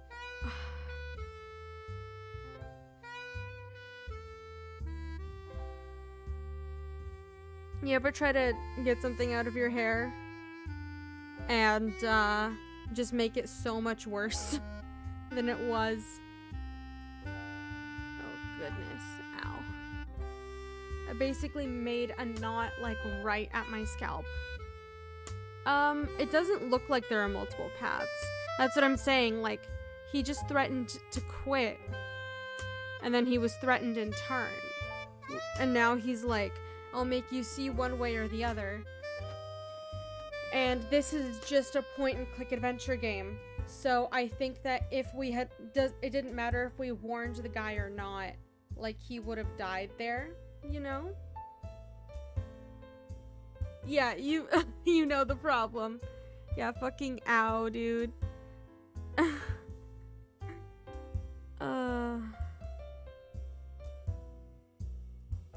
Almost done. Almost done, I swear.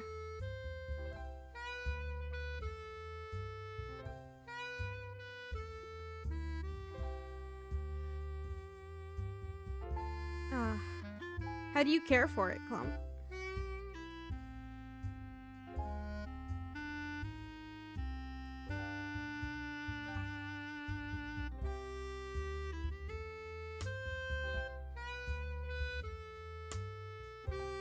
Okay. Get rid of all this. There we go. Way too little. Same.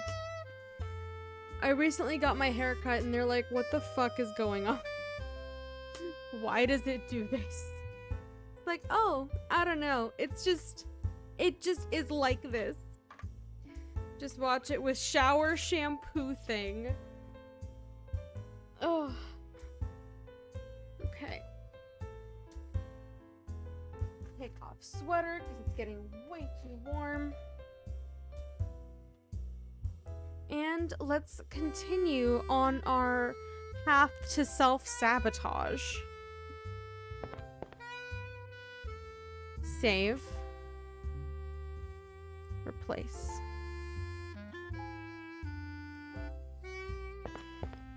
It all depends on your hair, right? Like, if you don't need to do anything else with it, then you don't. Unnecessary product is wild.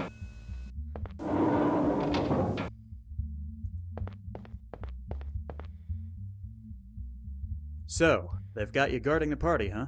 Beats having to go and get my suit dirty out in the swamp. What's the occasion for this party, anyway? I think it's one of his girl's birthdays or something. You know, Fatty. He'll throw a party just because he had a particularly pleasing bowel movement. First time in a while he's come out to mingle with the guests, though. Must be feeling pretty good. Keep up the good work, Butch. Hold on there, Alfie. You know the rules. I gotta search you. Fine, but make it quick. Can't let you in carrying a piece, Alfie. You know how the boss is. If you want to come in, you're gonna have to hand it over. Fine. Here. Okay, you're clear. Go ahead. Still got our moonshine, though.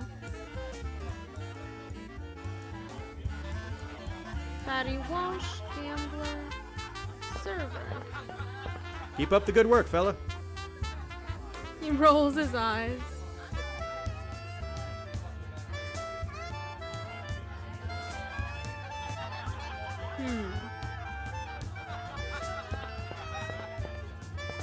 Mr. Walsh?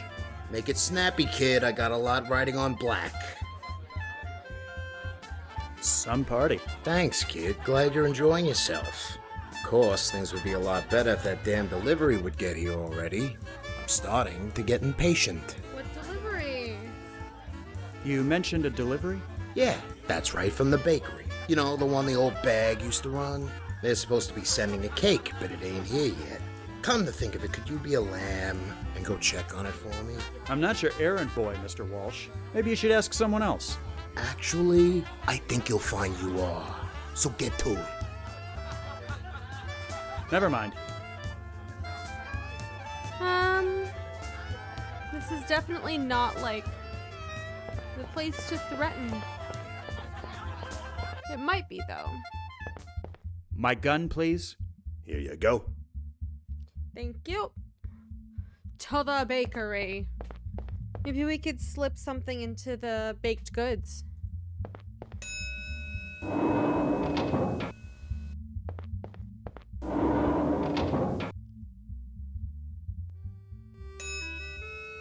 A gun, maybe? Yeah. Shoot him in front of all of his guests.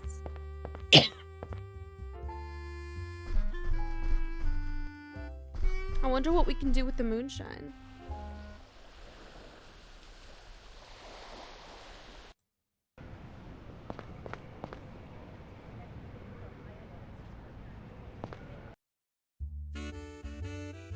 Hey, Louie. Louie! Alfie! How'd you wind up getting How this are gig? you? Fatty said I looked the part. Never trust a skinny baker, he said.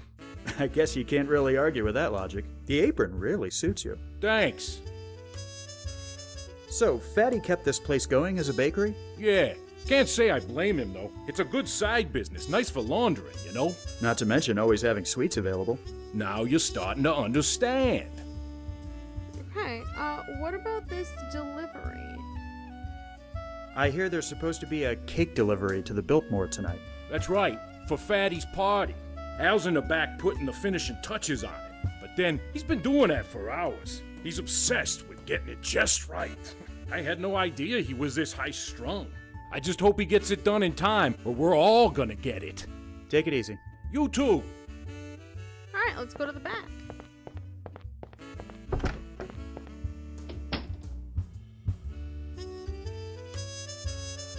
You don't want to take another man's whiskey? Yes, we do.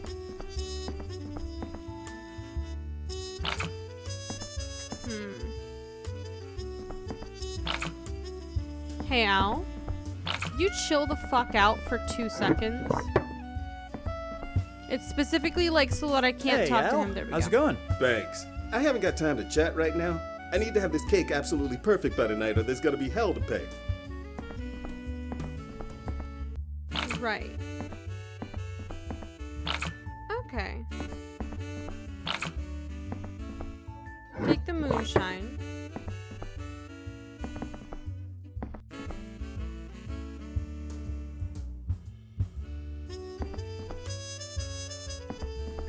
Don't want to overdo it. Okay, so next time he comes around to drink, he'll get fucked.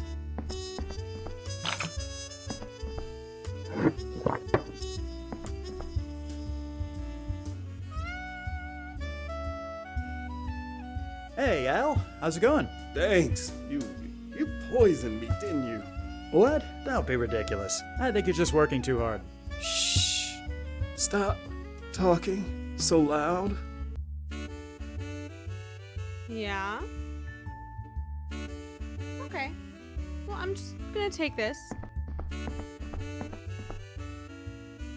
While Al is otherwise distracted, you steal a dollop of icing from the side of the cake. Delicious.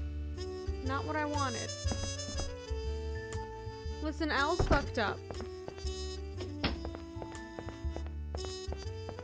Louie. Alfie. Take it easy. You too. Okay.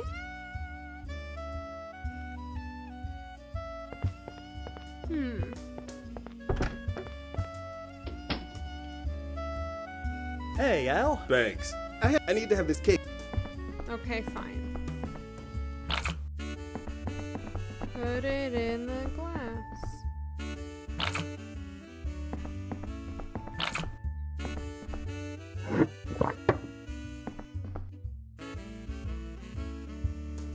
Hey, Al. Dang. What? Shh. Yeah, there definitely is some nice rainbow cake. What else do I do?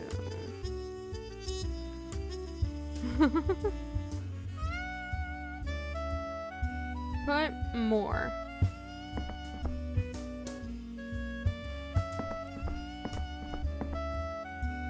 Okay, you can't.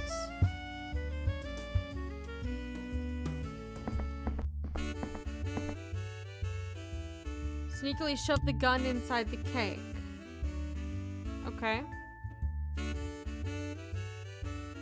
And put the gun in the cake. Hey, Al. Dang. What? No. Shh. Great.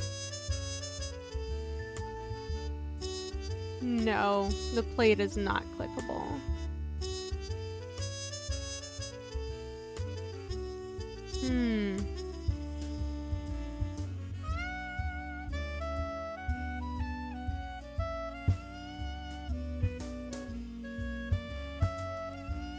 Haven't had time to go to another speakeasy right now? Yeah.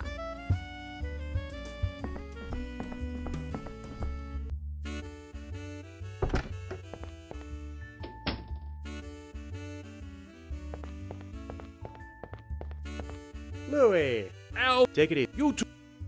Okay, is there any way for me to get this thing delivered?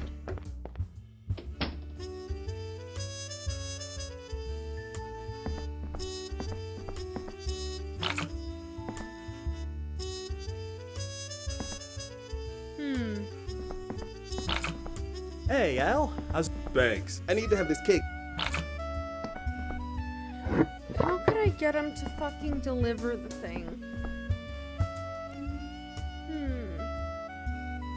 I don't have anything in my inventory besides a gun and moonshine.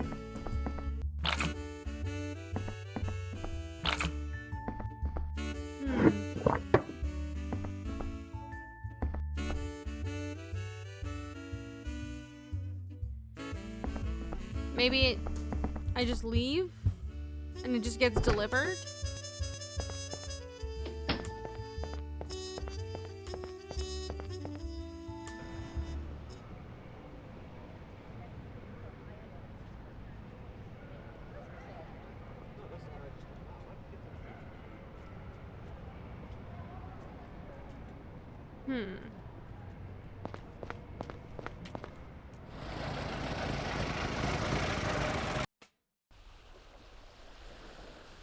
Yeah, I guess I'm done with the bakery. I can't go back there.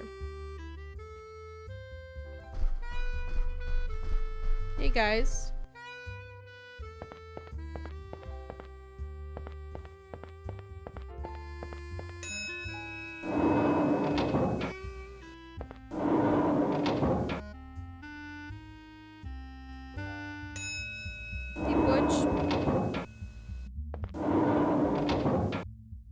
don't want to bother Butch right now. Hold on there, Alfie. You know the rules. I gotta search you. Fine, but make it quick. All I got is some moonshine. Okay, you're clear. Go ahead.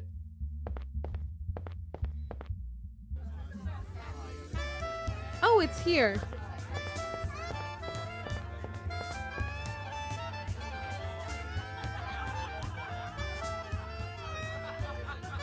Okay. Just replace this one. Get him. You reach into your pocket for your gun. Just as you're about to pull it out, however. Boss, big trouble. The coppers are on their way. Someone tipped them off and they're coming to raid us.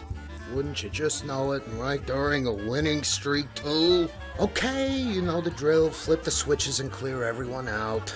Party's over, folks. Everybody kindly scram. Oh, boss, there's just one more thing. Yeah? Oh! What the hell was that? He had it coming.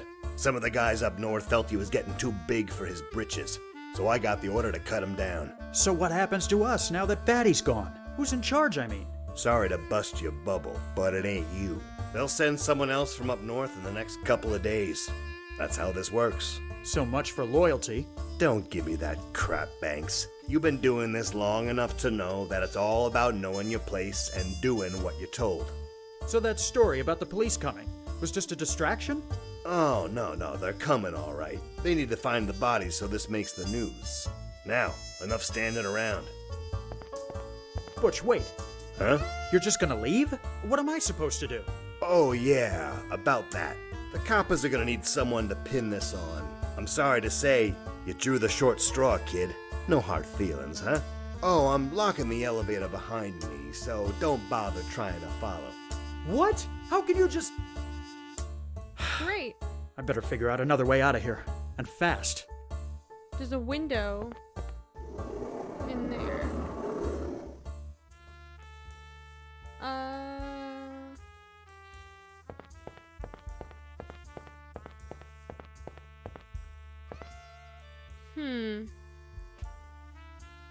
The escape. Gloria knew the time had come. It was now or never. Nobody could tell her what to do. Violet tried to warn her. Once she had even intervened. David was sweet, but she didn't love him. Knowing this made her feel ill.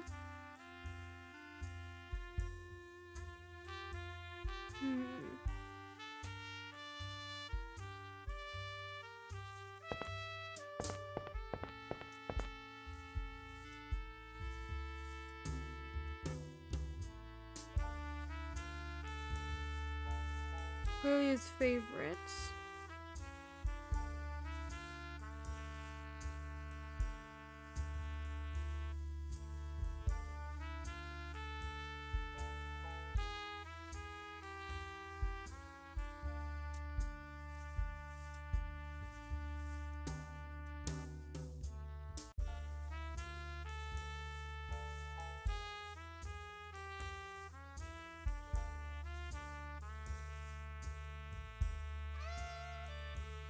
Gun.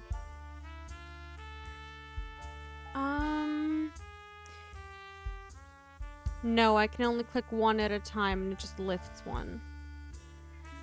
I'm gonna try and figure this out on my own.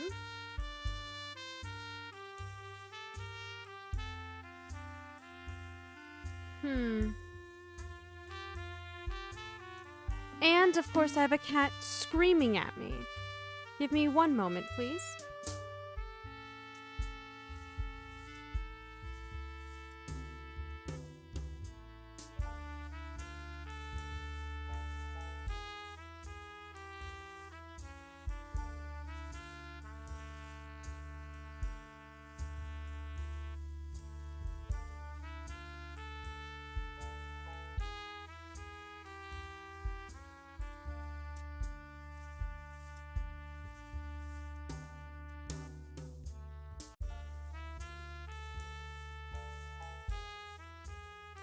Sorry, 1 second. I just had to get rid of cat.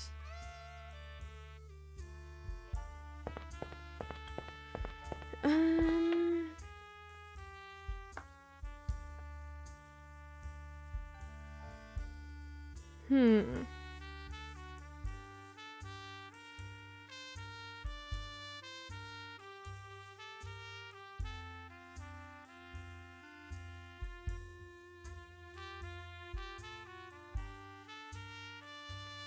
we have Gloria, Violet David.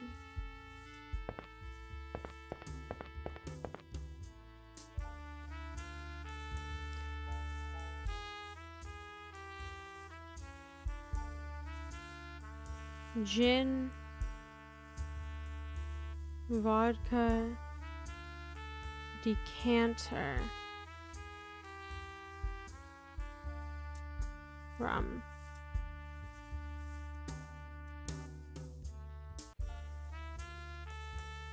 Oh.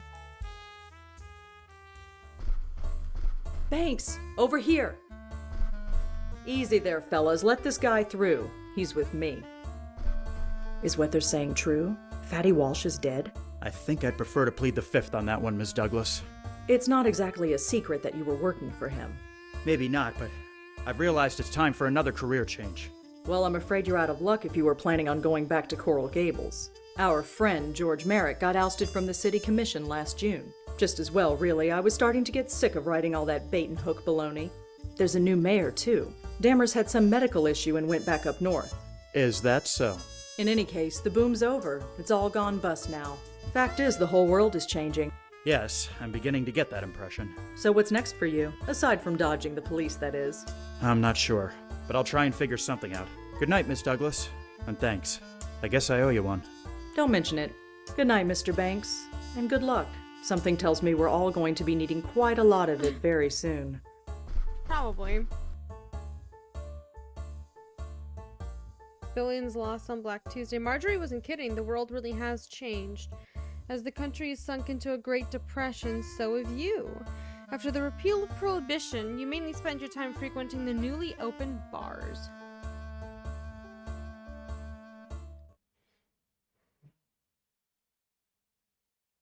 Returning alone. Fall 1935. Another round for you, Bill? Sure, why not? Ever since they started letting us drink again, I just can't say no. Ooh. So, has the old sad sack been in tonight? Not yet, but it's coming up on 9. He should be here any minute. You know, he may be a real son of a bitch, but I can't help but feel sorry for him. Well, I don't. Plenty of people are hurting these days. A whole bunch are way worse off than him. I'll take those poor folks in the Dust Bowl, for example. Anyway, just because he used to be a real estate big shot doesn't give him the excuse to be disagreeable. But hey, as long as he pays and keeps to himself, I have no quarrel with him. Maybe I can get him going tonight and see if we can finally find out if he was really working for the mob. Well, speak of the devil. Yellow. Good evening, Mr. Banks. What'll it be tonight? Give me a whiskey, just like that time that I poisoned that guy. Whiskey. And keep them coming. Yes, sir. Will this be on your tab? It is every other night. Why should tonight be any different? Don't be fucking rude. Here you are, sir. Say, you got a light, pal?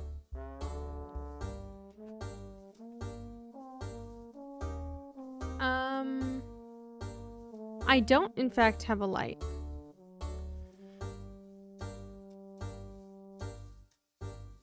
Thanks, buddy. Have I got horns coming out of my forehead or something? No, sir. Then why are you staring at me like I do? You used to work in real estate, didn't you? Yeah. Yeah, so? What of it? So, I'm curious about what it was like to be right in the middle of the land boom. But really, I'm more curious about what happened afterwards. Is it true you were working for Fatty Walsh? Nope. Don't know what you're talking about. And if I were you, I'd stop asking those sorts of questions before things get unpleasant. Oh, is that a threat? This is exciting. Are you threatening me? Bill, knock it off. No, I'm doing more than just threatening. I didn't tell you to punch him. I just said my deny. head. You fucking asshole. Well, I suppose I've woken up in worse spots than this before. You fucking dick. What's that over there on the wall?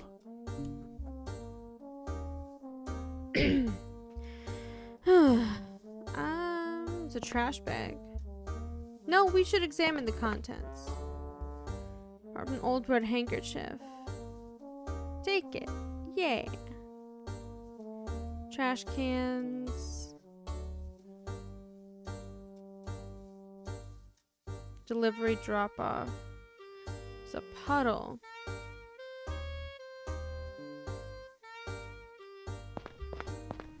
Don't walk through the... Oh, you could have gone around. Bunch of old posters for movies, music and events, and prohibitional that you can just make out a familiar blue underneath one of them.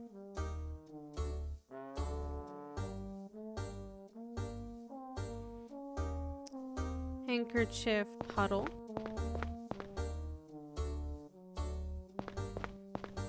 Wet handkerchief posters.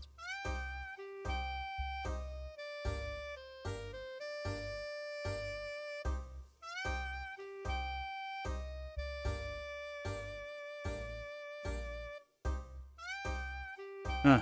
The days when I was an upstart kid who was gonna make something of himself and restore the family name. Look where that got me. Ah, forget it. Life's too short to hold grudges. After all, if it hadn't been for Merrick, I'd probably be panhandling in Bryant Park right now. Might as well go see how the old bird is doing these days. Can't possibly be worse off than me. This place hasn't changed one bit. At least something from the old days is still around. Well, at least we went on the next day, you know? And not immediately at that moment while we were fucking drunk and recovering from being punched in the face. Alfie Banks? What on earth are you doing here? Mrs. Merrick, I know it's been a while, and I'm sorry. 10 years is much more than a while in my book, young man. She's still alive. In any case, I'm afraid you've picked a bad time to call. What's the matter? It's George, that stubborn fool. He's gonna get himself killed. Killed? How? You mean you haven't heard? There's a hurricane coming. They're saying it might be as bad as the one in 26. It's set to pass through the Keys tomorrow afternoon. So, why hasn't anyone prepared here? Because it's not expected to come this far north. Then there's something I'm not understanding. How exactly is George in danger? We've been living down in Matacumbe Key for the past few years. George opened up a fishing club, and we've been running it together ever since he was ousted from the city commission. When he heard the hurricane was coming, he sent me up here and refused to budge. He said he wasn't going to let his dream die twice. That's crazy! We have to get him out of there! I'm afraid there isn't much that can be done. They've stopped all the trains going south. There has to be a way. Don't worry, ladies. I'll get George back here safely. I owe him that much, at least. Please be careful, Alfie. And good luck.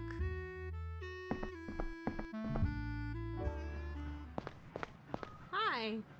You remember me. Oh god, I'm probably gonna do the do you know who I am? My name is Alfred Banks.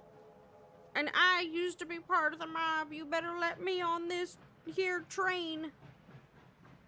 That's likely what's about to happen. Hello.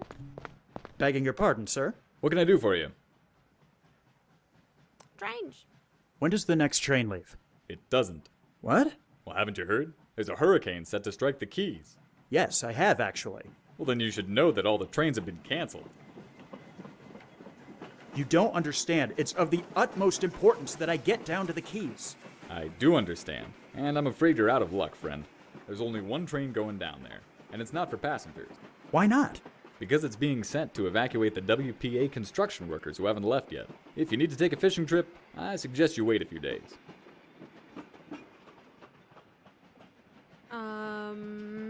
Attempt persuasion. There's something important we need to discuss. Is there? Do tell. Okay. Look, friend, it's extremely important I get on that train. Stellar intuition. Polished brass, cropped hair, pressed suit, very into business. Strict.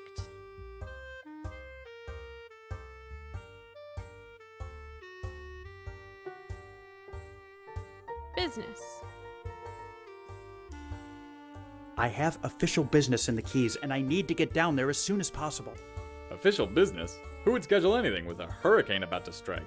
You'd be surprised. Some of us can't get a break. Well, I hear you there. My bosses have been giving me nothing but a hard time for years. But I still don't see why I should let you on this train.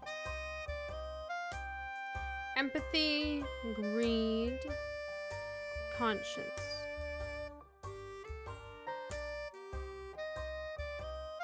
Look, I know you're overworked and probably underpaid. Would it really make a difference if you let me slip past? My bosses watch me like a hawk, which is exactly why I can't let you slip past. I'm not putting my ass on the line for no good reason, and I honestly don't see one for letting you on this train. Report, name drop, plead.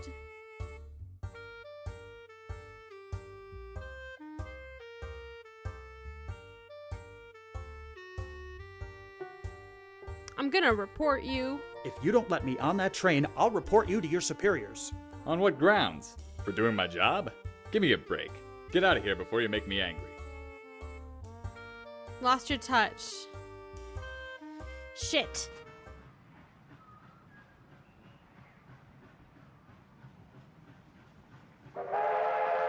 Look, I'm desperate. I need to get on that train. Can I maybe offer you a drink to look the other way? A drink? You're trying to buy me off with a drink? Yes. You're just lucky I've been craving one for hours. Go on, before I change my mind. And if anyone asks, you don't tell them I let you on board. Deal.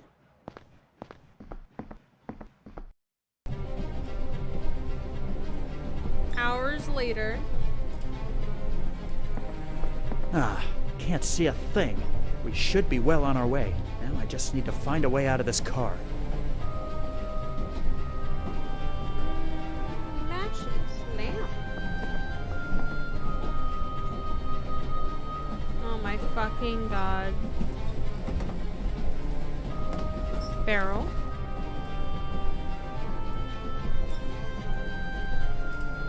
Handkerchief. Barrel. Lamp? Matches. Sick.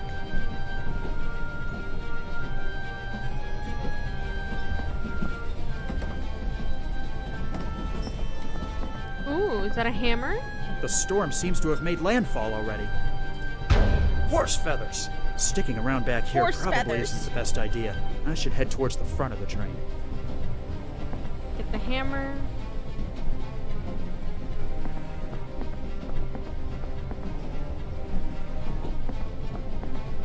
What? Who are you? What are you doing on this train? The name's Banks. I snuck on board because I need to get to the Keys. You're crazy. What were you thinking? I thought this train was meant to be taking supplies down there. It was, but the people who sent it underestimated the power of the storm. We're only going forward because there's no way to turn back. The train is already starting to come apart. You're lucky it came up here when you did. I was just about to detach the locomotive. But why? Because if even one car gets blown off the tracks, the rest of the train will too. Yep. It's not worth... Damn it! I was afraid this would happen. If we don't equalize the pressure in this car, in the next few minutes it'll come apart. Okay. Help me get one of these windows open, would ya? Hammer. Good going, Banks. Now let's get to the locomotive so we can detach the train. Otherwise, we'll be swept off the tracks along with the rest of it. Okay. But nope, I didn't just use my hammer, I fucking threw it.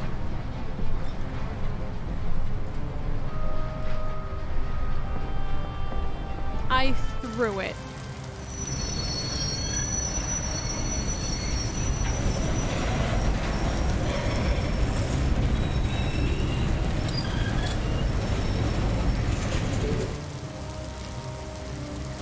The wind seemed to have died down slightly.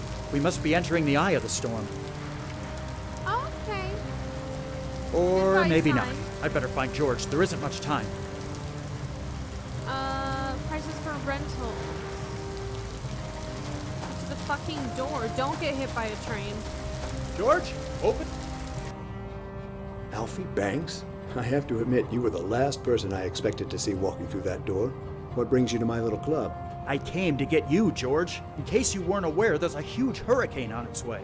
I am well aware, yes. In fact, I sent Eunice away because of it. I know. She's the one who told me where I could find you. I see. I have to confess I don't fully understand why you've come. But as long as you're here, go ahead and have a seat. I haven't got time to talk. We have to leave. I insist. Besides, I'm not going anywhere. Why? Merrick's baby, the Biltmore Hotel.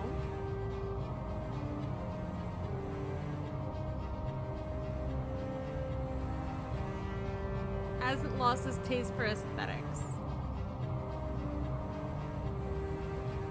Hi, bud. George. Yes?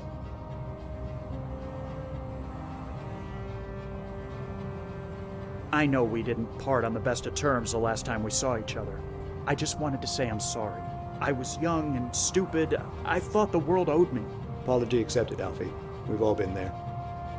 So, now that we've got that out of the way, what else is on your mind? So, what have you been doing with yourself the past few years? Well, as I'm this like sure intense you heard music about the is bust. happening. Coral How Gables have you went been? bankrupt, and I was forced to step down from the commission. I always enjoyed it down here in the Keys, and Eunice's family just happened to own this property, so we came down here and opened up the fishing club. It's been a much quieter life than I'm used to, but I can't complain. I suppose I had my time to shine. Couldn't the others have done something for you? What about Doc? I assume you didn't hear that Doc passed away 5 years ago. No, I didn't. Huh. Okay. What about this hurricane? Did you know this hurricane was coming? I had heard, yes. The weatherman had been talking about it on the radio the past few days. They seem to take them a bit more seriously down here in the Keys. Evacuation? Why haven't you evacuated? Ever heard the old saying, the captain always goes down with his ship? I never abandoned Coral Gables. I see no reason why I should abandon the Caribbean Club. Coral Gables was lucky. It didn't get the worst of the hurricane in 26. You're right in the path of this one. That may be, but I think I've taken sufficient precautions. Oh my god. George, we need to leave. Isn't there any way I can convince you? You did a pretty good job of convincing plenty of other people in the old days. I'm not opposed to hearing what you have to say. This is gonna go terribly. So, Alfie, why is it so important we go back?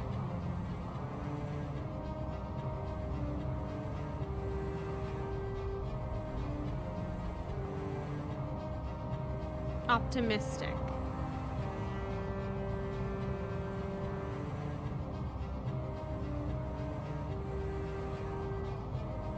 Coral Gables needs you back. Your absence is felt. Coral Gables needs you back, George. It's just not the same without you. Oh, I hardly think that's true. Coral Gables has been fine without me the past few years. We had our moment in the sun. It's time for a new generation to take over.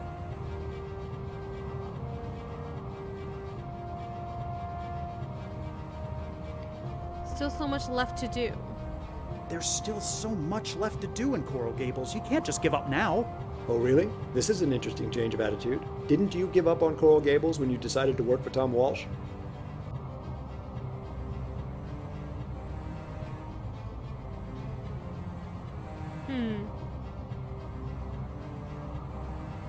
This isn't about me. No, don't do that. This isn't about me. We're discussing you. And quite frankly, I think we've exhausted that topic. Let's move on. You bitch. George. Yes? George, please. So you say, but... So, Fine. Alfie... Your mom. Your mother is terribly ill. I came to tell you. I don't think she's going to make it. You need to come back to Miami as soon as possible. Alfie, please. I watched you sell countless plots of lands and houses to people for years. Do you think I can't tell when you're lying? If this is what you came for, I think we should turn our attention to more worthwhile conversation topics. Fine. You know what? George. Yes? George. So you say. You know what? So, Alfie... Because if we don't get out of here, this storm will kill us both. The storm is passing through right now, yes, but we're safe in here. I've taken all the necessary precautions. Besides, if things get too rough, there's an underground shelter just outside we can stay in. But... Don't you worry. We'll be fine. Let's discuss something else, please. Okay, so... George. Yes? George. So you... fine. So, Alfie, Because Coral you're needed. we had our moment. There's Can't Oh, just give didn't up. you?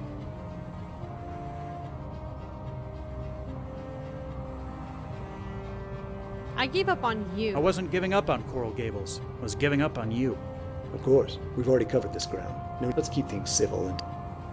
Oh my fucking god. George. Yes? George. At least this lets me do it over and over again. So, Alfie, Okay, you're Coral, needed. we had our. Convince. Oh, didn't. Fine, defend myself. I saw the way things were headed and decided to go for a more lucrative opportunity. For which I can hardly blame you, but I just wish you hadn't jumped ship so soon. What else was I supposed to do? Drown with the rats? I don't share your optimism, George. I still can't understand how you never felt tempted to just give up yourself. Who says I didn't? Do you think you're the only one who saw what was going on? The Depression came to Coral Gables years before the rest of the country. There were days when I thought about packing it all in. I knew when the bubble had burst, but I worked too hard to just give everything up. I stayed until they threw me out. I didn't know that. I thought you were just naive. We all have our bad days, Alfie. Sometimes it's bad weeks or even months. But what's important above all else is sticking to your principles. Okay.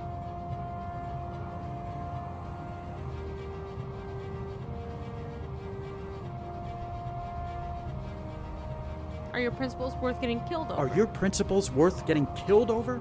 Are we back to this again? I told you, we're perfectly God. safe here. In any case... George. Yes? George. So Coral, we had... There's... Oh, didn't... I was the... we are...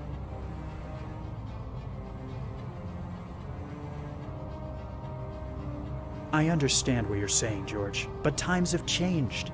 Principles are important, surely, but the depression and lack of money is all anyone thinks about.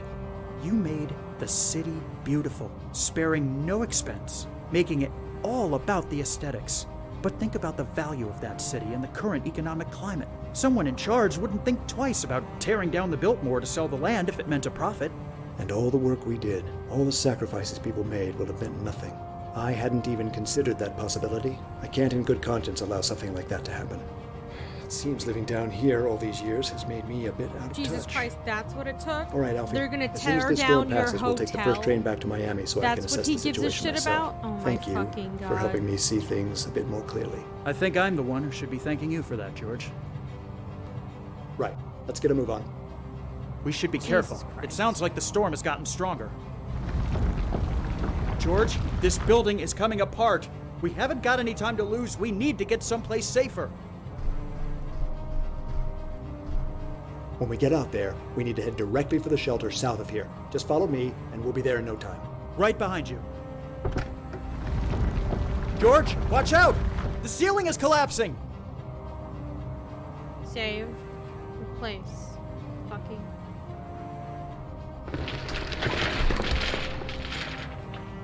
Oh!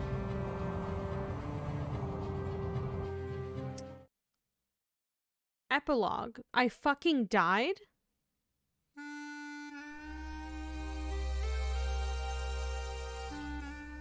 Ladies and gentlemen, today we remember a very special man whose life was unfortunately cut short. Alfie Banks was someone who wasn't afraid to speak his mind. In fact, he certainly gave me a piece of it one of the last times I spoke with him. Alfie didn't need to apologize to me for the falling out we had so many years ago, but he did, and that meant more to me than anyone could ever know. In the time I knew and worked with him, Alfie always showed an immense amount of initiative, which makes it no surprise that he achieved as much as he did. Despite harder times in his last few years, he showed in the end that he was a good man. I would not be here speaking to you right now if it weren't for him. I used the handkerchief twice. Not only do I owe my life to him, but my livelihood as well. Though I may not have expressed it as clearly as I should have, Alfie So, was yeah, I did get to instrumental use in it. the success It's of Coral okay. Gables. I'm sure he knew that. And though he was taken from us far too soon, Alfie's legacy will live on in the streets and buildings of this city. Because, just like the galleon which came to be the symbol of Coral Gables, Alfie sailed through all our lives, leaving behind a golden wake. It's the title drop. It's the title of the game.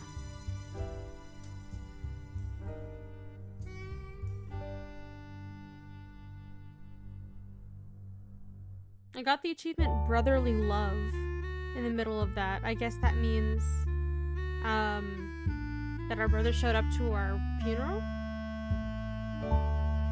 Looking at something and immediately forgetting, that's fine.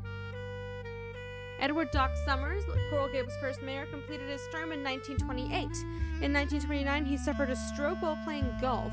After several months of recovery, he returned to his summer home in Coquitchuit, Massachusetts, where he died on March 24th, 1930.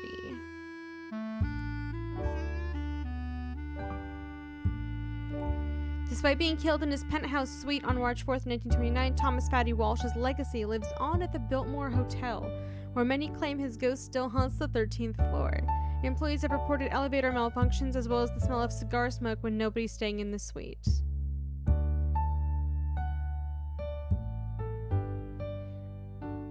So these are all real people. Althea Merrick continued living at her home until her death in 1937. In 1976, the city of Coral Gables acquired the house and restored it to its 1925 appearance. In 2010, the Coral Gables Garden Club would commissioned a bronze statue of Althea, which currently sits in the garden of the Coral Gables house.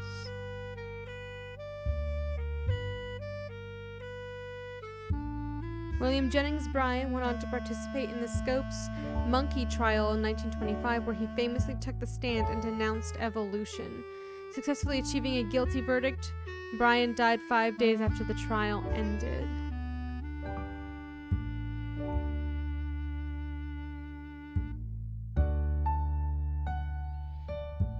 Mabel Cody continued performing death-defying stunts with her flying circus until 1924, when it disbanded due to an accident where she suffered a broken forearm and a dislocated shoulder. She went on to join the Doug Davis Baby Ruth Flying Circus.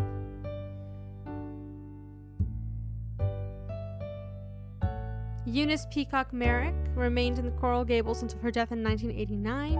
Her contributions of land, as well as the founding of Coral Gables Women's Club and Gardening Club, made her a pivotal figure in the development of the city. Oh, that's nice.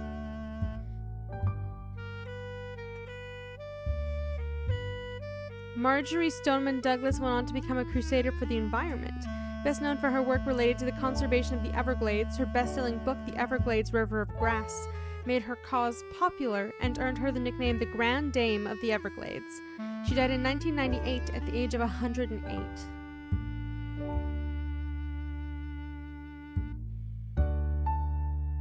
After the 1935 hurricane destroyed the Caribbee colony, George Merrick returned to Coral Gables, where he re-entered the real estate business. In 1940, he became postmaster of Miami and died 2 years later in 1942 at the age of 55. Merrick's legacy is still apparent in Coral Gables to this day, in addition to several streets and parks which carry his name. A statue of him was erected in front of Coral Gables City Hall in 2006, commemorating his vision and eternal optimism.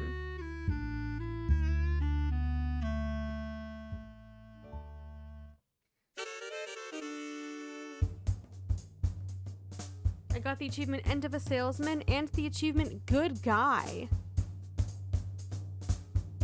I liked this game a lot. This was good.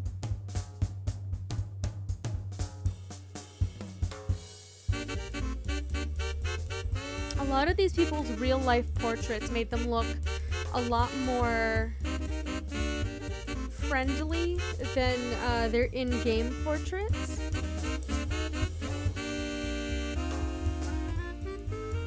Did it expect to be based on real-life things? Yeah, they had a thing in the beginning where they were like, all character similarities are intentional as these are based on real-life people, but I assumed it was just like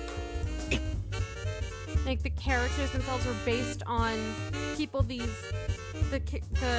game makers knew, rather than telling a historical tale and to be like based on real events. That's fun.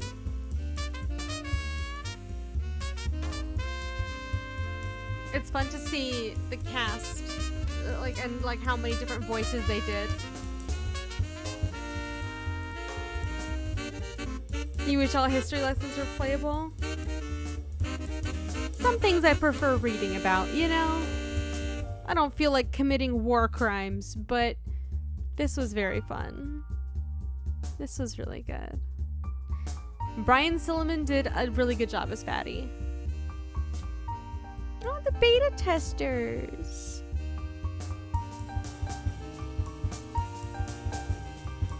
This was really good.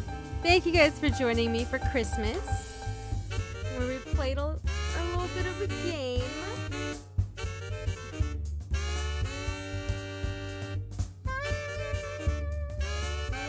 I'll be back.